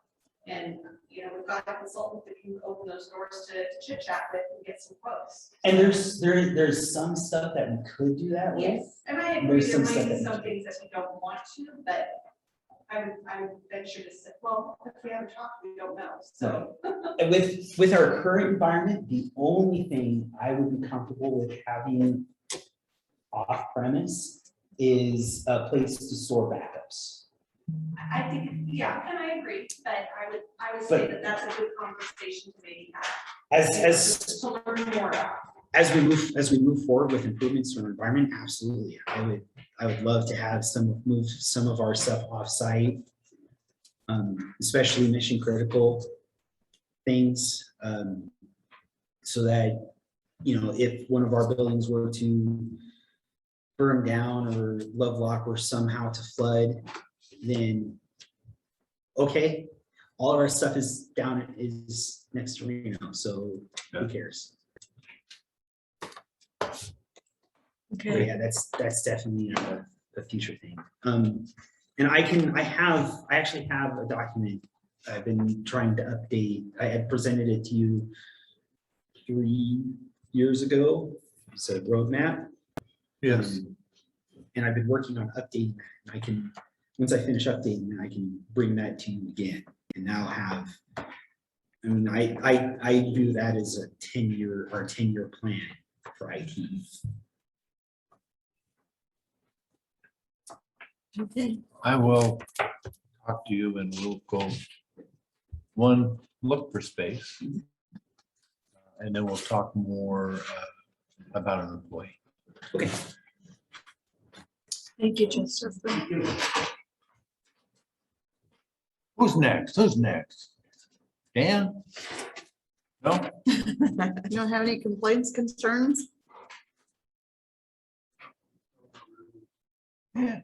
You get some turnover in personnel, but it's usually.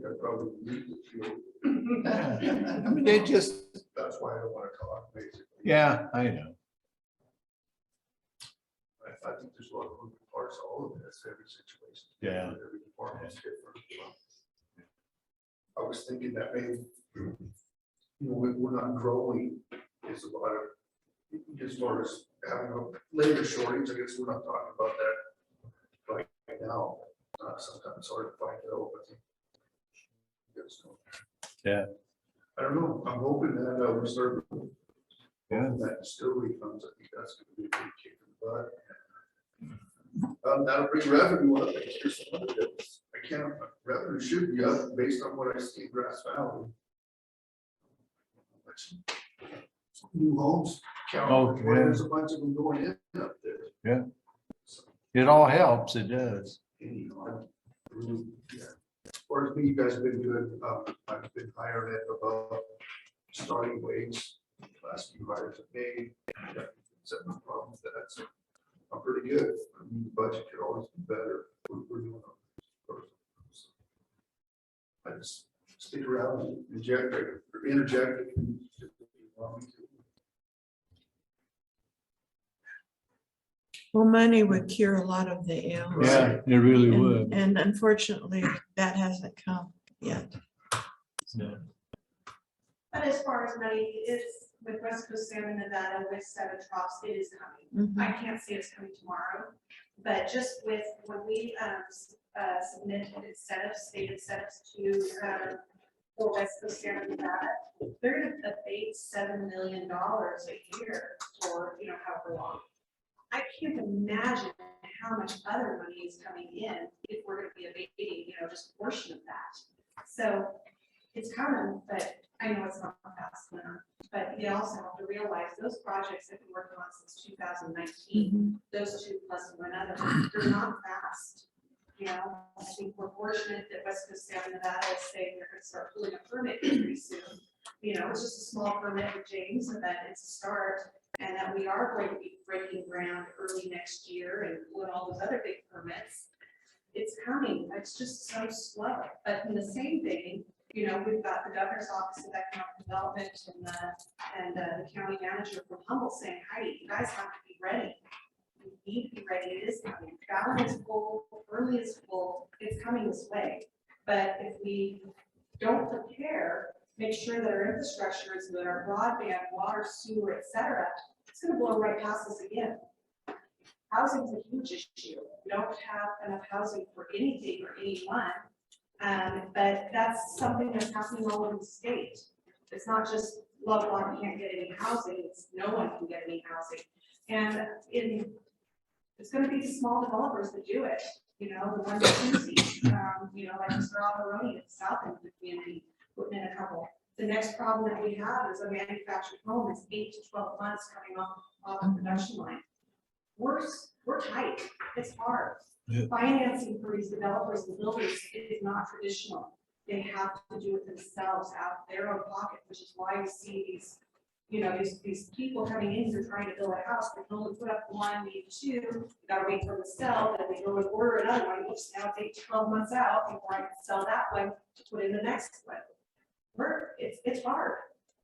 It is very hard right now. And like I said, we're looking at 1,500 new jobs just between America and Lovelock. And those are the major employers that we did a survey on.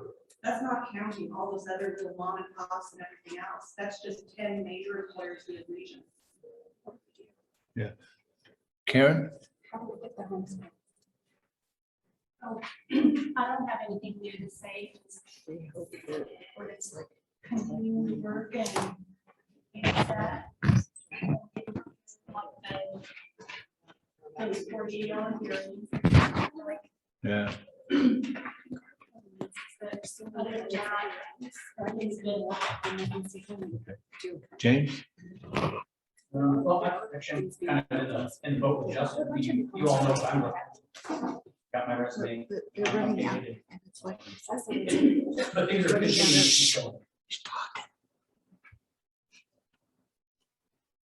Go ahead. I couldn't hear all what you were saying. I'm kind of in the same boat. I mean, as we grow, and I've been saying for years, I mean, I don't have the degree that you're looking for in this, specifically in the planning. And to have an actual planner and separate the department would, I think would be fantastic. And an actual planner would probably do a lot more benefits and be probably able to help Heidi and the economic development portion of it a lot more than I can. So that's another area. And the building portion of it, I have to cover that. The planner, I know there's probably no money in the budget, so that's kind of a moot point to even look that direction, but that's. So tell me what a planner would do. I'm being ignorant here. Tell me what a planner would help with. And I have an idea on my own, but can you expand on that? Work less like all the land use, like we're contracting out for our master plan, they do that in-house. They work with economic development on issues for land use, for master plan amendments. If there's a new development coming in, they can work with them, economic development, or the county engineer, or a county.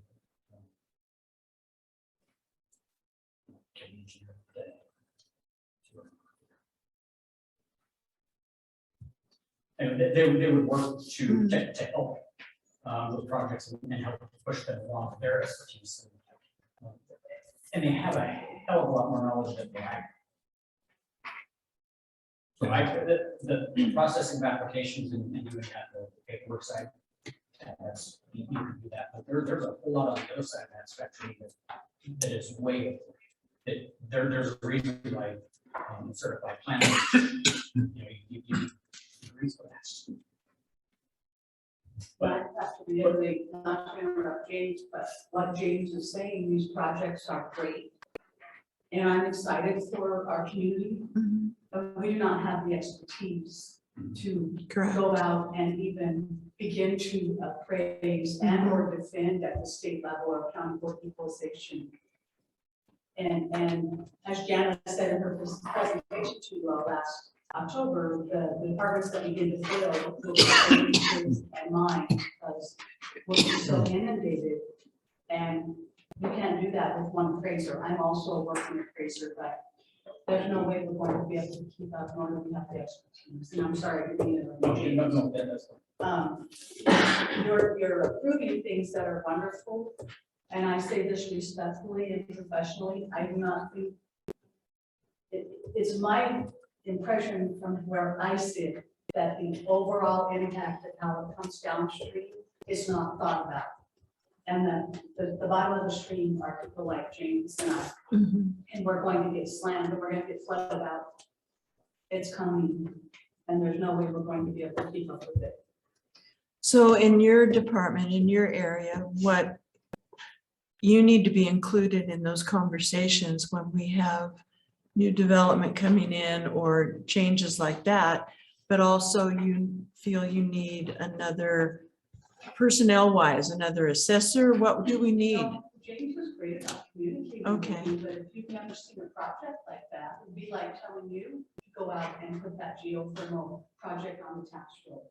Yeah. You'll probably come in millions of dollars under value, which they would love, and they strive for that. So is the correction to that as far as that? Is it hiring somebody from that? You allow Mark Stafford, and he is known as the solar geothermal, sort of the expert in this part of the state, helping others. Even if I had permits, I would probably still be way under value. And another appraiser, would it help? I'm not so sure, because if you don't have the expertise. So we need to contract out for the expertise, which we've done on some of it. But we need you to tell us, the commission that that's what we need to do, which you have been doing. But we also need to make sure that you're kept in the loop so that this is coming down the pike. Yes, and I try, and James puts me on his agendas, and I'm striving to stay in touch, but I've had about a year and a half of a dark hole. We get into situations as we did with the data center and stuff like that. We have to take some caution about the type of lands we're approving projects on, ag lands, things like that. And is that where a planner would help too, because they would work with the assessor's office as well? Okay. So James, you brought on a contract employee, more or less, somebody else to come and help you. Mark, isn't it? He does our plan. Yeah. And then he helps with a bunch of other stuff. Anyway. And he helps with a bunch of other. He does, right. So, I mean, that's worked out fairly well, is bringing somebody from the outside as a contract person. Okay. But the speed isn't there, I wouldn't think, only because he does other things as well, correct? If I ask him, if we have a specific project that we need to more or less pass, I can get with him, and he will generally try to put the rest of the stuff aside and work on ours. So. But if we had a planner in-house, a person that's what their job was, yeah, then those things would be happening more timely. Yeah. And we just paid 60-some thousand for a master plan, and that's that's part of the planner's rate. Yeah. Steve. Pretty content with things in Pershing County. I think it was one, I guess, gripe or complaint. It's similar to what Ms. Shank said, in terms of the state imposing obligations. I really like the practice of law, but it seems the more that Carson City gets involved, the more I'm doing administrative type things for them, or reporting type of things, and less practicing law. In terms of from the commissioners, just like to see them try and maintain as much local control compared to, I think, what Carson City essentially is trying to shift things, source of money their way. And I don't see anything that they're doing that actually would benefit the community or practice a lot. So a lot of things are going to have negative consequences down the road. It's somewhat cyclical because it appears to be they want to go back to where we were 20, 30 years ago with rules, and that's being serviced by attorneys from big cities who don't reside here, don't particularly, hold much stake in the outcome of things in the county. So I think that's, if there's been any downside of things, it's been actually focusing less on the job that hired do and having to devote more time to people who aren't so much practicing law but want to see reforms, not really reforms. The community, they're more for reformers themselves. The wages thing, I've always been content to very much realize, 17-year attorney, that what I make is below the average, but I also have a lot of perks that the big city attorney does, and I walked. And to me, that's huge in terms of not having to get up and commute, things like that. The only thing I would say wages wise is that I like to at least be competitive in terms of retention. So lost good workers to district. And sometimes I wonder why certain county departments, certain county departments get funded one way or another.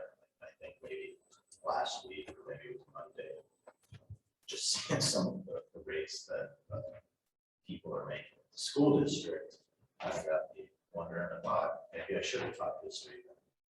But then that got me thinking, so then comparing that to what I see with the sheriff's department, well, I'm nowhere near as bad, in my opinion, of what they're making relative. So it's all the things, just supply and demand, other reasons to pay. So on the wage thing, I'm completely content, happy. I just don't want to lose anybody, much less to other departments. Other than that, in terms of what we do here and under the auspices of the commission, so I'm content with the status quo. Giselle, anything to add? I know you're very new to all this. Yes, half of the language on but the senior centers have just opened up on Monday again. It was definitely a tough day because we thought we had enough, but we didn't, so we had to turn down a couple of people, but I think we learned our lesson and now we got it down to where we have enough to put away for frozen meals in case of an emergency. I got 2 new seniors today that I had never seen, so they walked in, asked information, gave it to them, and they sat down for the meal for bingo. As far as the cooks, they're doing a really good job. And we're still looking for a volunteer bus driver. Of course, Larry's been the volunteer, and sometimes all right along just to get to know that the route and being head, you have to know everything that's going on in your department, just in case of an emergency or, if you need to fill that position for the day. How many did you have for lunch today? Oh, they had sloppy joes. Not my favorite, but that's just because I don't like my fried touchy food. Yeah. But, they had sloppy joes and they had a really good like dumpling veggie soup, which I have never seen dumplings like full of potato versus chicken or ground beef. Yeah. And I always go around and, kind of ask them, do you guys like it? Is it too much salt? Is it not? And the seniors are pretty happy with the food that Yeah. The same with the homebound. They're usually very happy. cooking up, and it's a bunch of, when we went through the books, it was recipes from like 2006. So now that Lori has updated the recipes and emailed them over, it's a bunch of new recipes with a lot of stuff. So they're pretty happy with exploring, Yeah. new flavors or new foods. And Was today about the same as yesterday? Yes. Yeah. Yesterday, there was maybe 5 more, but it's been pretty good. I can't think of anything that's gone wrong. Of course, we have our rowdy ones, but I'll walk around and just kind of tell them to relax or to keep it down. But, Yeah, you have to watch the seniors, I know. yeah, like today I felt like I was in kindergarten and I just needed to, like in the Zelda movie, she pulled out her little stick and like whacked them. That's kind of how I felt. But other than that, it's flowing. And I don't have any complaints, honestly. I guess just the one is be patient with us because we did have to pull out a lot of food. And this is a lot of food, a lot of canned food that have been there since 2019. And we can't have, even the canned goods, they're only good for a year maybe. But it's been kind of difficult just because those canned goods have 2 dates on them. And I get so confused with the expiration and the good till then, I think. Yeah. So we've had to throw away a lot of stuff that was never even opened. So. And that was prior planning that what didn't work. Yeah. Yeah. Yeah, so right now it's just getting stocked back up with stuff we are gonna use every day, that we do use every day. Other than that, it's, just be patient with us. We're coming along. Yes, we are. Cheryl. Yes. I have to say that the employees that I work with, they're all happy. But it says something. It's only you. More than. The health department, cemetery, safety department, I think we're doing okay. Health department, we just did our flu pod. So we still have vaccines. So if any seniors miss that, okay, if they want their flu vaccine, just let me know and we could come over and do that because we've done that in the past on there. So we are going to the school on the 13th and doing a flu pod at the school. So we're going to be at the elementary school in the morning and then in the afternoon we'll be over at the high school. So we're going to reach out to the teachers that want it and hopefully we'll get more students that would want the flu vaccine. Because that kind of gets tough when we have these flu pods in the evening of the practices and stuff. So we'll be there. The cemeteries, all look great. I have no complaints. Buildings and Grounds has done a phenomenal job all summer long, and the juvenile work crew, myself, and then we just had the Eagle Scouts out there. So the cemetery is really good, and I've gotten a lot of compliments on it. So kudos to the Building and Grounds. So I'm really pleased with that. Safety, we're still, we started out also safety meetings. I haven't gotten too many emails of concerns from any departments lately. So our next meeting will be the 2nd of November. So I think everything's going pretty smoothly. I don't have any complaints whatsoever, you know, in the departments. Good, thank you. Okay, do you have anything to add, Lori? No, and I mean, it's been a challenge with the software version. I think. Yeah. Like you said, individuals would agree and it's so different now. It's not like it used to be where you could call Artie at ADS, that was a household name, and he'd run a query for you or any of your coworkers and or even an outside vendor if you just wrote him an email. And it's not like that anymore. Things are quite different. DevNet does not speak to outside vendors.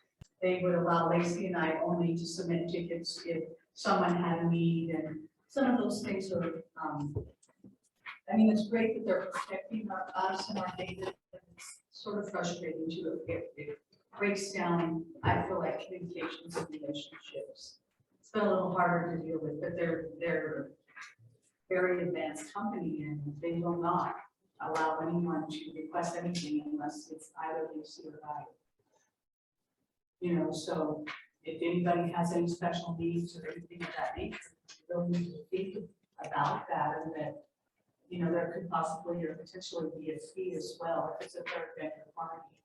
And these are all things that I think we were all, you know, so used to just having free range to our data, and we don't anymore, and that's frustrating. Number of curves and all of that has been a challenge, but we have the assessor's team is up and running, and we're struggling because we're behind, but we were left behind. Yeah. But the team, all of the 3 team members are eager and willing and working diligently and are happy to be there doing the work. And it's been really rough. The 2 new gals came into a mess. But they came every day with a smile and they continue to. Thank you. Eric? Oh, yeah. hey, how y'all doing? Hey, so insurance office is kind of, I'm not a very politically correct person, so I apologize if I say anything rude. But we're kind of facing the dark ages right now. We have a pretty significant decrease in personnel over the last couple months due to retirements and resignations, et cetera. Currently, right now, we're down to 6 vacancies, 10 sworn staff. Our non-sworn, we're actually holding pretty strong there. On the sworn side, I'm kind of backfilling where I can with reserves and part-timers to kind of fill in a few days here and there. So we're kind of basically living along. On the non-sworn staff, we're starting a new part-time dispatcher on Monday and a full-time administrative clerk up in the front office on Monday. And I'm currently testing 1 internal and 1 external applicant for the dispatch supervisor position. So hopefully that'll come to resolution in probably a month or so, I suspect. As far as the sworn side goes, I got like 6 backgrounds that are sitting on my desk.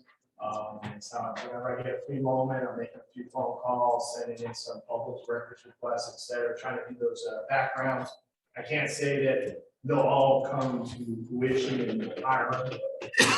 I would say it's at least based on statistically, we'll probably hire maybe 2 or 3 out of those.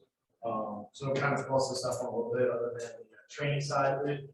And then to compound all that, we had 4 or 5, I think it's 5 people go out sick. 1 was positive for COVID, and graciously, there's other communicable diseases out there outside of COVID. They're just sick. So, but they're all out of work right now. So we're pretty detrimental right now. And we've reduced our public services. We closed the building down because we weren't sure if it was coming from inside or externally. So we're not doing like check-ins right now. We're turning away anybody from other agencies. It's unless it's an arrest, that's one thing. But if it's an outside our area warrant, we're turning them away for the most part. We're just trying to minimize what we're doing. Letting the citizens know that if they call and it's what we call a non-priority call, it's not violent, not active, we'll get there when we get there. So we're just trying to keep the ones that we have healthy, and trying to keep the community safe.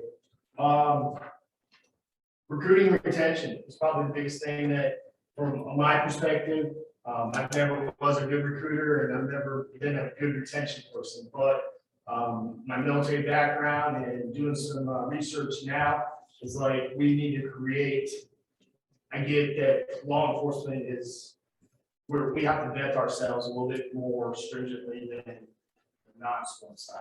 Right? Unfortunately, those are the cases that are with the circumstances around the country. But I think if we can create some sort of retention and recruiting effort within the county, I think we can gain interest from outside the area.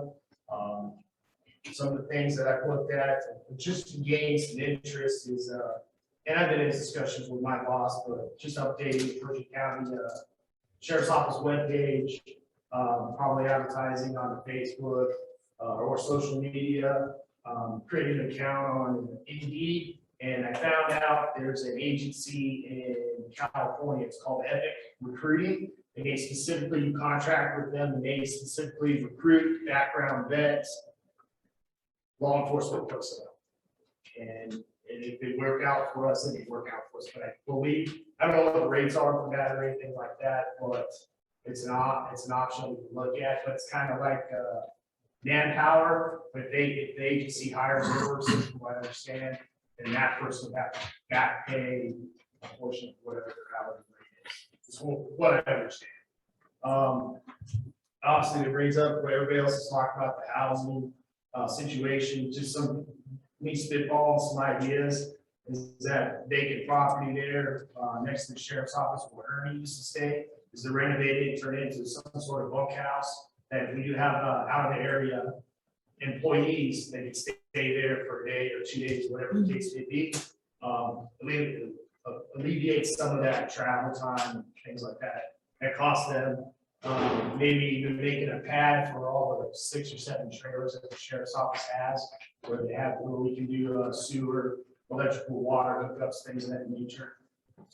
I get it, it's the idea for where the future of the sheriff's office is going to be.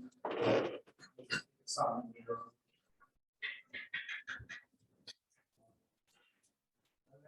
The last thing I had wrote down and looked for was just IT.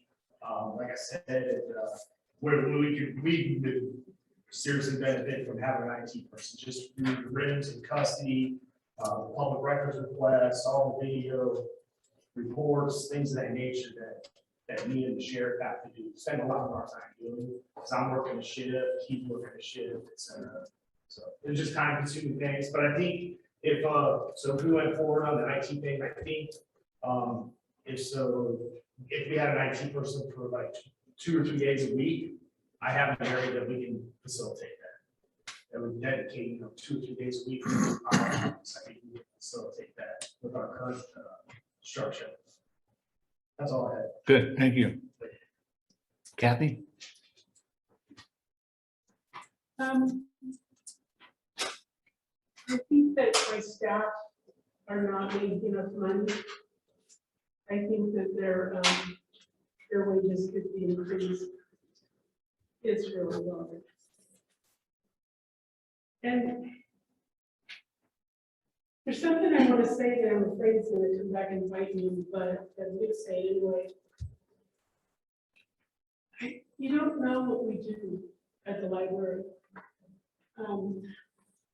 When you say we don't have very many people coming in, so we're not busy, we don't need another person, that just tells me you don't know what we're doing. I basically run a business. I have to take care of the building. I'm constantly ordering books. It takes me hours and hours to order my books. Mandy's in the same situation. She's ordering books for the kids, the young adults, and then she has to process all of them. When we were closed, that gave us an opportunity to do some projects, like Cameron needed the adult fiction collection, and Mandy went through and put accelerated reader labels and numbers in all the books that have them in the juvenile section. And but years ago when we got the it's called an all-cert cube, it holds our DVDs and people can do self-checkout on it.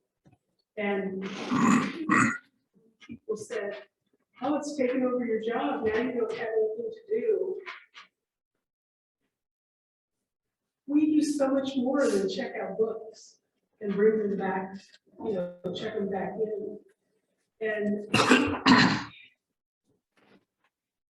when I keep hearing, oh, there's, you know, not very many people coming into the library right now, it's so disrespectful to what we do. We are busy and we do a lot of work. And I think you need to know that. Shayla, when I said that we were doing the same thing as other county libraries, and you jumped on me and said that we're Pershing County and the other counties don't matter, they do matter. We're part of a cooperative. It doesn't include Reno, it doesn't include Las Vegas, but it includes most of the other small libraries in the state. And we work together, we do things together, we share information, we share a database. And what other libraries are doing does matter to how we operate. And I think you need to understand that we're more than just the people who check out books. Thank you. Well, maybe, you said, like, we don't know exactly what each of you do there. Is it possible to put a presentation together? You know, so that we know that we're educated on what the library, besides having books and the computers and stuff, what we each do, so that we know. You know, so understand, you know, what the library is about. Possibly. Yeah. There's a possibility you can listen to it. Reen, you have anything to add? Oh, sure. Of course you do. So I'll start by covering the 3 different areas in my office. As you know, we do reporting, accounts payable, fixed assets, budget, et cetera, et cetera. We're busy all the time. I am down a 3/4 time person. We don't even feel right now that we have the time to interview. So we're covering that with sometimes Saturday morning work, or I am actually pitching in and doing a lot of filing, a lot of scanning. Now that the audit is almost complete, I've had a little extra time to work on those things to help Chris out and help me out. One of my couple biggest issues are deadlines. I don't know how many times on a Monday afternoon or a Tuesday morning when payroll is due, Chris has to call around and ask for time cards. I believe that's nonsense. We're all adults, let's get those time cards in when they're supposed to be in. Our procedures for our office say by 9 a.m. on Monday when payroll ends on the Sunday. Again, I shouldn't have to, and Chris shouldn't have to call around and remind people. Then we go into vouchers, the same thing. Vouchers are due Thursday, 5 p.m. before the county commission meeting the following Wednesday. That gives us Friday, Monday, and Tuesday to work on. If they're brought over on a daily basis, every couple day basis, it's not such a big deal. But when somebody walks in at 5 o'clock or 4:45 on Thursday with a stack like this, I want to scream. Because you can't tell me they did every one of those vouchers on that day. So I ask for your help in getting them in on time so we can get a process. The vouchers now having almost tripled to what they used to be last year. we have anywhere from 150 checks to 180 checks every 2 weeks when we process checks. That's a lot of checks for Bonnie to handle all by herself. And then when we're done, all those checks go to Lacey's office for them to double check us and get them mailed out. So again, deadlines. Our office is very, very deadline oriented. And then I'll just finish up with the recording side of the office. Right now it's been pretty busy because it's the mining season. But currently we're working with US Imaging, who came in and scanned all of our old documents from 1919 to 1984. And Stephanie's in the process of indexing all of those. All those documents will be online under historical documents. And then we're also working with a new surveyor who is putting all of our mining maps online for researchers to go and see when they want to see if their claim is still valid or whatever and can't get an answer from BLM. They'll be able to go on our website and look and see what those current mining plat maps are. I hate to be cranky, but I am getting cranky. I'm also getting more confident in my job, so you will have pushback from me. If you want to be offended, please just try to meet our procedures and our process, and everything will be hunky-dory. Account numbers too, before I forget, account numbers, you have them in your budget copies. I'd say 50% of the time that account numbers that come over on vouchers are incorrect. That shouldn't be up to my staff to try to have to figure out, or when we're entering and it flashes at us and tells us account not valid. You need to refer back to the budgets. You need to look at those account numbers. They have 4 sets of numbers. That has not changed ever. So I just ask for your cooperation along with. Who did your digitizing, the documents? US Imaging. They work with a lot of the recorders throughout the state. They came in, I think they were on site for like 4 days, working 24 hours. They brought their own scanners. It was a $60,000 project that we paid for out of our tech fees. But it's something that is going to be completely done once Stephanie. I mean, all the scanning is done. It's just a matter of Stephanie now is taking the time to index it, who the buyer and the seller is, or the owners, or whatever you want to call them. That's great. That's great. That's going to be available. And the mining is going to help my office a lot because we get inundated with calls because of the frustration of the BLM website. So that would be awesome. So thank you. Okay, Lacey, what? Karen. Oh, I think he Already talked to Karen. Lacey? Thanks, Sheila.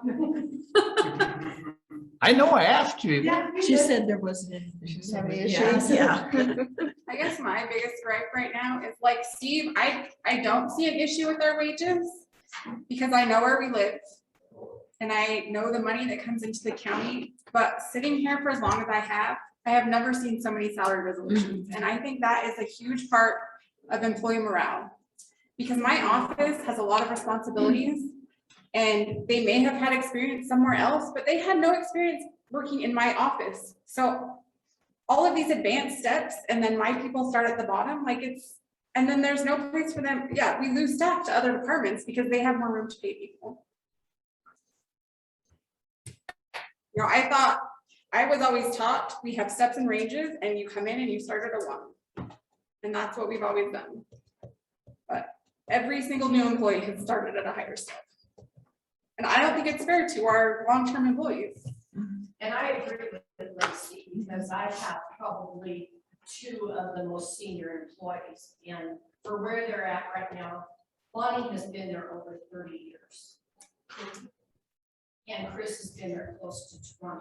And the same thing Lacey says is they're at a comfortable wage now, but look at the length of time it's taking them to get there. And mine and Rena's offices are dual offices and they have a lot of responsibilities.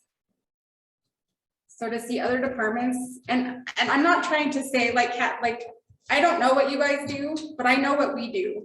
And I think that everyone should be on the same page and we should follow the same policies and procedures and steps and ranges, or it needs to be changed. It's gotten out of control, yes. Karen? Okay, let us have it. On the HR side, everybody, all the departments are pretty much on time with salary cut, with the evaluation. Almost finalize the personnel rules. We'll send them off, we'll have the review and then we'll have go over the changes to see if there's anything that the department heads want the wording changed.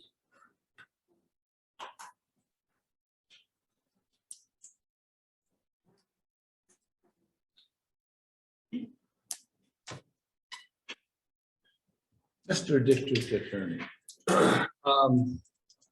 I would like to see department heads empowered a little more to provide benefits to their staff, just to make life easier for them.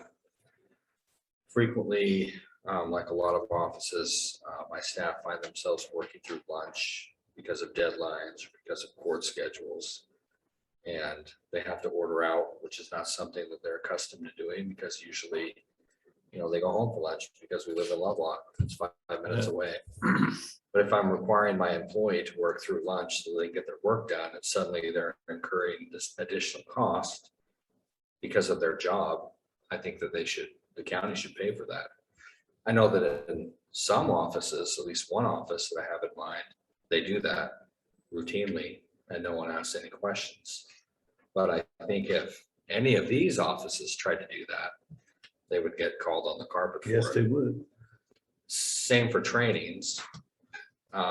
It would be nice to have a training and, just have breakfast with your staff. And I'm not talking about exorbitant amounts at all, but I'm talking about little things that show employees that maybe we can't pay as much as other departments or areas, but we value you and your time is important to us.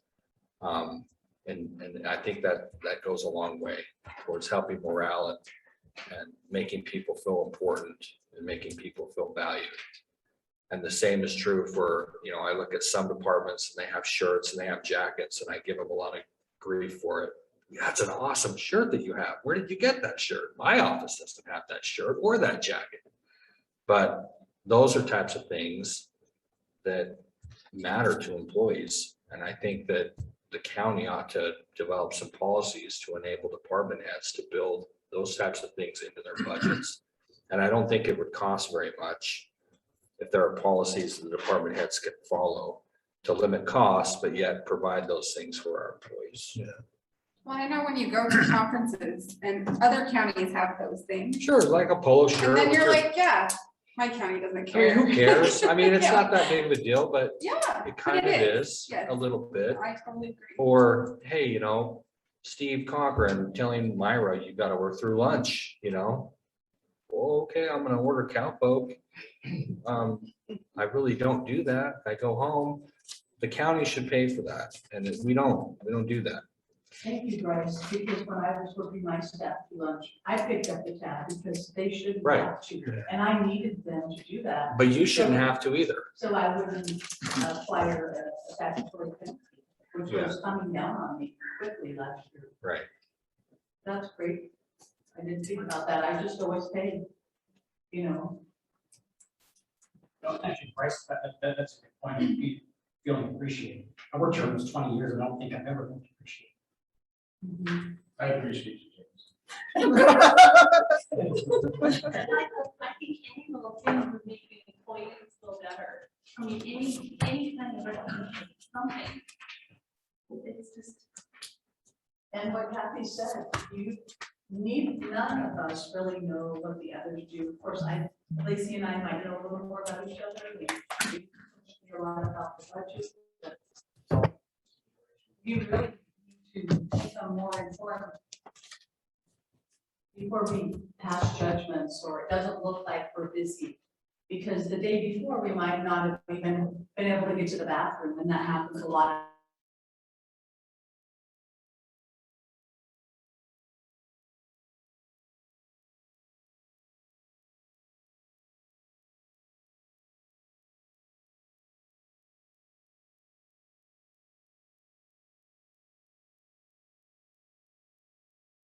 You know, nobody, there's no acknowledgement at all. And I don't want to be put on the agenda or anything, but. Nice. There's nothing. And I told you, and I'll say that, what we've just gone through the seniors. We started with 0 employees first of all, the second. We kept it going, we kept all down and down, and they appreciated it. Did anybody in the county say thank you to the people that were cooking, the people that were doing the books, anything? No, all I heard was complaints. And you can leave without complaints for almost a year and a half. And I'm not saying this to anybody, but I do as leaders and the leaders are concerned that I should be able to such attitudes. I mean, we do have a door panel. I'll ask a question. Every 5, 10, 15, 20, 25, we get the certificate in account. Is like that. Oh, I agree.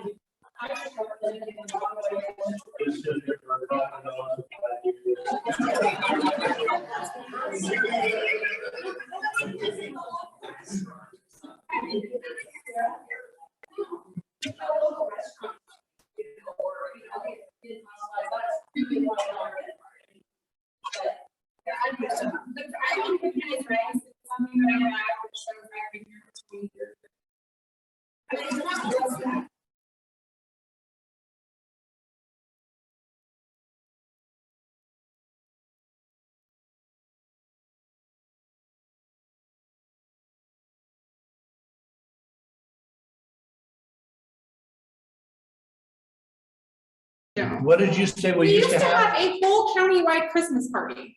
It was a lunch, and we did a potluck, and it got hard, and we just stopped doing it apparently. I don't know, but there's no unity between this building and my building. Well, probably like people stopped being invited. Yeah. Jasmine got hired already. Yeah. That's No, it was the whole county, the road department, the courthouse, the admin building, it was everyone. Dan knows, he was here. I always I know. just for the record. I'm just, you know, like, we used to do those kinds of things. When did It's they start? not like, It's put it, been like, in the years. newspaper, someone has been here like for 30, 40 years. You guys don't put it in the newspaper? Like to say like, hey. I put it on my office's Facebook page. Cause we started doing that at the senior center, like, well, we forgot on Monday, but we, bought happy birthday tats for the seniors of October that have birthdays in October. And we're putting it on the newsletter, taking their picture and like making them feel, you know, good, or that, hey, we remember it's your birthday and we're gonna sing you happy birthday here. And what that comes down to is like the service certificates and the service certificates, those are acknowledgement, and acknowledgement is nice. They're not rewards. No. They don't make you feel appreciated. That a reward makes you feel appreciated because that's something that's above and beyond an acknowledgement.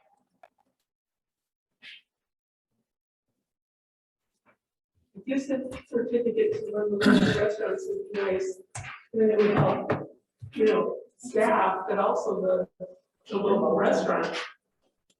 Did you have something to add, Eric? I was just gonna write Macy's and Price's coattails. It's just, you know, over at the sheriff's office, we have such diverse, I mean, I'm sure all the other offices too, but we have generational gaps. And then like myself, I'm 50, and I came to Pershing County. Pershing County is treating me well. I'm not gonna brag But, you know, I'm of that generation where I need to make my bank, right? And I'm gonna work, where the younger generations now, it's more about, I'm gonna do the minimum that I can, because my family needs more to me, right? Which we all have to recognize and understand, but I think some of those things that go back to what I was talking about with the recruiting and retention, is just, I think Core Rochester as an example, they offer their employees a per diem of some sort, like 20 or 25 bucks a day, just to offset those, you know, I gotta stay for lunch, I gotta go to trainings, or whatever the case could be, something. So that may be something that could be looked at possibly, just kind of giving ideas and see all a little bit. How about maybe letting them go an hour before a holiday? I mean, I know not every religion or belief, but it's like, we can't even do that for fear of getting in trouble. You know, I'm happy to stay and close the shop up before Thanksgiving or Christmas or New Year's Eve, but, you know, I'm paranoid to cut someone loose for fear I'll be getting in trouble. I know, but that's not our policy. Would it help to have department meetings and with the commissioners? We're all busy. You guys are super busy. I mean, a lot more so than me. But maybe every other month instead of monthly, where we actually talk about something that we could do positive for the employees and to plan something.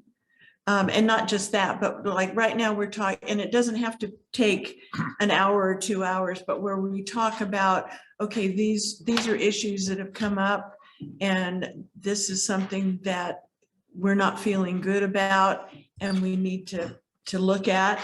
And on both sides, I mean, you know, I'm not perfect. I don't claim to be, and none of any of us are, but maybe we could, something's coming up, like Lacey says, Christmas, okay? So maybe we can say, okay, what can we do to make it better for our employees for Christmas? I mean, do we want, there's also a 4-day work week. I mean, you know, some departments could do that, some departments couldn't.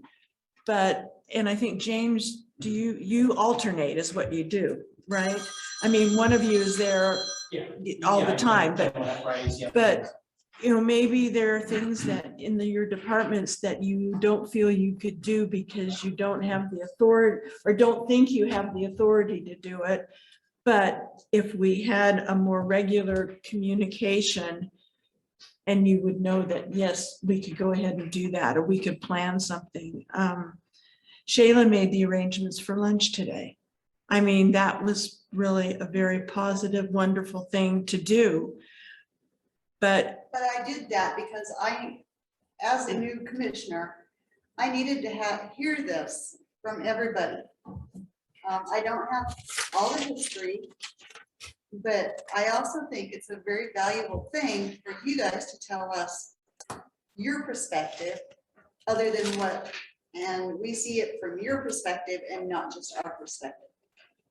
And we need to continue having this conversation on a regular basis. Thank you for that, Shayla, because we used to, prior, when I ran the senior center, meet monthly, and I believe Karen put the effort into organizing that, and those were great meetings. But And I mean, those department heads really helped me grow as a department head. I've never been a department head before. And we don't communicate. so my question to you is, do you want to meet monthly? Do you want to meet? I would make every intention. And you know, How about quarterly? Quarterly? well, I think quarterly is too far, maybe. I think quarterly would be reasonable, just to. Yeah, that's what I start, think. would be reasonable, and then I think something for the commission to think about is just my experiences in the military is, you know, the guys and the gals that are out on the front lines. And the biggest morale booster is to see the colonel come by and say, hey, how's it going? Got any bitches, gripes, and complaints? That's just a huge morale booster for those people that were expecting to perform. Yeah, I was just there last week and you beat up on me. I know. And I agree with what Eric just said, is just stopping by and saying hi. There's a few of you I haven't met in a long time. I need that. I cannot come to this commission meeting and tell you what I work on. I flat out can't. I want to, I have exciting things going on. I have things I need to work on that I can help it. I can't tell you here. I need you to come and see me, please. Well, and if I could just add one more thing, there have been a lot of suggestions made. But it's not going to, some of the suggestions need to be incorporated and they need to be carried out. Otherwise, if we meet again and nothing's been done, then what's the Well, point of meeting? And I think the commissioners need to have a meeting amongst ourselves, a workshop where we're talking about all of this that we heard today, plus some of the other things, and make some goals and plans. And we're not gonna solve everything in one workshop, but we haven't really done that. We have our commissioner meetings and, we have an agenda, but, we need to sit down and talk about, okay, where are we going as a county? Get input from everybody and look at some of this and what can we do and what. As the clerk to the board, I feel like we have a lot of workshops and all we do is talk and nothing. ever No happens. decisions are made and Yeah. no follow through is done. So I would maybe just add it to an agenda item for next, Like, take action. yeah, like I'm ready. incorporate, well, you can't take action on anything today. No, I'm not talking about that. Incorporate, There's a lot of times I'm ready to take action. When I took Ralph up to Humboldt County for a housing meeting, Ralph from West Coast, that he noticed in their commission meeting that they had different signs and placards around the wall. I didn't have time to look at them myself, but they were mission statements, vision statements, goals, and different things. And I know City of Burnley had like a vision board at one point in time. I don't know if it's in their courthouse or maybe I saw it somewhere else.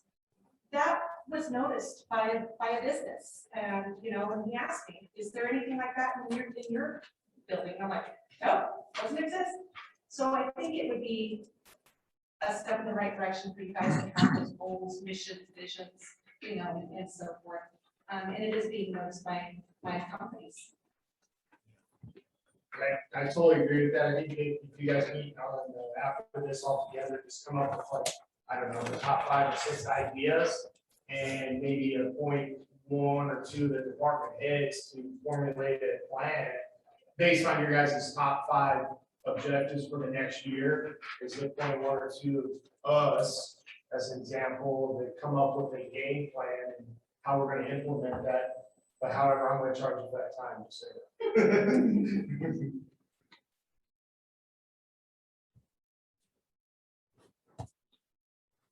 Okay, anybody else have anything? thanks for lunch. I would add that there's still some stuff over here, so if you can take some of that back to, I know I realize it's late. Back to your employees, whatever. Unless you wanted to take it all home.